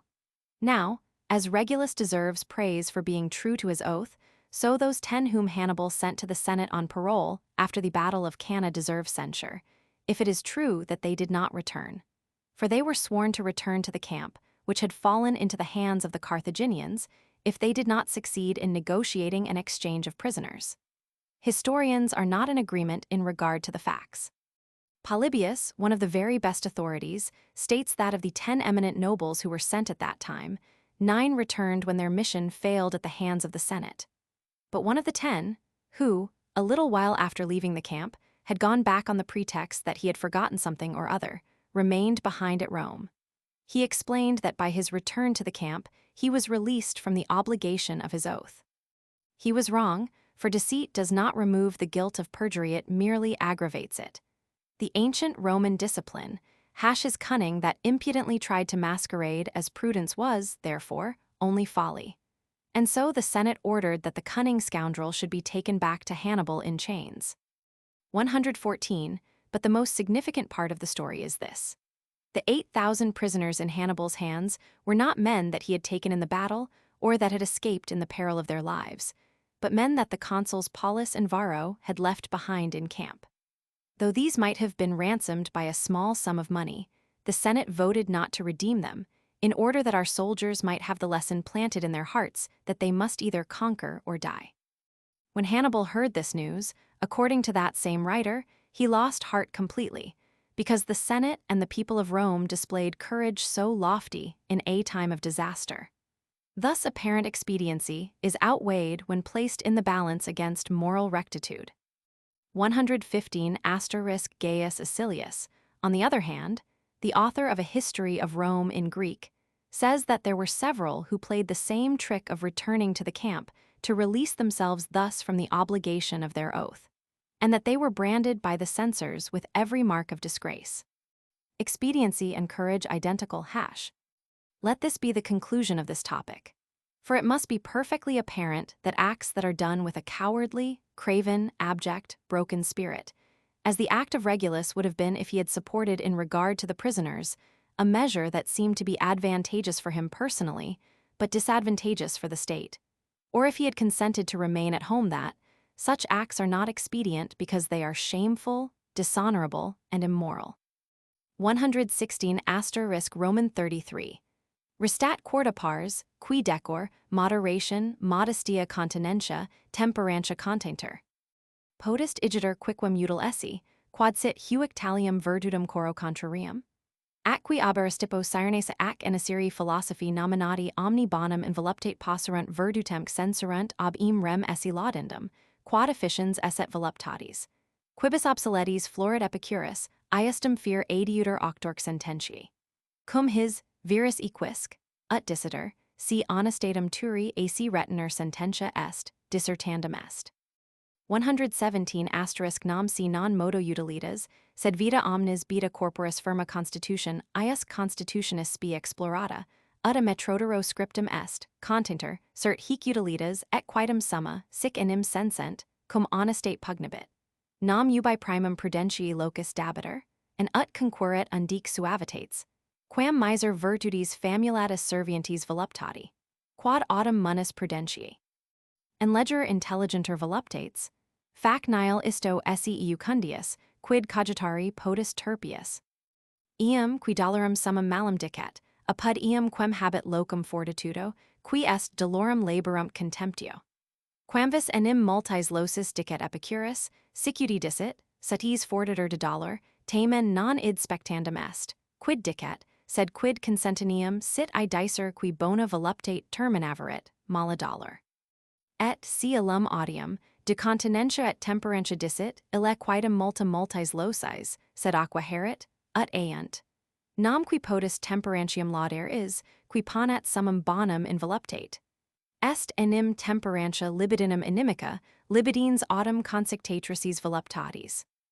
118 ac in his tamen tribus generibus, quaquo modo possunt, non incalide tergiversanter. Prudentiam introducunt scientiam suppeditantum voluptates, depellentum dolors. Fortitudinem quoque aliquo modo expedient, cum tradunt rationem negligenti mortis, perpescendi doloris, etiam temperantium inducunt non facilime illiquidem, sed tamen quaquo modo possunt. Dicunt enim voluptatis magnitudinem doloris detraction finiri. Iustitia vacillat vel iusit podius omnesque e virtuts, qui in communitate cernunter, et in societate generis humani. Nec enim benitas nec liberalitas nec comitas esse potest, non plusquam amicitia si hic non per se expetenter, sed ad voluptatem utilitatem referenter. Conferemus igiter in pauca. 119 nam ut utilitatem nullum esse documus, qui honestati esset contraria, sic omnem voluptatem dissimus honestati esse contrarium. Quo magis reprehendendos califantum et dynamachem iudico, qui si diarmcheros controversiam putiverunt, si cum honestate voluptatem tamquem cum homine pecudum copulevescent.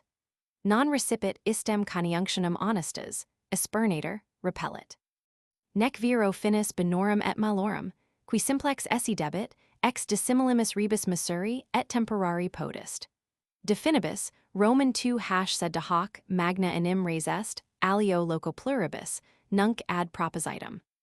120 quem ad modum igiter, si quando qui viter utilitas honestati repugnat, deudicanda res sit, satis est supra disputatum. Sin autem specim utilitatis etiam voluptas haberdeister, nulla potest si cum honestate coniunctio. Nam, ut tribuamus aliquid voluptati, condimenti fortis non nihil, utilitatis cert nihil habit. 121 Habes a pater munus, Mars fili, me quidem sententia magnum, sed parent erit ut exceperis. Quamquam haetibi tres libri inter cratipi commentarios tamquam hospites erunt recipiendi, sed ut, si ips venissum Athenas, quod quidem esset factum, nisi me e mediocre suclera voce patria revocasset, aliquando me quoque audiers sic, quoniam his voluminibus ad te profta vox est me, tribus iis temporis quantum potris autumn, quantum vols. Cum viro intellixero te hoc scientia gener gaudir, tum et presens tecum perpetum, ut spero, et dum aberis absens loquar. Veil igiter, me Cicero, to bec persuade set quidem mihi carissimum, sed multo for cararum, si talibus manitis preceptisque liteber. Vera cp ed, veras a bhb. Sicudi lc ed, sicut it a bhb. Dollar et muller hein dollar, ut mss bt, dollar ut ed. Expectanter a ed, expectanter ba, expectanter 100. Omitted by Muratus, bracketed by hein ed, et al. Viter c ed, vidretter bhb, vidrenter a. Iis ed, his a bhb, hij c.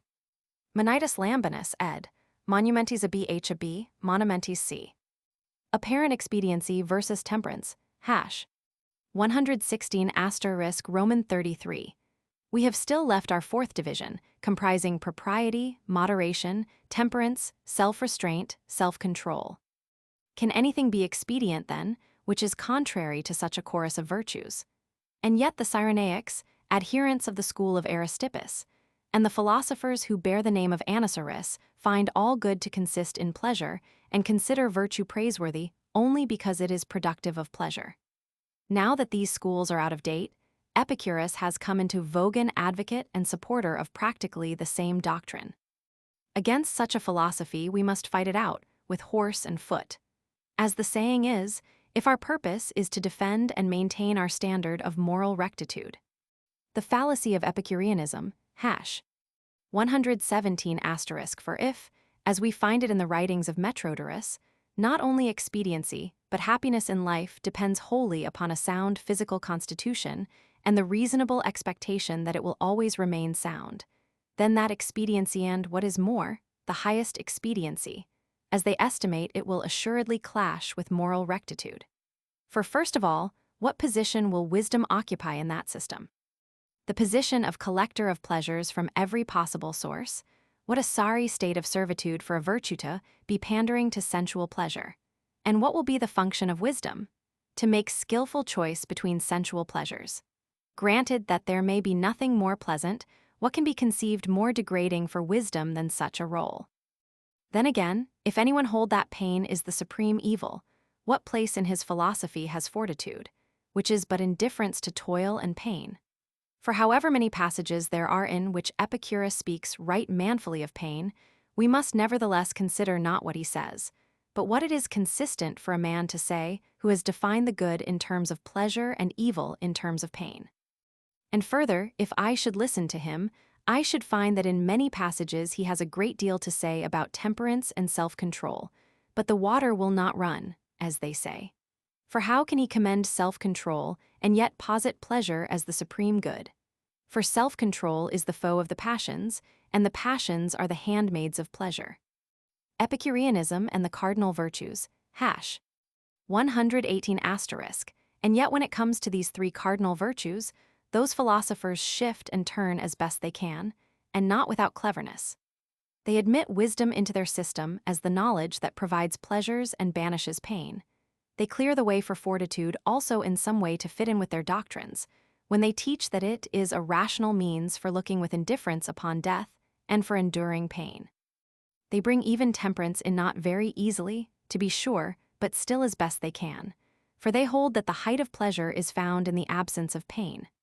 Justice totters, or rather, I should say, lies already prostrate, so also with all those virtues which are discernible in social life and the fellowship of human society. For neither goodness nor generosity nor courtesy can exist, any more than friendship can, if they are not sought of and for themselves, but are cultivated only for the sake of sensual pleasure or personal advantage. Let us now recapitulate briefly. Sensual pleasure and moral rectitude incompatible. 119. As I have shown that such expediency as is opposed to moral rectitude is no expediency, so I maintain that any and all sensual pleasure is opposed to moral rectitude. And therefore Caliphon and Dynamachus, in my judgment, deserve the greater condemnation.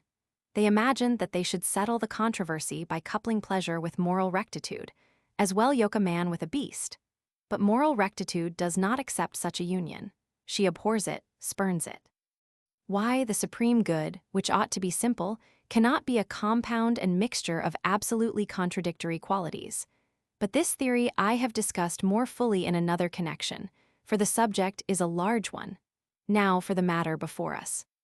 120 *. We have, then, fully discussed the problem how a question is to be decided, if ever that which seems to be expediency clashes with moral rectitude. But if, on the other hand, the assertion is made that pleasure admits of a show of expediency also, there can still be no possible union between it and moral rectitude. For, to make the most generous admission we can in favor of pleasure, we will grant that it may contribute something that possibly gives some spice to life, but certainly nothing that is really expedient. Conclusion, 121. Herewith, my son Marcus, you have a present from your father, a generous one, in my humble opinion, but its value will depend upon the spirit in which you receive it. And yet you must welcome these 3 books as fellow guests, so to speak, along with your notes on Cratopus's lectures. But as you would sometimes give ear to me also, if I had come to Athens, and I should be there now, if my country had not called me back with accents unmistakable, when I was halfway there, so you will please devote as much time as you can to these volumes, for in them my voice will travel to you, and you can devote to them as much time as you will. And when I see that you take delight in this branch of philosophy, I shall then talk further with you at an early date, I hope, face to face, but as long as you are abroad, I shall converse with you thus at a distance.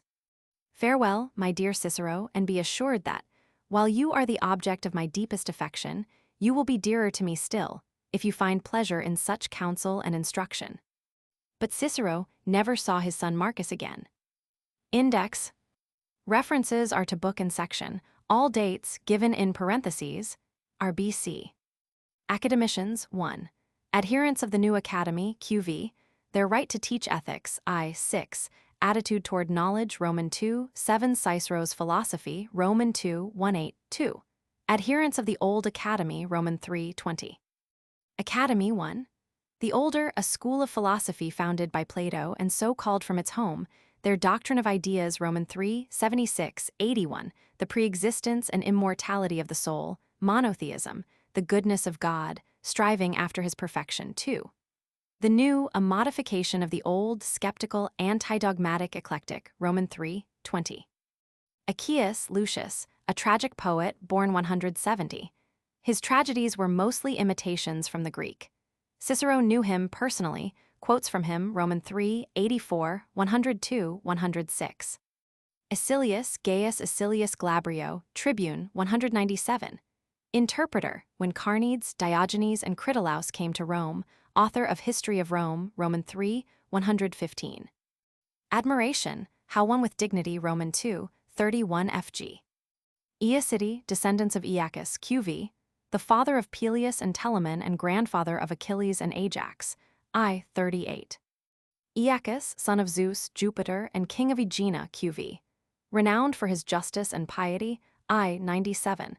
After his death, he became with Minos and Rhadamanthus judge in Hades. Aedalship, cost of Roman 2, 5760. Aegina, an island in the Saronic Gulf, a dangerous rival to Athens, directly in front of Piraeus and only 12 miles away, Roman 3, 46, unjustly appropriated by Athens, 429, Roman 3, 46. Aeginetans, the people of Aegina, QV. Aelius, see Tubero. Emilius, see Paulus and Scorus. Equians, a warlike mountain tribe on the upper Anio, warring against Rome till 304, I 35. Aesopus Claudius, an intimate friend of Cicero, Rome's greatest tragic actor, I 114. Africa, the province in which Carthage was, I 112 Thapsus, Roman 3, 99 Carthage. Africanus C. Scipio. Agamemnon, leader of the war against Troy, when detained at Aulis, he sacrificed his daughter Iphigenia to save the expedition, Roman 3:95. For this, he was slain on his return from Troy by his wife Clytemnestra. Agesilaus, king of Sparta, 398-360, waged war in Asia, 396-394, victor at Coronia, savior of Sparta after Mantinea, 362, Roman 2:16. Agis Roman 4, king of Sparta, 244-240, attempted to re-establish the institutions of Lycurgus and reform property abuses, put to death through organized wealth, Roman 2:80. Agrarian laws, a menace to the stability of the government, Roman 2:78-83. Agriculture, impossible without man, Roman 2:12. Man's noblest calling, I 151. Agrigentum, a city on the south coast of Sicily, once the most beautiful city of mortals, ruled by Phalaris 560, Roman 2:26. Ajax, son of Telamon, could brook no wrong, went mad, and committed suicide when the arms of Achilles were awarded to Odysseus. I 113 rebuked Odysseus, Roman 3:98. Subject of a tragedy by Aeneas, I 114. Albucius Titus, an Epicurean, praetor in Sardinia, 105, prosecuted for extortion, Roman 2:50.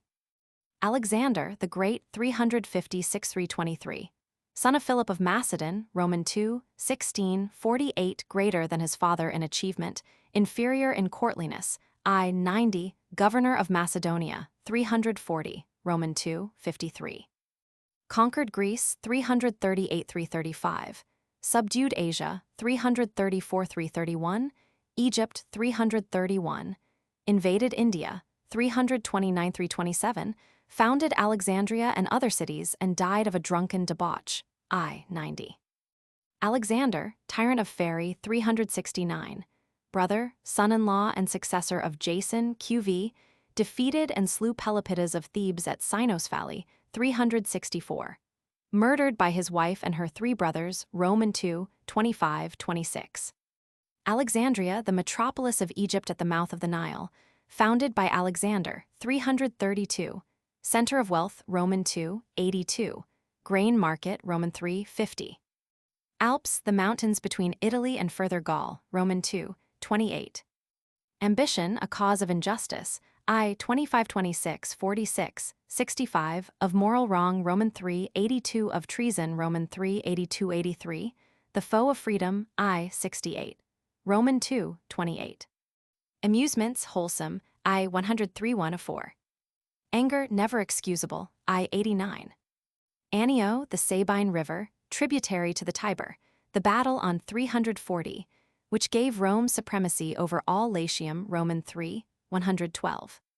Anaxagoras of Cyrene, 4th century, a successor of Aristippus, his school a cross between the Epicurean and the Cyrenaic. He denied that pleasure was merely absence of pain. He held that every act had its own distinct purpose and that the virtues are good in themselves. His teachings were not permanent, Roman 3:116. Antigonus, one of Alexander's generals, governor of Asia, 323-301, king of Asia, 306-301, father of Demetrius Poliorcetes and Philip, Roman 2:48. Antiope, mother of Amphion and Zethus, by whom she was saved from the persecutions of her former husband Lycus and his wife Dirce. Her vengeance on Dirce drove her mad, subject of a tragedy of Pacuvius, I 114. Antipater, viceregent of Macedon, 334, father of Cassander, Roman 2:48. Antipater of Tarsus, 2nd century, pupil and successor of Diogenes of Babylonia, teacher of Panidius, his ethical teachings, Roman 3:51-55-91. Antipater of Tyre, 1st century, friend of Cato the Younger, a Stoic, Roman 2:86. Antonius Marcus, the famous orator, 143-87, Roman 2:49, advocate, Roman 3:67, father of Cicero's colleague and grandfather of the Triumvir. Apelles of Kos, 4th century, the greatest painter of his age, court painter to Alexander the Great. His masterpiece was a Venus rising from the sea, Another Venus left unfinished, Roman 3:10. Apollo, god of the light of day, giver of oracles at Pytho, Roman 2:77. Appetite subject to reason, I 101-103, 132, 141. Appius Claudius Pulcher, father of Gaius, Roman 2:57. Aquilius Gaius Aquilius Gallus, famous jurist, Cicero's colleague in the praetorship, author of Formulae on Criminal Fraud, Roman 3:60-61. Aquilius Manius, consul 101, with Marius, victorious in the Servile War in Sicily, prosecuted 98, but acquitted, Roman 2:50. Aratus of Sicyon, soldier and statesman, 271-13, removed the tyrant Nicocles, 251, and averted financial ruin, Roman 2:81-82, leader of the Achaean League, poisoned by order of Philip of Macedon. Areopagites, members of the Council of Areopagus. Areopagus, Mars Hill, a spur of the Acropolis, seat of the highest court of Athens. The court itself, with powers of Senate and Supreme Court, reorganized and enlarged in function by Solon, I 75. Arginusi, a group of islands off the coast of Asia Minor, near Lesbos, scene of the victory of the Athenian fleet, 406, I 84. Argus, the chief city of Argolis, Roman 2:81. Aristides, the just, Roman 3:49-87, fought at Marathon 490, Salamis 480, and commanded the Athenians at Plataea 479. Exiled 483 because his policies clashed with those of Themistocles. Aristippus of Cyrene flourished 370, founder of the Cyrenaic school, Roman 3:116, disciple of Socrates, but taught that the chief end of man was to get enjoyment from everything, hedonism, to subject all things and circumstances to himself for pleasure. But pleasure must be the slave, not the master, good and bad identical with pleasure and pain. I 148. Aristo of Chios, 3rd century, a Stoic philosopher, pupil of Zeno. He taught indifference to externals, nothing good but virtue, nothing evil but vice. His theories rejected, I 6. Aristotle 385-322, disciple of Plato and teacher of Alexander the Great, founder of the Peripatetic school, greatest of philosophers, master of all knowledge, physics, metaphysics, natural philosophy, ethics, politics, poetics, sociology, logic, rhetoric, etc. Roman 2:56. Roman 3:35 might have been a great orator, I 4. Arpanates, the people of Arpinum, owners of public lands, I 21. Arpinum, a town in Latium, birthplace of Cicero and Gaius Marius, I 21. Athenians, the people of Athens, I 75-84. Their cruel subjugation of Aegina, Roman 3:46, left their homes to fight at Salamis, Roman 3:48, political strife, I 86. High moral principles of Roman 3:49-55. Athens, Roman 2:64-86, Roman 3:55-87, the intellectual and artistic center of the world, led Greece in the Persian Wars, 494-79. Humbled by Sparta, 404. The university city of the Roman world, I 1, Roman 3:6-121. Attilius C. Regulus. Attilius, Sextus Attilius Serenus, consul 136, Roman 3:109. Atreus, son of Pelops and father of Agamemnon and Menelaus, murderer of his half-brother Chrysippus and of his brother Thyestes' children, murdered by his nephew Aegisthus. A fruitful theme for tragedy, I 97, Roman 3:106.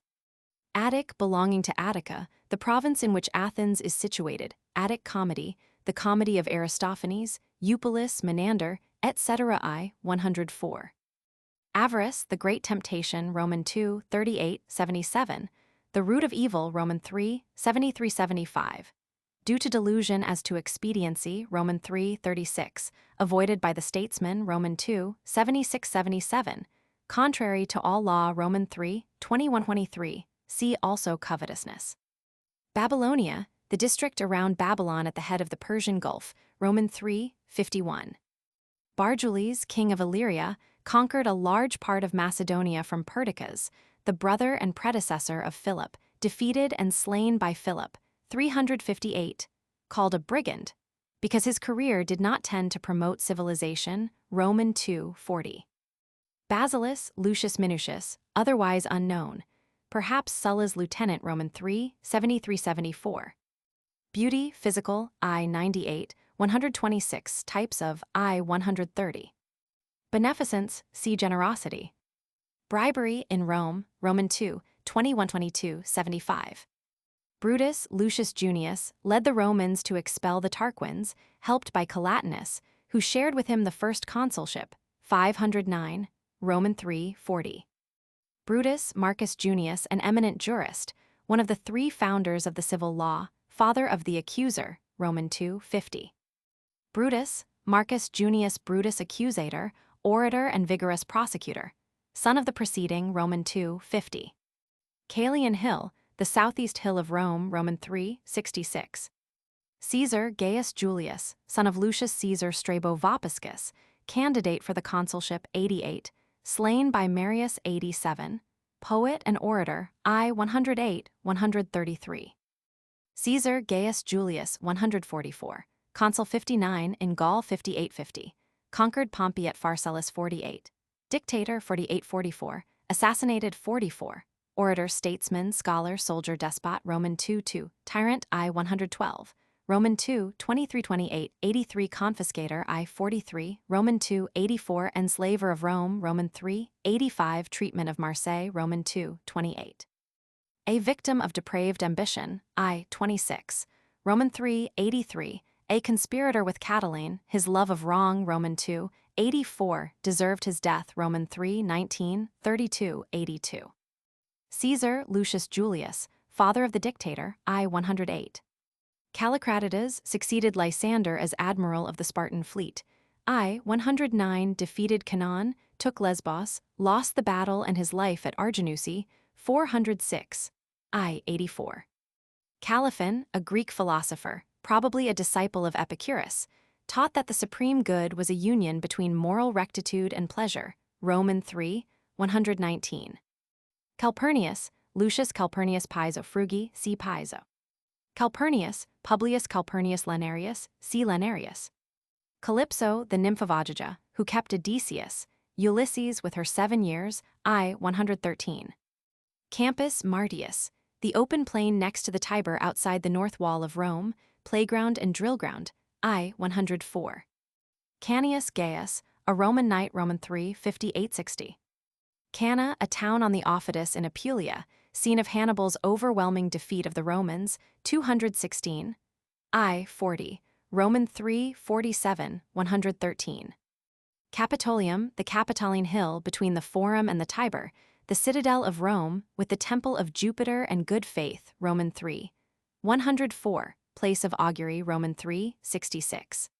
Carthage, once a mighty city on the north-central coast of Africa, Roman III, 99, 100, the most formidable commercial and military rival of Rome, conquered by Rome in the First Punic War, 264-41, I 39, Second Punic War, 219-02, I 40, Roman III, 47, destroyed in the Third, 149-146, I 35, Roman II, 76. Carthaginians, the people of Carthage, I 39, 108, Roman III, 99, 110, 113, treacherous, Roman III, 102, cruel, Roman III, 100, 102, treaty breaking, I 38. Cassander, son of Antipater, disinherited by his father, gained the throne of Macedonia, 306, by wars and murders, 319-3, 1, Roman II, 48. Cato Marcus Porcius, the censor or major the elder, I 37, 234-149, author I 104, Roman III, 1 orator, Roman III, 104 soldier, served in Second Punic War, 217-02, statesman responsible for the destruction of Carthage, 146, I 79, the wise, Roman III, 16, consul, 195, censor, 184. Stalwart champion of the simple life and stern morals, Roman II, 89, bitterly opposed luxury and Greek culture, yielded in old age. Cato Marcus Porcius, son of the preceding, jurist, served under Paulus in Macedon, 168, I 37 0. Cato Marcus Porcius, grandson of the censor and father of Cato Uticensis, Roman 3, 66. Cato Marcus Porcius Cato Uticensis, 9546, son of the preceding and great-grandson of the censor A Stoic philosopher orator. Soldier I 112 defeated at Thapsus 46. Judge Roman 3, 66 stern and unyielding as his great-grandfather I 112. Roman 3, 88. His suicide I 112. Close friend of Cicero Roman 2, 2. Roman 3, 88. Catulus Quintus Lutatius, half-brother of Julius Caesar Strabo, I 133 orator, scholar, I 133 author, soldier consul with Marius, 102 in the war against the Cimbri, 101. Gentleman, I 109, committed suicide to escape the proscriptions of Marius, 87. Catulus Quintus Lutatius, son of the preceding, defeated Lepidus at the Milvian Bridge, statesman, I 76 scholar, I 133. Caudium, a little town in the mountains of Samnium, near it are the Caudine Forks, the scene of the disastrous battle, 321, Roman 3, 109, Roman 2, 79. Celtiberians, a powerful people of central Spain, opposed Rome in Second Punic War, were reduced in the Numantian War 134, submitted on the death of Sertorius, 72, I 38. Centumalis, Tiberius Claudius unknown, Roman 3, 66. Chicanery, I 33. Cremes, a character in Terence's Hutin Timorumenes, I 30. Chrysippus of Soli 25207 studied Stoic philosophy at Athens under Cleanthes, whom he succeeded, voluminous writer. Had there been no Chrysippus, there had been no Stoa, Roman 3, 42. Cicero Marcus Tullius, the orator's father, Roman 3, 77 died, 64. Cicero Marcus Tullius, the orator 106-43, born at Arpinum, educated at Rome under Archias, the Scaevolas, and the teachers of philosophy, see Introduction, at Athens in Asia and at Rhodes. His training was all for service, I 155 as consul, 63. He crushed the conspiracy of Catiline, I 84 banished, 58, Roman 2, 58. His enforced retirement from his profession, Roman 3, 24. As a philosopher and orator, I 13, follower of Socrates and Plato, I 2 of the New Academy, Roman 2, 78. Why he wrote on philosophy, Roman 2, 28. Roman 3, 15, attitude on the downfall of the Republic, Roman 2, 2. Cicero Marcus Tullius, the orator's only son, I 1, 1578. Roman 2, 18. Roman 3, 15, 33, born in 65. Served with credit under Pompey, Roman 2, 45, and Sextus Pompey. A student of peripatetic philosophy under Cratippus in Athens, 44-43. I 1 admonished to read also his father's works, I 3, Roman 3, 121, served under Brutus, 43-42. Consul with Octavian, 30. Cimbrians, a Celtic people, migrating in a vast horde toward Italy, were cut to pieces by Marius and Catulus in the Rhodian plains near Verona, 101. I 38. Cimon of Athens, son of the great Miltiades, victorious admiral, statesman, genial and generous, Roman 2, 64 died, 449. Circe Nymphovaea, a sorceress she kept Odysseus, Ulysses in her halls a year, I 113. Civic compared with military service, I 74 FG. Claudius, see Appius and Centumalis and Pulcher. Cleombratus, son of Pausanias, king of Sparta, fell at Leuctra 371, I 84. Cleomenes, see note to I 33. Clodius, Publius Clodius Pulcher, Cicero's inveterate enemy, one of the most turbulent and corrupt characters of Rome, guilty of mutiny in the army, bribery in the courts, profligacy in his public and private life. Secured Cicero's banishment, hired gladiators to force his own election to the praetorship, but was killed in a broil with Milo's rival gang of ruffians, Roman 2, 58. Clolia, a Roman girl sent as a hostage to Porcina, she made her escape by swimming the Tiber, was sent back, but restored by the king with rewards for her courage. I 61. Clytemnestra, daughter of Tyndarus, wife of Agamemnon, paramour of Aegisthus, with whom she murdered her husband on his return from Troy, she was in turn slain by her son Orestes. Subject of a tragedy by Achaeus, I 114. Coccles Horatius, the hero who with 2 others kept the bridge against Porcina and Tarquin, I 61. Collatinus Lucius Tarquinius, husband of Lucretia, associate of Brutus in driving out the Tarquins and his colleague in the first consulship. 509, Roman 3, 40. Comedy, see Old Comedy. Concealment of guilt, Roman 3, 37-39. Canaan, famous Athenian admiral, defeated by Lysander at Aegispotami, 405. Victorious over Pisander of Sparta at Cnidus, 394, restored the long walls, I, 116. Considerateness, a subdivision of the virtue of temperance, I, 99, 143. Conversation, a division of speech, I, 130-133. Roman 2, 48 and art, I, 130-135. Cooperation and civilization, Roman 2, 12-16, and the virtues, Roman 2, 17-18 vs. Fortune, Roman 2, 19, a universal need, Roman 2, 39, how secured, Roman 2, 21 fg.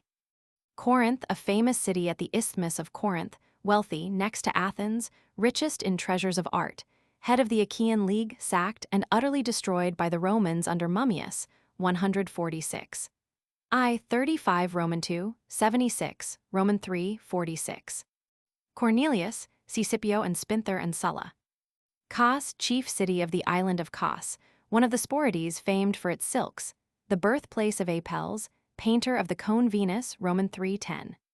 Cotta, Gaius Aurelius, distinguished orator, one of the speakers in Cicero's De Orator and De Natura Deorum Consul, 75. Roman 2:59. Courage, see fortitude. Covetousness, I, 68, Roman 3:30, see avarice. Crassus, Lucius Licinius, the famous orator, Roman 2:63, Roman 3:67 at 21-119.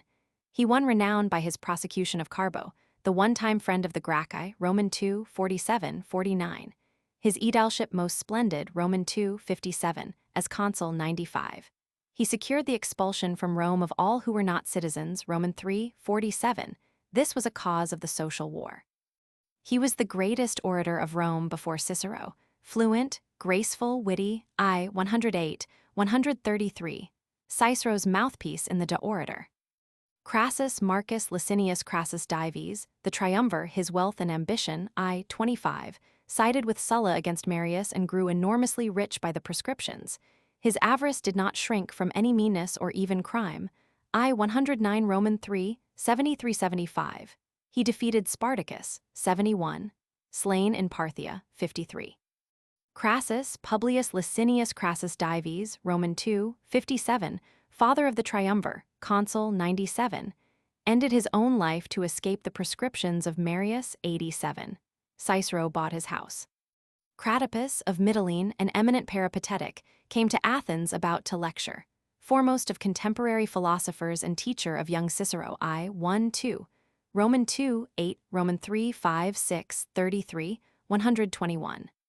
Cunning, not wisdom, Roman 2:10, Roman 3:72-96. Curio Gaius Scribonius, Roman 2:59, orator and statesman, Roman 3:88, consul, 76. Cynics, a school of philosophy so called from the Athenian gymnasium, Cynosarges, where they met, later adapted to their snarling manner and dirty habits. Its leaders were Antisthenes of Athens, a disciple of Socrates, and Diogenes of Sinope. They taught the virtue of poverty and want, indifference to all convention and decency, Cicero's contempt for them and their so-called philosophy, I, 128. Cyrenaics, the philosophically sect founded by Aristippus, QV, Roman 3, 116. Caecilius, a Medizing Athenian, Roman 3, 48. Cyrus, the great, founder of the Persian Empire, wonderfully gifted in winning the cooperation of men and nations, Roman 2, 16. Damon, a Pythagorean and friend of Finch's, Roman 3, 45. Debts, cancellation of Roman 2, 78-79, 83-85, avoidance of Roman 2, 84, payment enforced, Roman 2, 84. Decius, Publius Decius Muse, father and son, I, 61, Roman 3, 16. The former, consul with Manlius Torquatus, 360, devoted himself to death in the battle on the Vesuris. The son did the same at the Battle of Sentinum, 295, and brought the Samnite Wars to an end. Demetrius of Phalerum, 345–83, orator, statesman, Roman II, 60 philosopher, poet, pupil of Theophrastus, I. 3. The only Greek who was both orator and philosopher, I. 3. He inspired the founding of the Alexandrine Library. Demetrius Poliorcetes, Roman II, 26, son of Antigonus and king of Macedon, 294–87. His life was occupied with continuous warfare against enemies in Egypt, Asia, Greece, Macedonia, Epirus. Demosthenes, the greatest orator of Athens, 385–322, pupil of Isius and of Plato, I. 4, might have been a great philosopher. I. 4 at 18 he prosecuted his defaulting guardian with success, Roman II, 47, then turned to public speaking and statecraft as a profession.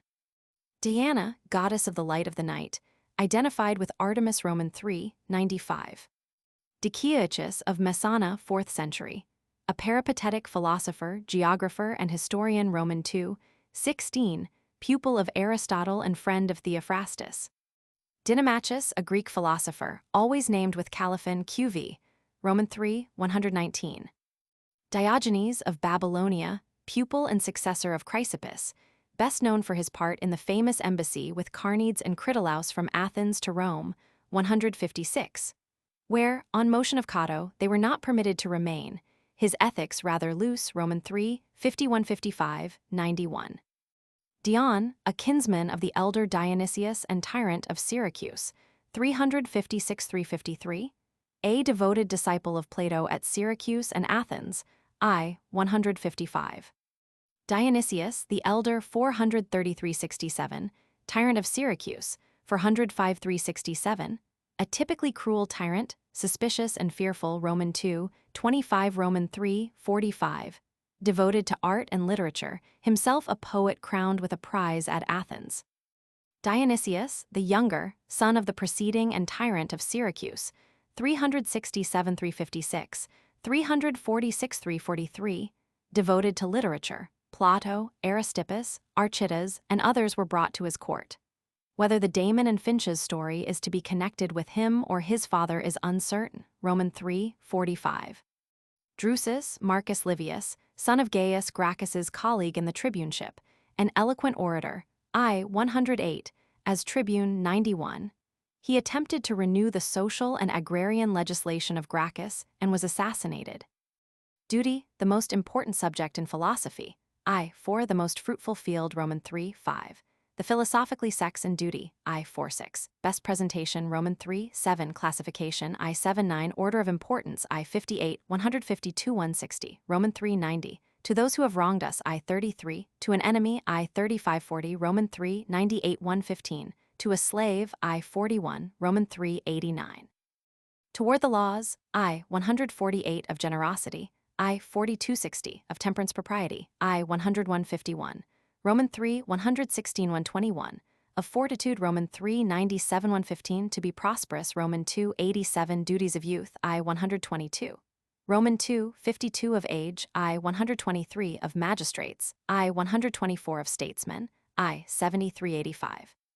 Of private citizens, I. 124 of aliens, I. 125, viz. Claims of friendship, Roman III, 43–44, change of duty and change of circumstance, I. 31–59, Roman III, 32.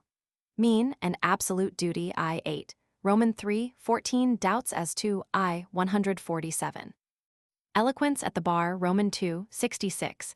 Its decline, Roman II, 67. See oratory.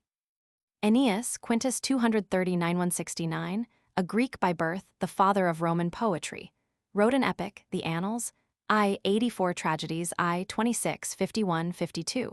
Roman II, 23, 62, Roman III, 62, 104 comedies and satires.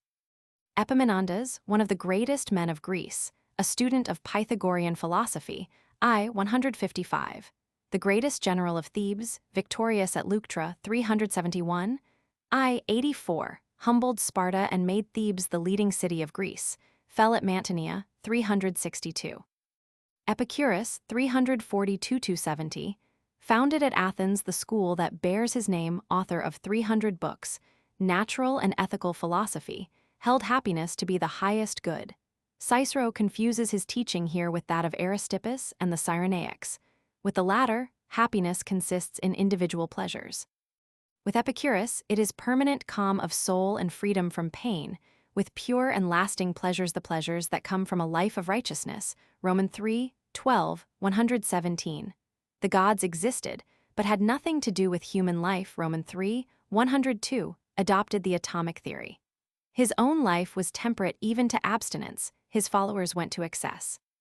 A very popular school, Romans 3:116, represented by Cicero as illogical, Romans 3:39. Their theory of society, I 158. Epigoni, the sons of the seven against Thebes under Alcmaeon, Diomes, etc., they conquered and destroyed the city. Subject of a tragedy of Achaeus, I 114. Arillus of Carthage, pupil of Zeno the Stoic, held that knowledge is the only good, while everything else is neither good nor evil. His ethical theories rejected, I 6. Eteocles, son of Oedipus, drove out his brother Polynices in order to reign alone and brought on the war of the seven against Thebes. The brothers fell by each other's hands. Romans 3:82. Euripides 480-406, tragic poet of Athens, disciple of Anaxagoras and friend of Socrates, wrote 75 to 90 plays. 17 are extant. Cicero quotes from the Hippolytus, Romans 3:82, the Phoenici, Romans 3:108. Evil, the supreme, I 5, Romans 3:119. Not pain, I 5, Romans 3:105-117. But moral wrong, Romans 3:105-106. The only, Romans 3:106. Expediency, definition, Romans 2:1-11, indispensable, Romans 3:101. Identical with moral rectitude, Romans 2:9-10. Romans 3:20-35-49-83-85. Conflict with moral rectitude impossible, Romans 3:9-11-18-34-40-48.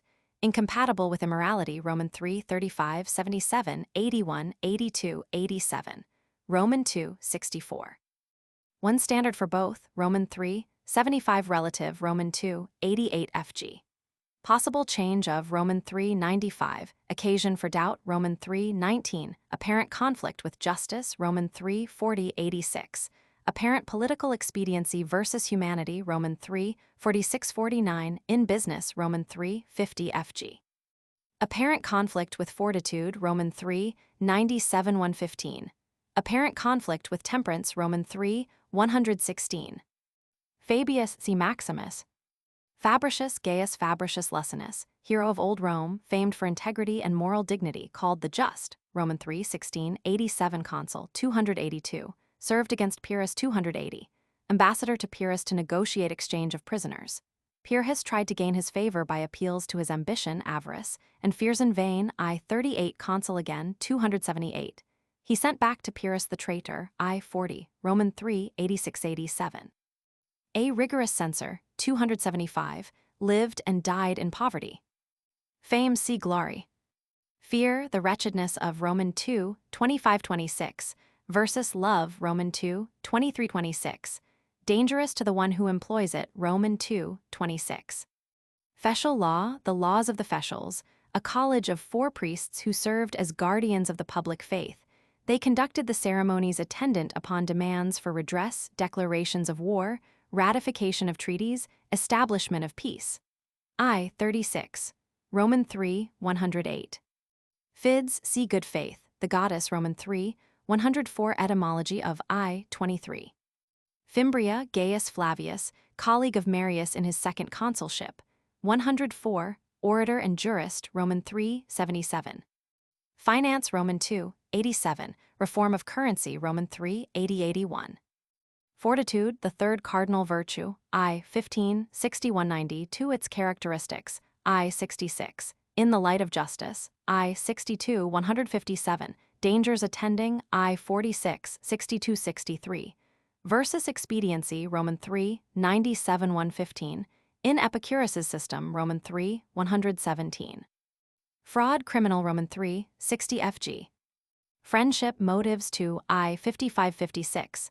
Acquisition of friends, Romans 2:30, ideal I 56, Romans 3:45-46, versus duty, Roman 3, 43-44. Fufius Lucius, an orator of no great ability, Roman 2, 50. Furius Lucius Furius Philus, consul, 136, proconsul in Spain, Roman 3, 109, a learned interlocutor in Cicero's Republic. Gallus Gaius Sulpicius, see Sulpicius. Gaul, an inhabitant of Gaul, the land north of the Apennines, Roman 3, 112. Generosity, divisions of Roman 2, 52, close to nature, Roman 3, 24. Must not harm its object, I 42-43, in proportion to one's means, I 42-44, Roman 2, 55. To the recipient's merits, I 45-60, motives 2, I 47-49, Roman 3, 118, means to winning popularity, Roman 2, 32, gifts of money, Roman 2, 52-60. Personal service, Roman 2, 52-53, to individuals, Roman 2, 65-71, to the state, Roman 2, 72 FG. When most appreciated, Roman 2, 63. Glory, a means to popularity, Roman 2, 31, 43. Preferred to wealth, Roman 2, 88. God's favor of, won by piety, Roman 2, 11. Do no harm, Roman 2, 12. Roman 3, 102. Free from care, Roman 3, 102. Slow to anger, Roman 3, 102, 104, 105. Golden mean, I 89, in generosity, Roman 2, 58, 59, 60, in personal adornment, I 130. Good, the supreme, I 5, 7, Roman 3, 52, 119, not pleasure, I 5, Roman 3, 116, 117, 118, but moral goodness, Roman 3, 11, 35, living in harmony with nature, Roman 3, 13. The only, moral goodness, I 67, Roman 3, 12. Good faith, Roman 3, 104, even, to an enemy, Roman 3, 86 FG. 111, 113. Good man, what constitutes a Roman 3, 63, 75-77. Gracchus Gaius Sempronius, brother of the younger Tiberius, a more radical reformer, tribune, 123 and 122. Fell, 121, a martyr to his reforms for the restoration of the public lands and the reduction of the cost of living, Roman 2, 72-80. His death applauded by Cicero, Roman 2, 43. Gracchus Publius Sempronius, father of the elder Tiberius, Roman 2, 43. Gracchus Tiberius Sempronius, father of the tribunes, Roman 2, 43, in his own tribuneship he defended Scipio, 187. A great soldier, Roman 2, 80, twice consul, triumphed twice, a just ruler in Spain, son-in-law of the elder, father-in-law of the younger Africanus, an ardent aristocrat. Hence Cicero's praise, Roman 2, 43. Gracchus Tiberius Sempronius, son of the foregoing, a persuasive orator, friend of the people and helper of the poor and oppressed, murdered for attempting as tribune, 133, to reform agrarian abuses and build up a class of small farmers, I 76, 109. Roman 2, 80. His death applauded by Cicero, Roman 2, 43. Gratidianus Marcus Marius, see Marius. Gratitude, how 1 Roman 2, 63. Greece, the land of liberty, letters, art, and civilization, Roman 2, 60, Roman 3, 48, 73, 99, cause of fall, Roman 2, 80. Greek, belonging to or a native of Greece, I 108, 111. Roman 2, 83. Roman 3, 82, leaders in literature, I 3, masters of philosophy, I 8, 51, 142, 153. Roman 2, 18, Greek and Latin studies, I 1. Gyges, the shepherd who dethroned Candaules and became king of Lydia, 716-678. Roman 3, 38, 78. Gythium, the harbor town and arsenal of Sparta, Roman 3, 49. Hamilcar, a successful Carthaginian general in the First Punic War, defeated by Regulus at Ecnomus, opposed Regulus in Africa, Roman 3, 99. Confused with Hamilcar Barca, QV, Roman 3, 99. Hamilcar Barca, famous commander of the Carthaginian forces in Sicily, 247-41. In Spain, 238-29. Father of Hannibal, Roman 3, 99. Hannibal 247-183, one of the world's greatest generals, I. 108, son of Hamilcar Barca, Roman 3, 99, Sax Saguntum 219, crossed the Alps and defeated the Romans on the Trebia and Ticinus, 218, at Trasimnus 217, Canna 216. I. 40, Roman 3, 113, 114, defeated at Zama 202. Maligned by the Romans as treacherous and cruel, I. 38. Harm from gods to men, Roman 2, 12, Roman 3, 102 men to men, Roman 2, 16 FG. Health, impossible without man's cooperation, Roman 2, 12, 15, care of Roman 2, 86. Hecaton of Rhodes, a Stoic pupil of Panidius, Roman 3, 63, 89. Hercules, the greatest of heroes, son of Zeus, Jupiter, and Alcmena, I. 118, his choice of his path in life, I. 118, performer of the 12 labors, benefactor of humanity, Roman 3, 25. His attainment of heaven, Roman 3, 25. Hernicians, a tribe in the Sabine Mountains, subdued by Rome 306, I. 35. Herodotus of Halicarnassus 5th century, lived also at Athens and Thurii, the father of history, traveled widely and wrote the history of Persia and Greece, Roman 2, 41. Hesiod, the Boeotian didactic poet 8th century, author of the Theogony, the Works and Days, etc., I. 48. Hippolytus, son of Theseus, his stepmother Phaedra fell in love with him. He rejected her advances but promised not to tell, Roman 3, 108. She accused him falsely. His innocence proved. Phaedra hanged herself and Theseus suffered lifelong remorse, I. 32. Roman 3, 94. Home of man of rank, see house. Homer, the poet, author of Iliad and Odyssey, Roman 3, 97. Honesty, the bond of human society, Roman 3, 21 FG. The cornerstone of government, Roman 2, 78 FG. House, suitable for a man of rank, I. 138, 140. Hortensius, Quintus 114, 50. Cicero's famous rival as orator and advocate, his close friend, after 63, Roman 3, 73, enormously wealthy, lavish in his aedileship. 75, Roman 2, 57, not always scrupulous, Roman 3, 73, 74. Hospitality, the duty of Roman 2, 64. Humility in prosperity, I. 90, 91. Illyria, the country between Macedonia and the Adriatic, Roman 2, 40. Ingratitude, abhorred, Roman 2, 63. Injustice, active and passive, I. 23, 28. Never expedient, Roman 3, 84 of hypocrisy, I. 41. Instinct and reason, difference between man and beast, I. 11. Integrity, official, Roman 2, 75, 76, 77.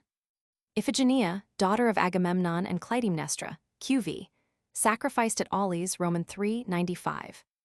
Isocrates, 436, 338, one of the 10 Attic orators, pupil of Gorgias and Socrates, a polished speaker, greater as a teacher than as an orator, might have been a great philosopher, I. 4. Italian War, 90-88, caused by Rome's injustice to the Allies, provoked by the fear of prosecution on the part of the corrupt aristocrats, Roman 2, 75, resulted in Rome's granting the contentions of the Allies. Italy, in government identified with Rome, Roman 2, 76. Ithaca, the home of Odysseus, Ulysses, an island of the Ionian group west of Greece, probably the historical Lucas, Roman 3, 97. Janus, an old Italian sun god, a covered passage, commonly called his temple, adjoining the forum accommodated the banking houses of Rome, Roman 2, 87. Jason, tyrant of Pherai, 395-370, generalissimo of Thessaly, 374-370, an able soldier and diplomat, I. 108. Just see wit. Jove see Jupiter. Jugurtha, king of Numidia, 118-106, campaigned with Scipio against Numantia, war with Rome, 112-106, protracted by his bribes as much as by his arms, Roman 3, 79, executed in Rome, 104. Julius see Caesar. Junius see Brutus and Pennus and Silenus. Jupiter, the greatest of the gods of Italy, Roman 3, 102-105. Supreme and best, Roman 3, 104, father of Hercules, I. 118. Justice, the second cardinal virtue, I. 15, 17, 2041, in what consisting, I. 20 not fully comprehended, Roman 3, 69. Queen of all the virtues, Roman 3, 28, most important, I. 153, close to nature, I. 153, Roman 3, 24, rule of duty, I. 2930, in war, I. 3840, and generosity, I. 42, versus wisdom, I. 150 157. V's fortitude, I. 157, versus temperance, I. 159 160, indispensable in business, Roman 2, 40, inspires most confidence, Roman 2, 34, the best means to popularity, Roman 2, 39, to glory, Roman 2, 43, always expedient, Roman 3, 96, in conflict with apparent expediency, Roman 3, 40, 86. Labeo Quintus Fabius, grandson of Fabius Maximus, consul 183, injustice of I. 33. Lastymen, see Sparta. Lascids, citizens of the deme of Lascia, west of Athens, the home of Miltiades, Roman 2, 64. Laelius Gaius, surnamed the Wise, Roman 3, 16, statesman, soldier under Scipio at Carthage, successful against Viriathus, Roman 2, 40, a Stoic, pupil of Diogenes and Panidius. A man of endless charm and wit, I. 90, 108, his friendship for Africanus immortalized, Roman 2, 31, a man of letters, center of the literary group comprising also Scipio, Panidius, Polybius, Terence, Lucilius. Lanarius, Gaius Calpurnius, Roman 3, 66. Latin, study of combined with Greek, I. 12. Latins, the people of Latium, the province in which Rome is situated. The first territory added to Rome, I. 38. Decisive battle on the Anio, Roman 3, 112. Law, the origin of Roman 2, 41-42, the majesty of I. 148, as a profession, Roman 2, 65. Its decline with the end of the Republic, Roman 2, 67, Roman 3, 2. Lentulus, Publius Cornelius Lentulus Spinther, the splendor of his aedileship. 63, Roman 2, 57, as consul. 57, he was largely instrumental in securing Cicero's recall from banishment. Leuctra, a town of Boeotia, where the Spartans under Cleombrotus were disastrously defeated by Epaminondas, and the Thebans, 371, I. 61, Roman 2, 26. Love, how 1 Roman 2, 32, versus fear, Roman 2, 23-26. Lucullus Lucius Licinius, 110-56, surnamed Ponticus for his victories over Mithridates, 84-66. Famed for his wealth and magnificence, I. 140, for the splendor of his aedileship with his brother Marcus, 79, Roman 2, 57. With him prosecuted Servilius to avenge their father whom he had accused of bribery and corruption, Roman 2, 50, patron of letters, especially of the poet Archias. Lucullus Marcus Licinius, associated with his brother Lucius QV, Roman 2, 50, 57, soldier and orator. Lusitania, western Spain, practically modern Portugal, Roman 2, 40. Lutatius, see Catullus. Luxury, a vice, I. 92, 106, 123. Lycurgus, 9th century, the famous lawgiver of Sparta, author of the Spartan Constitution, I. 76. Lydia, the central country of Western Asia Minor, Roman 3, 38. Lysander, the Spartan admiral who defeated the Athenians at Aegispotami, 405, received the capitulation of Athens, 404, established the 30 tyrants, 403, and gave Sparta her leadership, I. 76, 109. Lysander, the Ephor, 241, a descendant of the admiral, a friend of King Agis, QV, sought to bring about agrarian reforms based upon the constitution of Lycurgus. For this he was banished, Roman 2, 80. Lysis of Tarentum, a Pythagorean. Expelled from Italy, he came to Thebes and taught Epaminondas, I. 155. Macedonia, until the time of Philip a small country north of Thessaly, I. 37. Macedonians, the people of Macedon, I. 90. Roman 2, 53, deserted to Pyrrhus, Roman 2, 26, Paulus and their wealth, Roman 2, 76. Maelius Quintus, tribune 321, more probably tribune-elect, as tribunes could not leave the city, Roman 3, 109. Magnificence, in the home, I 140. Mamercus Aemilius Lepidus Mamercus Livianus, a kinsman of Caesar, though defeated once Roman 2, 58, he was later, 77 consul. Mantia Quintus Mucius, unknown, I 109. Mancinus Gaius Hostilius, in his consulship, 137, he was defeated by the Numantines, his delivery to the enemy, Roman 3, 109. Manlius Aulus Manlius Capitolinus, father of Lucius QV, Roman 3, 112. Manlius, Lucius Manlius Capitolinus Imperiosus, named dictator to mark the year 363. He used his office to engage in a war that he transgressed but a few days was due to the intervention of the tribunes, Roman 3, 112. Manlius, Titus Manlius Imperiosus Torquatus, his son, a famous hero of Roman story, as consul at the time of the battle on the Vesuris, he executed his own son for disobeying orders, though the disobedience won the spolia opima, Roman 3, 112. Marathon, a plain about 20 miles north of Athens, where 490, Miltiades and his 10,000 defeated the hosts of Darius. I, 61. Marcellus Marcus Claudius campaigned against Hannibal in Italy, took Syracuse, 212, 5 times consul, a brave but cruel soldier, overpraised by the Romans, I, 61. Marcus C. Cicero Marcus Tullius, the son. Marcius C. Philippus. Marius Gaius, 157-87, 7 times consul, gained his first consulship dishonorably, Roman 3, 79, 81, conquered Jugurtha, 107. Saved Rome from the invading Cimbri, 102, and Teutons, 101.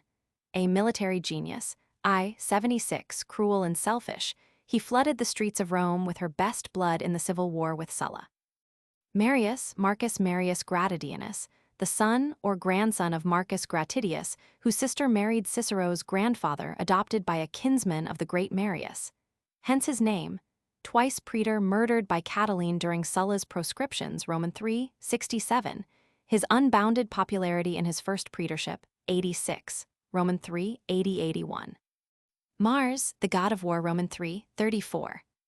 Marseille, Massilia, a Greek city on the southern coast of Gaul, independent of the province. It sided with Pompey. Caesar captured the city after a protracted siege and exacted cruel vengeance, Roman 2, 28. Maximus Quintus Fabius Maximus Cunctator, consul 4 times, in his second dictatorship, 217, he won his surname by harassing Hannibal, watching his plans and working on the defensive, I, 84, 108. Medes, the people of Media, a great kingdom in Central Asia Minor added to Persia by Cyrus, Roman 2, 41. Metis, a son of Medea and Aegeus, wandering in search of his mother, he came to Colchis, where Medea saved his life. The subject of a tragedy of Pacuvius, I, 114. Melanippa, mother of Boeotus and Aeolus by Poseidon Neptune. Blinded and imprisoned by her father, she was at last rescued by her sons, and her sight was restored by Poseidon, subject of a tragedy of Aeneas, I, 114.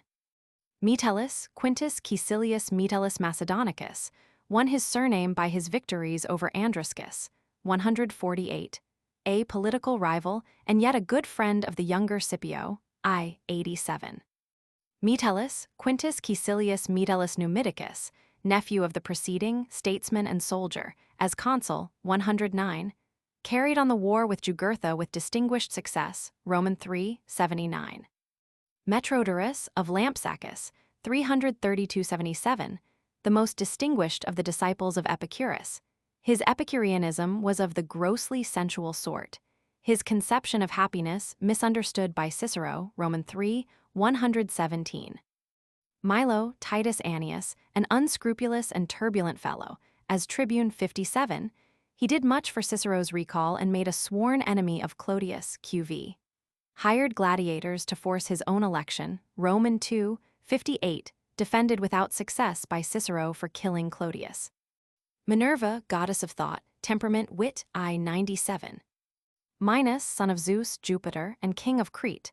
Because of his upright life, he was made judge with Aeacus QV in Hades, I, 97. Moderation, defined, I, 142. Modesty, I. 126-129. Mutius C. Scaevola. Mummius, Lucius Mummius Achacus, as consul 146, broke up the Achaean League, razed Corinth to the ground, I. 35. Roman II. 46, carried to Italy untold treasures of wealth and art, Roman II. 76. Naples, the beautiful Greek city of Campania, I. 33. Nasica C. Scipio. Neptune, god of the sea, I. 32 Roman III. 94. New Academy, C. Academy. Nicocles, tyrant of Sicyon, Roman II. 81. Nola Acidian Campania, loyal to Rome, I. 33. Norbenus Gaius, tribune 95, impeached 94 for treason, Roman II. 49, consul 83. Numantia, the capital of Celtiberia, razed to the ground after a long siege by the younger Scipio, I. 35 76, treacherously treated by Rome, Roman III. 109. Numicius Tiberius, colleague of Quintus Mallius, QV, Roman III. 109. Oath, significance of I. 3940, Roman III. 102 FG. Fidelity to I. 3940, Roman III. 99 112, violation of Roman III. 113 FG. See perjury. Octavius Cnaeus, as praetor, commanded the fleet against Perseus, 168, and gained a triumph, consul, 165, I. 138. Octavius Marcus, tribune, 120, had the Corn Law of Gaius Gracchus repealed and secured the passage of a new and more conservative one, Roman II. 72. Old age, duties peculiar to I. 123, worst vices of I. 123. Old comedy, that of Aristophanes, Cratinus, Eupolis, etc., the comedy of personal abuse, I. 104. Orata Gaius Sergius Silius, praetor 97, Roman III. 67. Oratory, a division of speech, I. 132 divisions of Roman II. 49. A means for winning favor, Roman II. 48. A means for service, Roman II. 65-71. A power to save, Roman II. 51. Orderliness, defined, I. 142 of action, I. 142 145.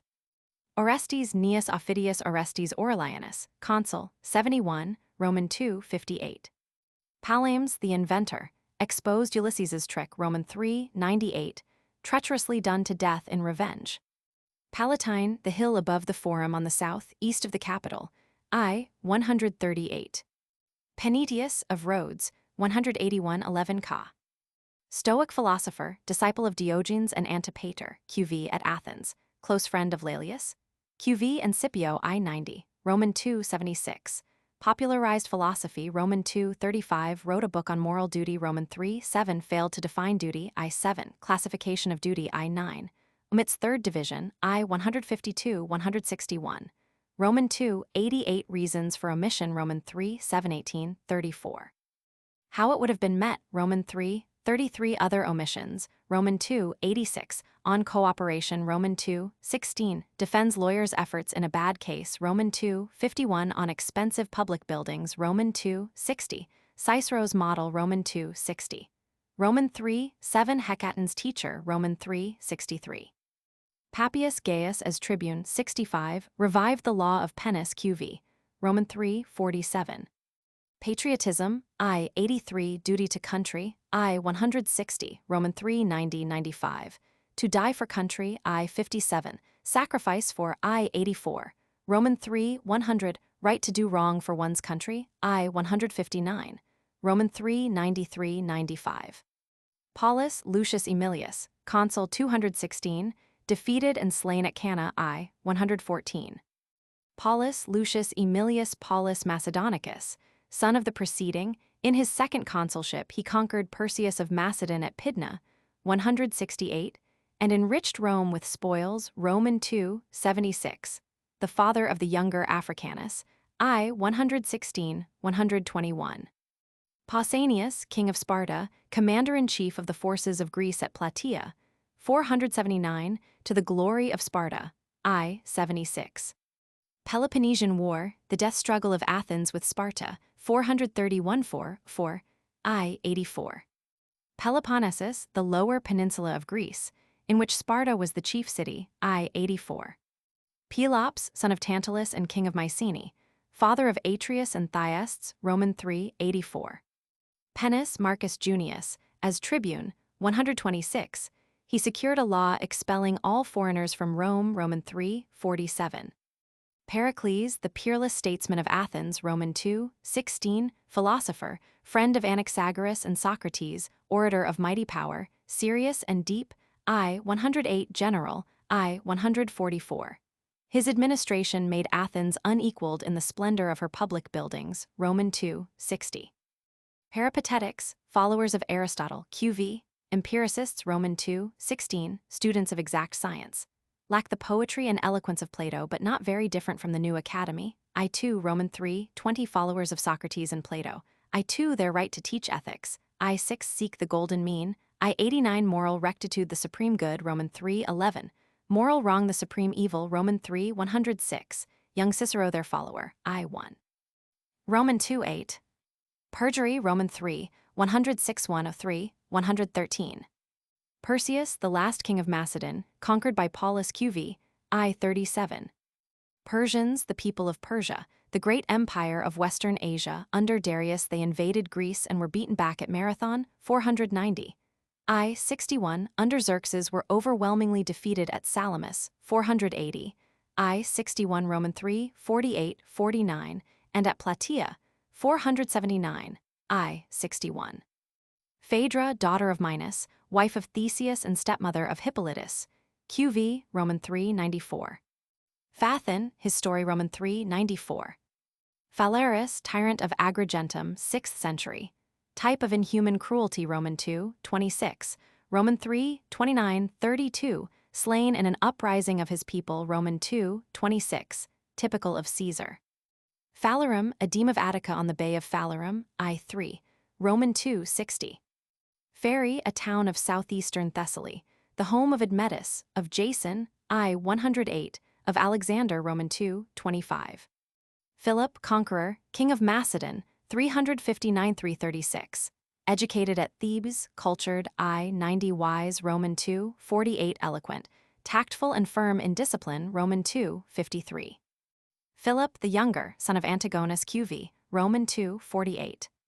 Philippus, Lucius Marcius, orator second only to Crassus and Antonius, I 108, statesman, Roman 2, 59, as tribune 104, proposed agrarian reforms, Roman 2, 73, dishonest policy toward the Asiatic states, Roman 3, 87.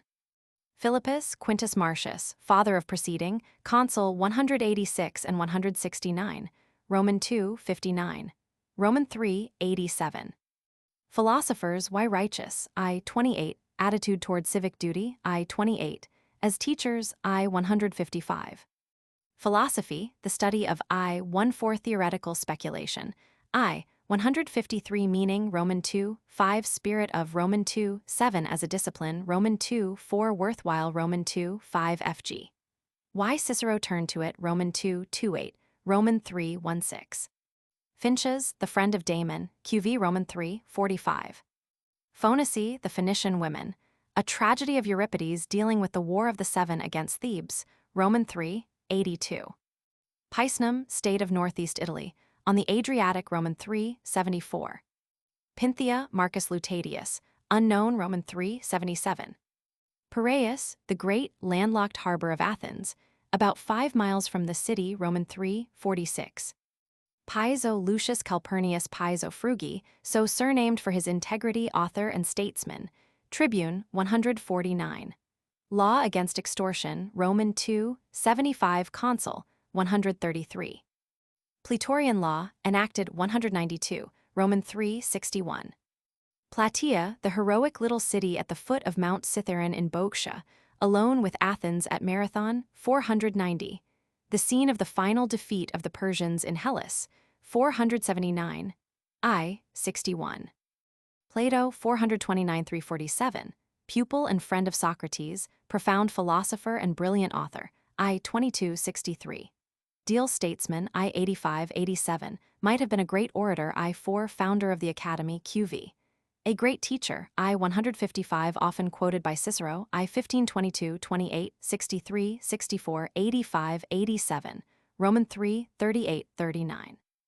Plautus Titus Maxius, 254-184, the greatest of Rome's comic poets, rich in wit, I 104. Po, the great river of Cisalpine Gaul, Roman 3, 88. Pony, see Carthaginians. Polybius of Megalopolis, 204-122, president of the Achaean League, detained at Rome in the house of Aemilius Paulus, friend of Scipio Aemilianus and Laelius, author of A History of Rome, Roman 3, 113. Pompey Gnaeus Pompeius Magnus, 106-48, warrior I 76. Roman 2, 20. Politician, the enemy of Caesar, the idol of Cicero, Roman 2, 2 conquered the pirates, Sertorians, Mithridates, Judea, I 78, triumvir married Julia, Roman 3, 82, adorned Rome with great buildings, Roman 2, 60, magnificent shows, Roman 2, 57, defeated at Pharsalus, 48, Roman 2, 45. Pompey Quintus Pompeius Rufus, consul, 141, as commander in the war with Numantia, 140, made the unfortunate peace, Roman 3, 109. Pompey Sextus, cousin of Pompey the Great, Stoic, scholar, geometrician, I 19. Pomponius Marcus, tribune, 363, accuser of Lucius Manlius, Roman 3, 112. Pontius Gaius, the Samnite general, victor at the Caudine Forks, 321. Roman 2, 75, faithlessly treated, defeated, 292, and executed in Rome. Poor services to the Roman 2, 61 FG. Their gratitude, Roman 2, 63, 69, 71. Papilius Marcus Papilius Linas, as consul, 172, campaigning in Liguria, I 36. Popular esteem, a means to glory, Roman 2, 31, how gained, Roman 2, 44 FG. Posidonius of Apamia, 135-51, a Stoic, disciple of Panidius at Athens, Roman 3, 8, established a school at Rhodes where Cicero studied under him. Later he lived with Cicero in Rome, author of many works, I 159, Roman 3, 10. Postumius Spurius Postumius Albinus, defeated in his second consulship, 321, at the Caudine Forks, Roman 3, 109. Prodicus of Ceos 5th century, a respected sophist, his choice of Hercules, I 118. Profession see vocation. Promises, non-fulfillment sometimes a duty, I 32. Roman 3, 92-95, sacred though given to an enemy, I 39-40. Property, private, how obtained, I 92 rights of, I 21, Roman 2, 73-79, 85, Roman 3, 53. Public rights of I 21-51. Propriety, defined, I 96. Its relations to the cardinal virtues, I 93-100 poetic, I 97 moral, I 98-99. Conduct in accord with personal endowment, I 110-117. In choosing a career, I 115-121 in outward appearance, I 130 in inward self-control, I 130-132 in speech, I 132 FG. In the home, I 138-140. Propylaea, the magnificent gateway to the Acropolis of Athens, built 437-431 by Pericles and Nesicles at a cost of £500,000, Roman 2, 60. Prosecution, Roman 2, 49. To be rarely undertaken, Roman 2, 50. A public service, Roman 2, 50. Prudence, see wisdom. Ptolemy Philadelphus, 309-47, king of Egypt, patron of art and letters, had the Bible translated, vastly rich, Roman 2, 82. Public lands, private occupation to be maintained, I 21. Public service as a career, I 70 FG. As a duty, I 72. As an honor, I 73. Free from partisanship, I 85-86. Self-seeking, I 87. Vindictiveness, I 88. Anger, I 89. Guided by wisdom, I 155-156. Public shows, extravagant expenditures, Roman 2, 55-60. Expected of an aedile, Roman 2, 57-60. Pulcher Gaius Claudius, son of Appius, aedile 99, Roman 2, 57, consul 92. Punic Wars, see Carthage. Pyrrho of Eli's 4th century, founder of the school of the skeptics, held that virtue is the only good, that truth and knowledge are unattainable. His ethical theories rejected. I6. Pyrrhus 318–72, king of Epirus, descended from Achilles and Aeacus. I38, a daring soldier and a gallant enemy. I38, a career of adventure and conquest. I38, Roman 386, invaded Italy 282–75. The story of the poisoner. I40, Roman 386. See also Fabricius, invaded Macedonia 273, and the enemy's troops joined him. Roman 2:26. Killed in Argos 272. Pythagorean, a follower of Pythagoras or member of his secret fraternity. I-155, Roman 3:45. Pythagoras of Samos, 6th century, studied in the Orient, great mathematician, moral and religious teacher. Sirius, ascetic, I-108, taught transmigration of souls, founded a secret brotherhood of ideal friendship. I-56. Asceticism was the rule of practice, with deep meditation and lofty aspiration. Pythian, epithet of Apollo, from Pytho, another name for Delphi. Roman 2:77. Pythias of Syracuse, his dishonesty. Roman 3:58. Quirinus, the Sabine name for the deified Romulus. Roman 3:41. Recklessness, to be avoided. I-81–83. Regulus Marcus Atilius, a favorite hero of old Rome, consul 267 and 256, annihilated the Carthaginian fleet, took many towns, was finally 255 defeated and taken prisoner. I-39 Roman 3:99, his famous embassy and the ethics of his conduct. Roman 3:99–115. Remus, twin brother of Romulus, slain for leaping in derision over the new walls of Rome. Roman 3:41. Reproof, how administered. I-136. Republic, the Roman, its glory. Roman 2:2. The protectorate of the world. Roman 2:27. Its downfall. I-35. Roman 2:25–29–65. Roman 3:2–4–83. The tyrant's sway. Roman 2:23–29. Roman 3:81–85. Enslaved. Roman 3:84–85. Retirement, the life of I-69–70. Rhodes, a large island off the coast of Caria. Roman 3:50. Rhodian, a native of Rhodes. Roman 3:50–57. Roman 3:63. Riches, the object of acquiring. I-25. Proper use of I-68, compared with virtue. Roman 3:24. See wealth. Roman, of or belonging to Rome. Roman 3:58. People. I-33. Roman 3:79–83–86, 105, 109, 114. The people of Rome. Roman 2:75. Celebrated for courage. I-61. Champion of justice. I-36. Roman 2:26. Hatred of tyranny and injustice. Roman 3:19. Atonement for tyranny and injustice. Roman 2:27–29. Their enslavement. Roman 3:85–86. Rome, the capital of the empire and mistress of the world. I-39–40. Roman 3:73–79–99, 112, 113. Romulus, the mythical king, founder of Rome. Roman 3:40. Builder of its walls, not justified in slaying his brother. Roman 3:41. Roscius Sextus of Ameria, accused by Chrysogonus, a freedman of Sulla's, of murdering his father, bravely and successfully defended by Cicero at the age of 26. Roman 2:51. Rupilius, an actor otherwise unknown. I-114. Rutilius, Publius Rutilius Rufus, a disciple of Publius Scaevola. Roman 2:47. Of Panidius. Roman 3:10. With Quintus Scaevola in Asia, he repressed the extortion of the publicans, was banished, and devoted his life to philosophy and literature. Roman 3:10.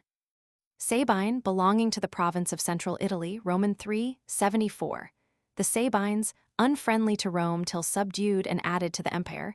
290. I-35–38. Sacred laws, the lex sacrati, laws for the violation of which the offender was nominally consecrated to some god, i.e., laden with a curse. Roman 3:111. Salamis, the island and straits directly in front of the Piraeus.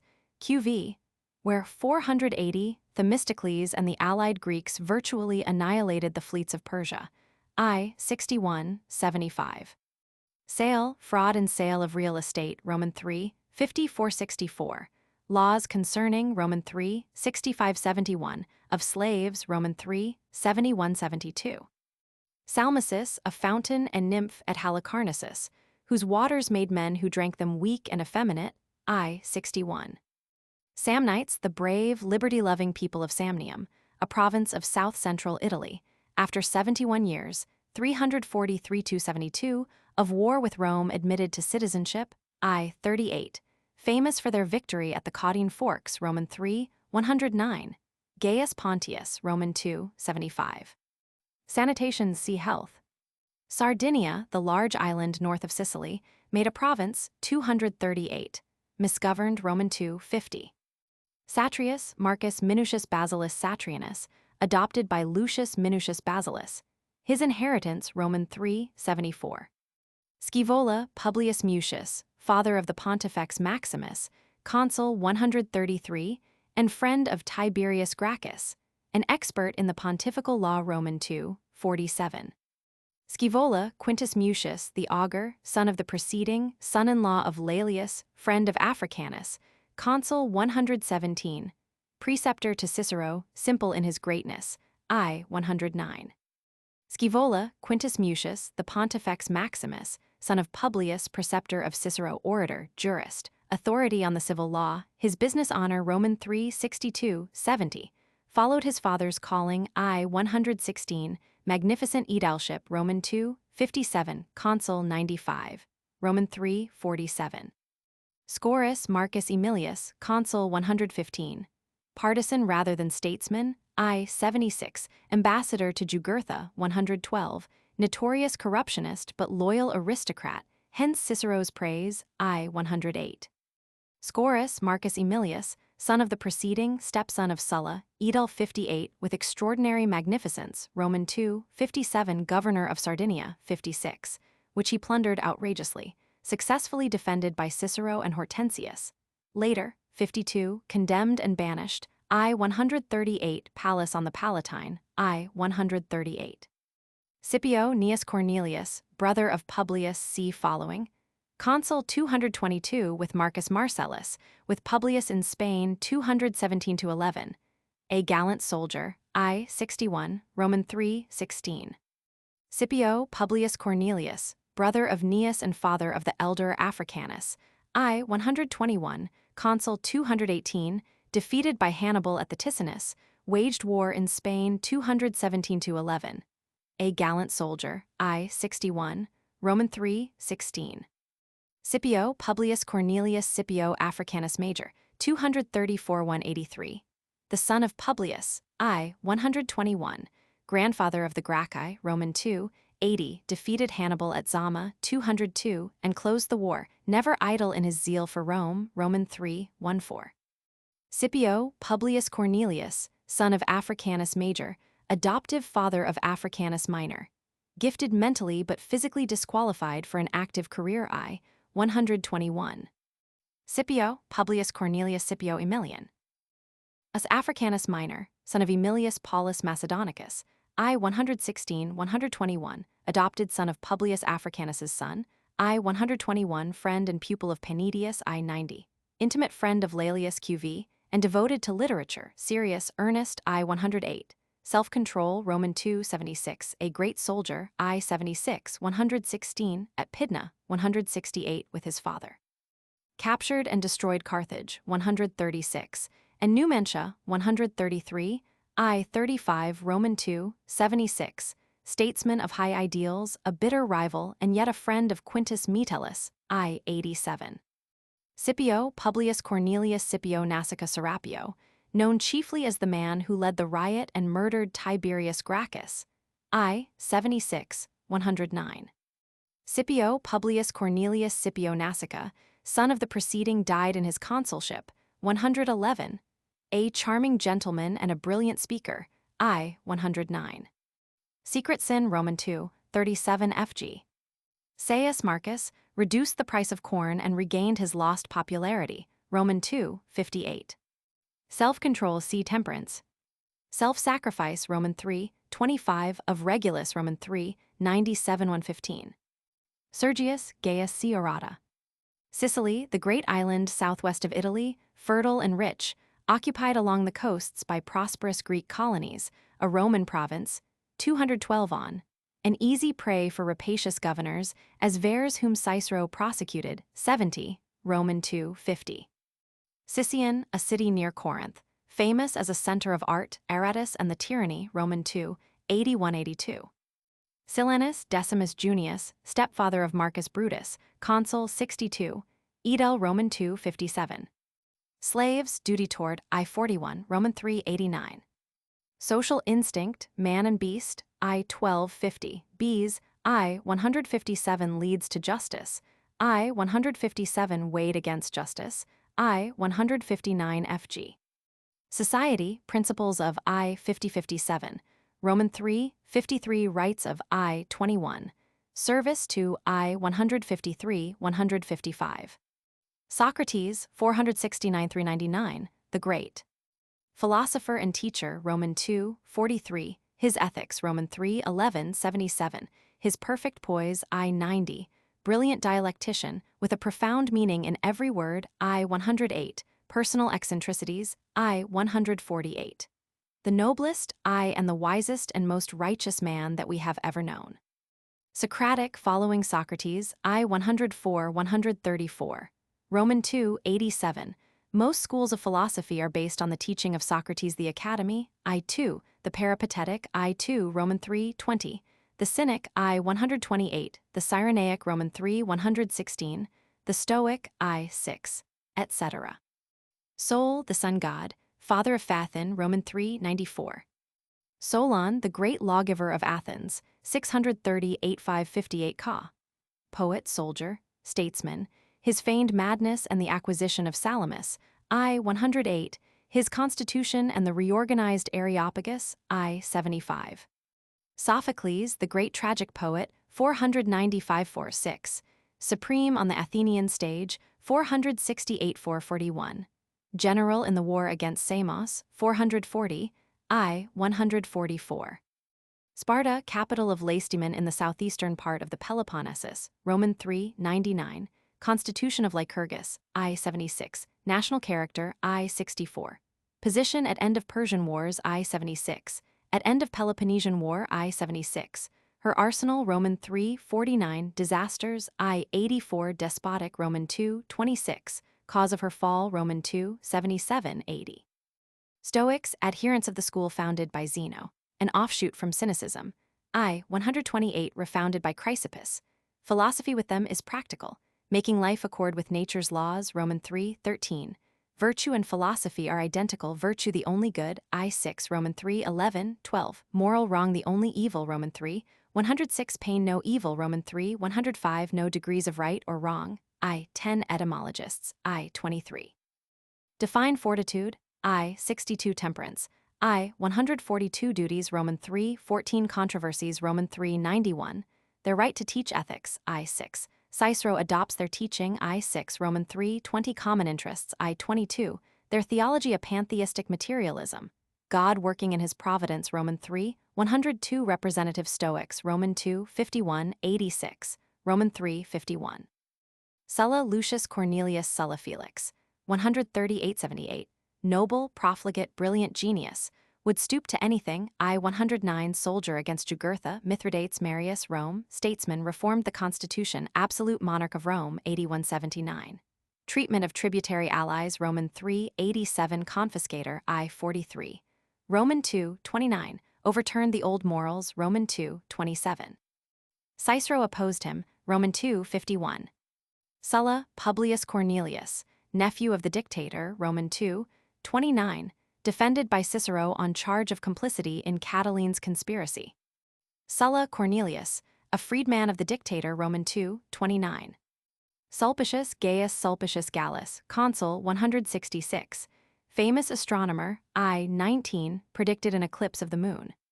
Sulpicius Publius Sulpicius Rufus, 124-88, an eminent orator of little character, Roman 2, 49.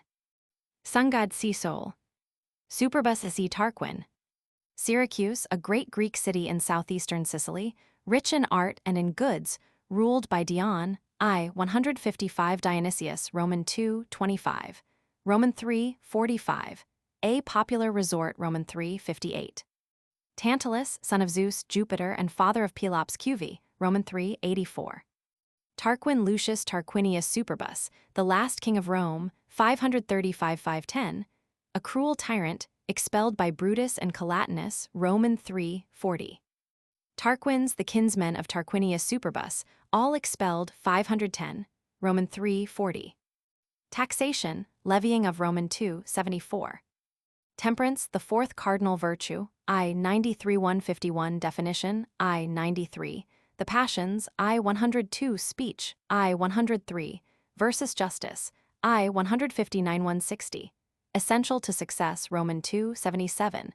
Versus apparent expediency, Roman III, 116 FG. Terence Publius Terentius Affer, 195 159.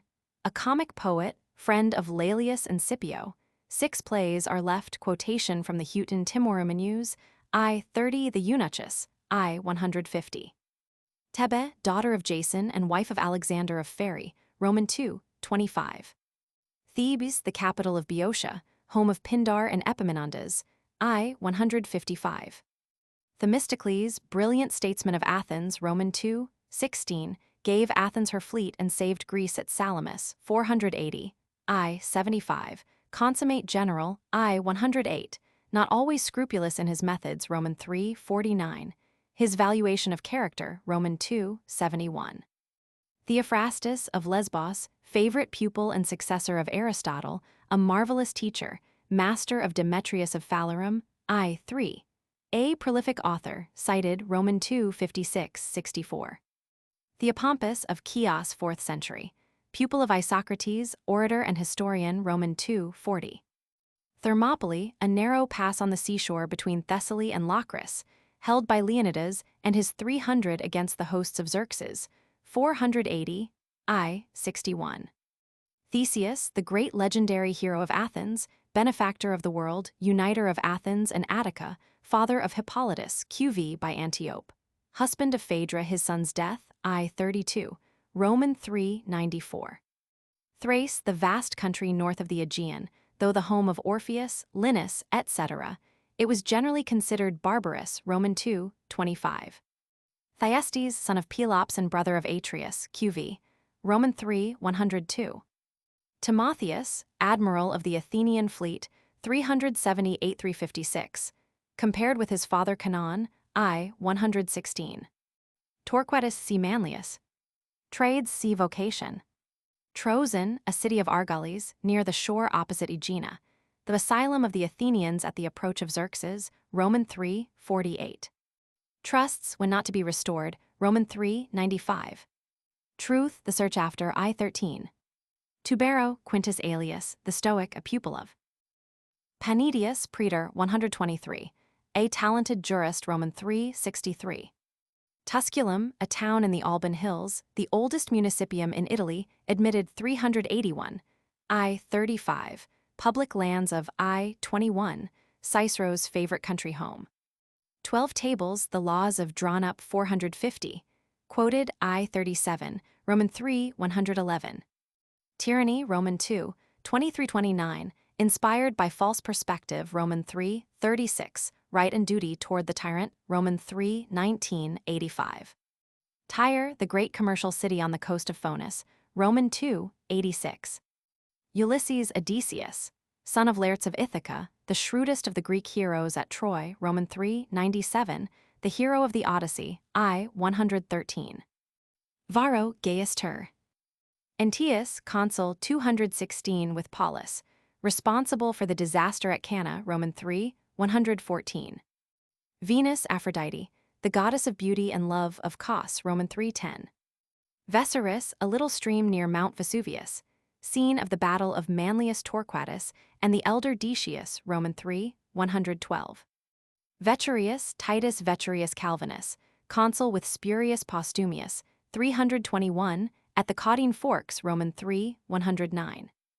Vice, luxurious living, I. 123. Sensual pleasure, I. 102, 104, 106, 122 and 23. Roman 2, 37 avarice, Roman 2, 77 extravagance, I 140. Misrepresentation, I 150 untruth, I 150 corrected by observing others, I 146 by the criticism of the wise, I 147. Viriathus, Roman 2, 40. Virtue defined, Roman 2, 18, chief function of Roman 2, 17. The four cardinal virtues described, I 1517. The sources of moral rectitude, I 152. Roman 3, 96, nature's leadings to I 100. Endangered by sensual pleasure, Roman 2, 37, rulers chosen for Roman 2, 41. Vocation, choice of I 115, 120. Change of I 121, 21. Vulgar and liberal, I 151, 52. Volscians, a people of Lower Latium, subdued 303, given full citizenship, 188, I 35. War, rights of to be enforced, I 34, Cato's son, I 36, 37. Excuse for war, I 35, 80. Justice in war, I 38. War for supremacy, I 38. For glory, I 38. Needless cruelty, I 82. Wealth, Theophrastus on Roman 2, 56. Insatiable thirst for, I 25. Why sought, I 25, 27. The real good of wealth, Roman 2, 56. See riches. Wisdom, the first of the cardinal virtues, I 1519. Most important, I 153. Roman 2, 6. Absolute, Roman 3, 16. And propriety, I 94, 100. Versus justice, I 152, 157, 160. Confounded with cunning, Roman 2, 10. Roman 3, 72, 96. In Epicurus's system, Roman 3, 117. Wit, kinds of I 103, 1. 4. Representatives of I 108. Xanthippus, a Spartan soldier of fortune, whose generalship defeated Regulus, Roman 3, 99. Xenocrates of Chalcedon 396, 314. A pupil of Plato, president of the Academy, industrious and severe, I 109. Xenophon, soldier, historian, disciple of Socrates, Roman 2, 87. The story of Hercules' choice, I 118. Xerxes, king of Persia, 480, 465. Son of Darius, invaded Greece 480. Came to grief at Salamis and Plataea, Roman 3, 48. Youth, duties peculiar to I 123. Roman 2, 52. Time for choosing profession, I 117. Zeno of Citium, 4th century, pupil of Crates the Cynic and founder of the Stoic school, see Stoics, Roman 3, 35. Letchworth at the Arden Press. Corrections. Page original text correction 190 SN Fab. Inc. Valhin 2, 402 Fab. Inc. Volin 2, 402 230 FN Mako MSS. Marco MSS, 344 Set Etium Adiuvet in Eurium, c. D Etium Adiuvet in Eurium, 413 Trecero. Us in Crew I 38, Trecero. Us in Cruel I 38. 421 Friend O Quintus Metellus, friend of Quintus Metellus, 422 Father of Phaethon. Roman 3, 94, Father of Phaethon. Roman 3, 94,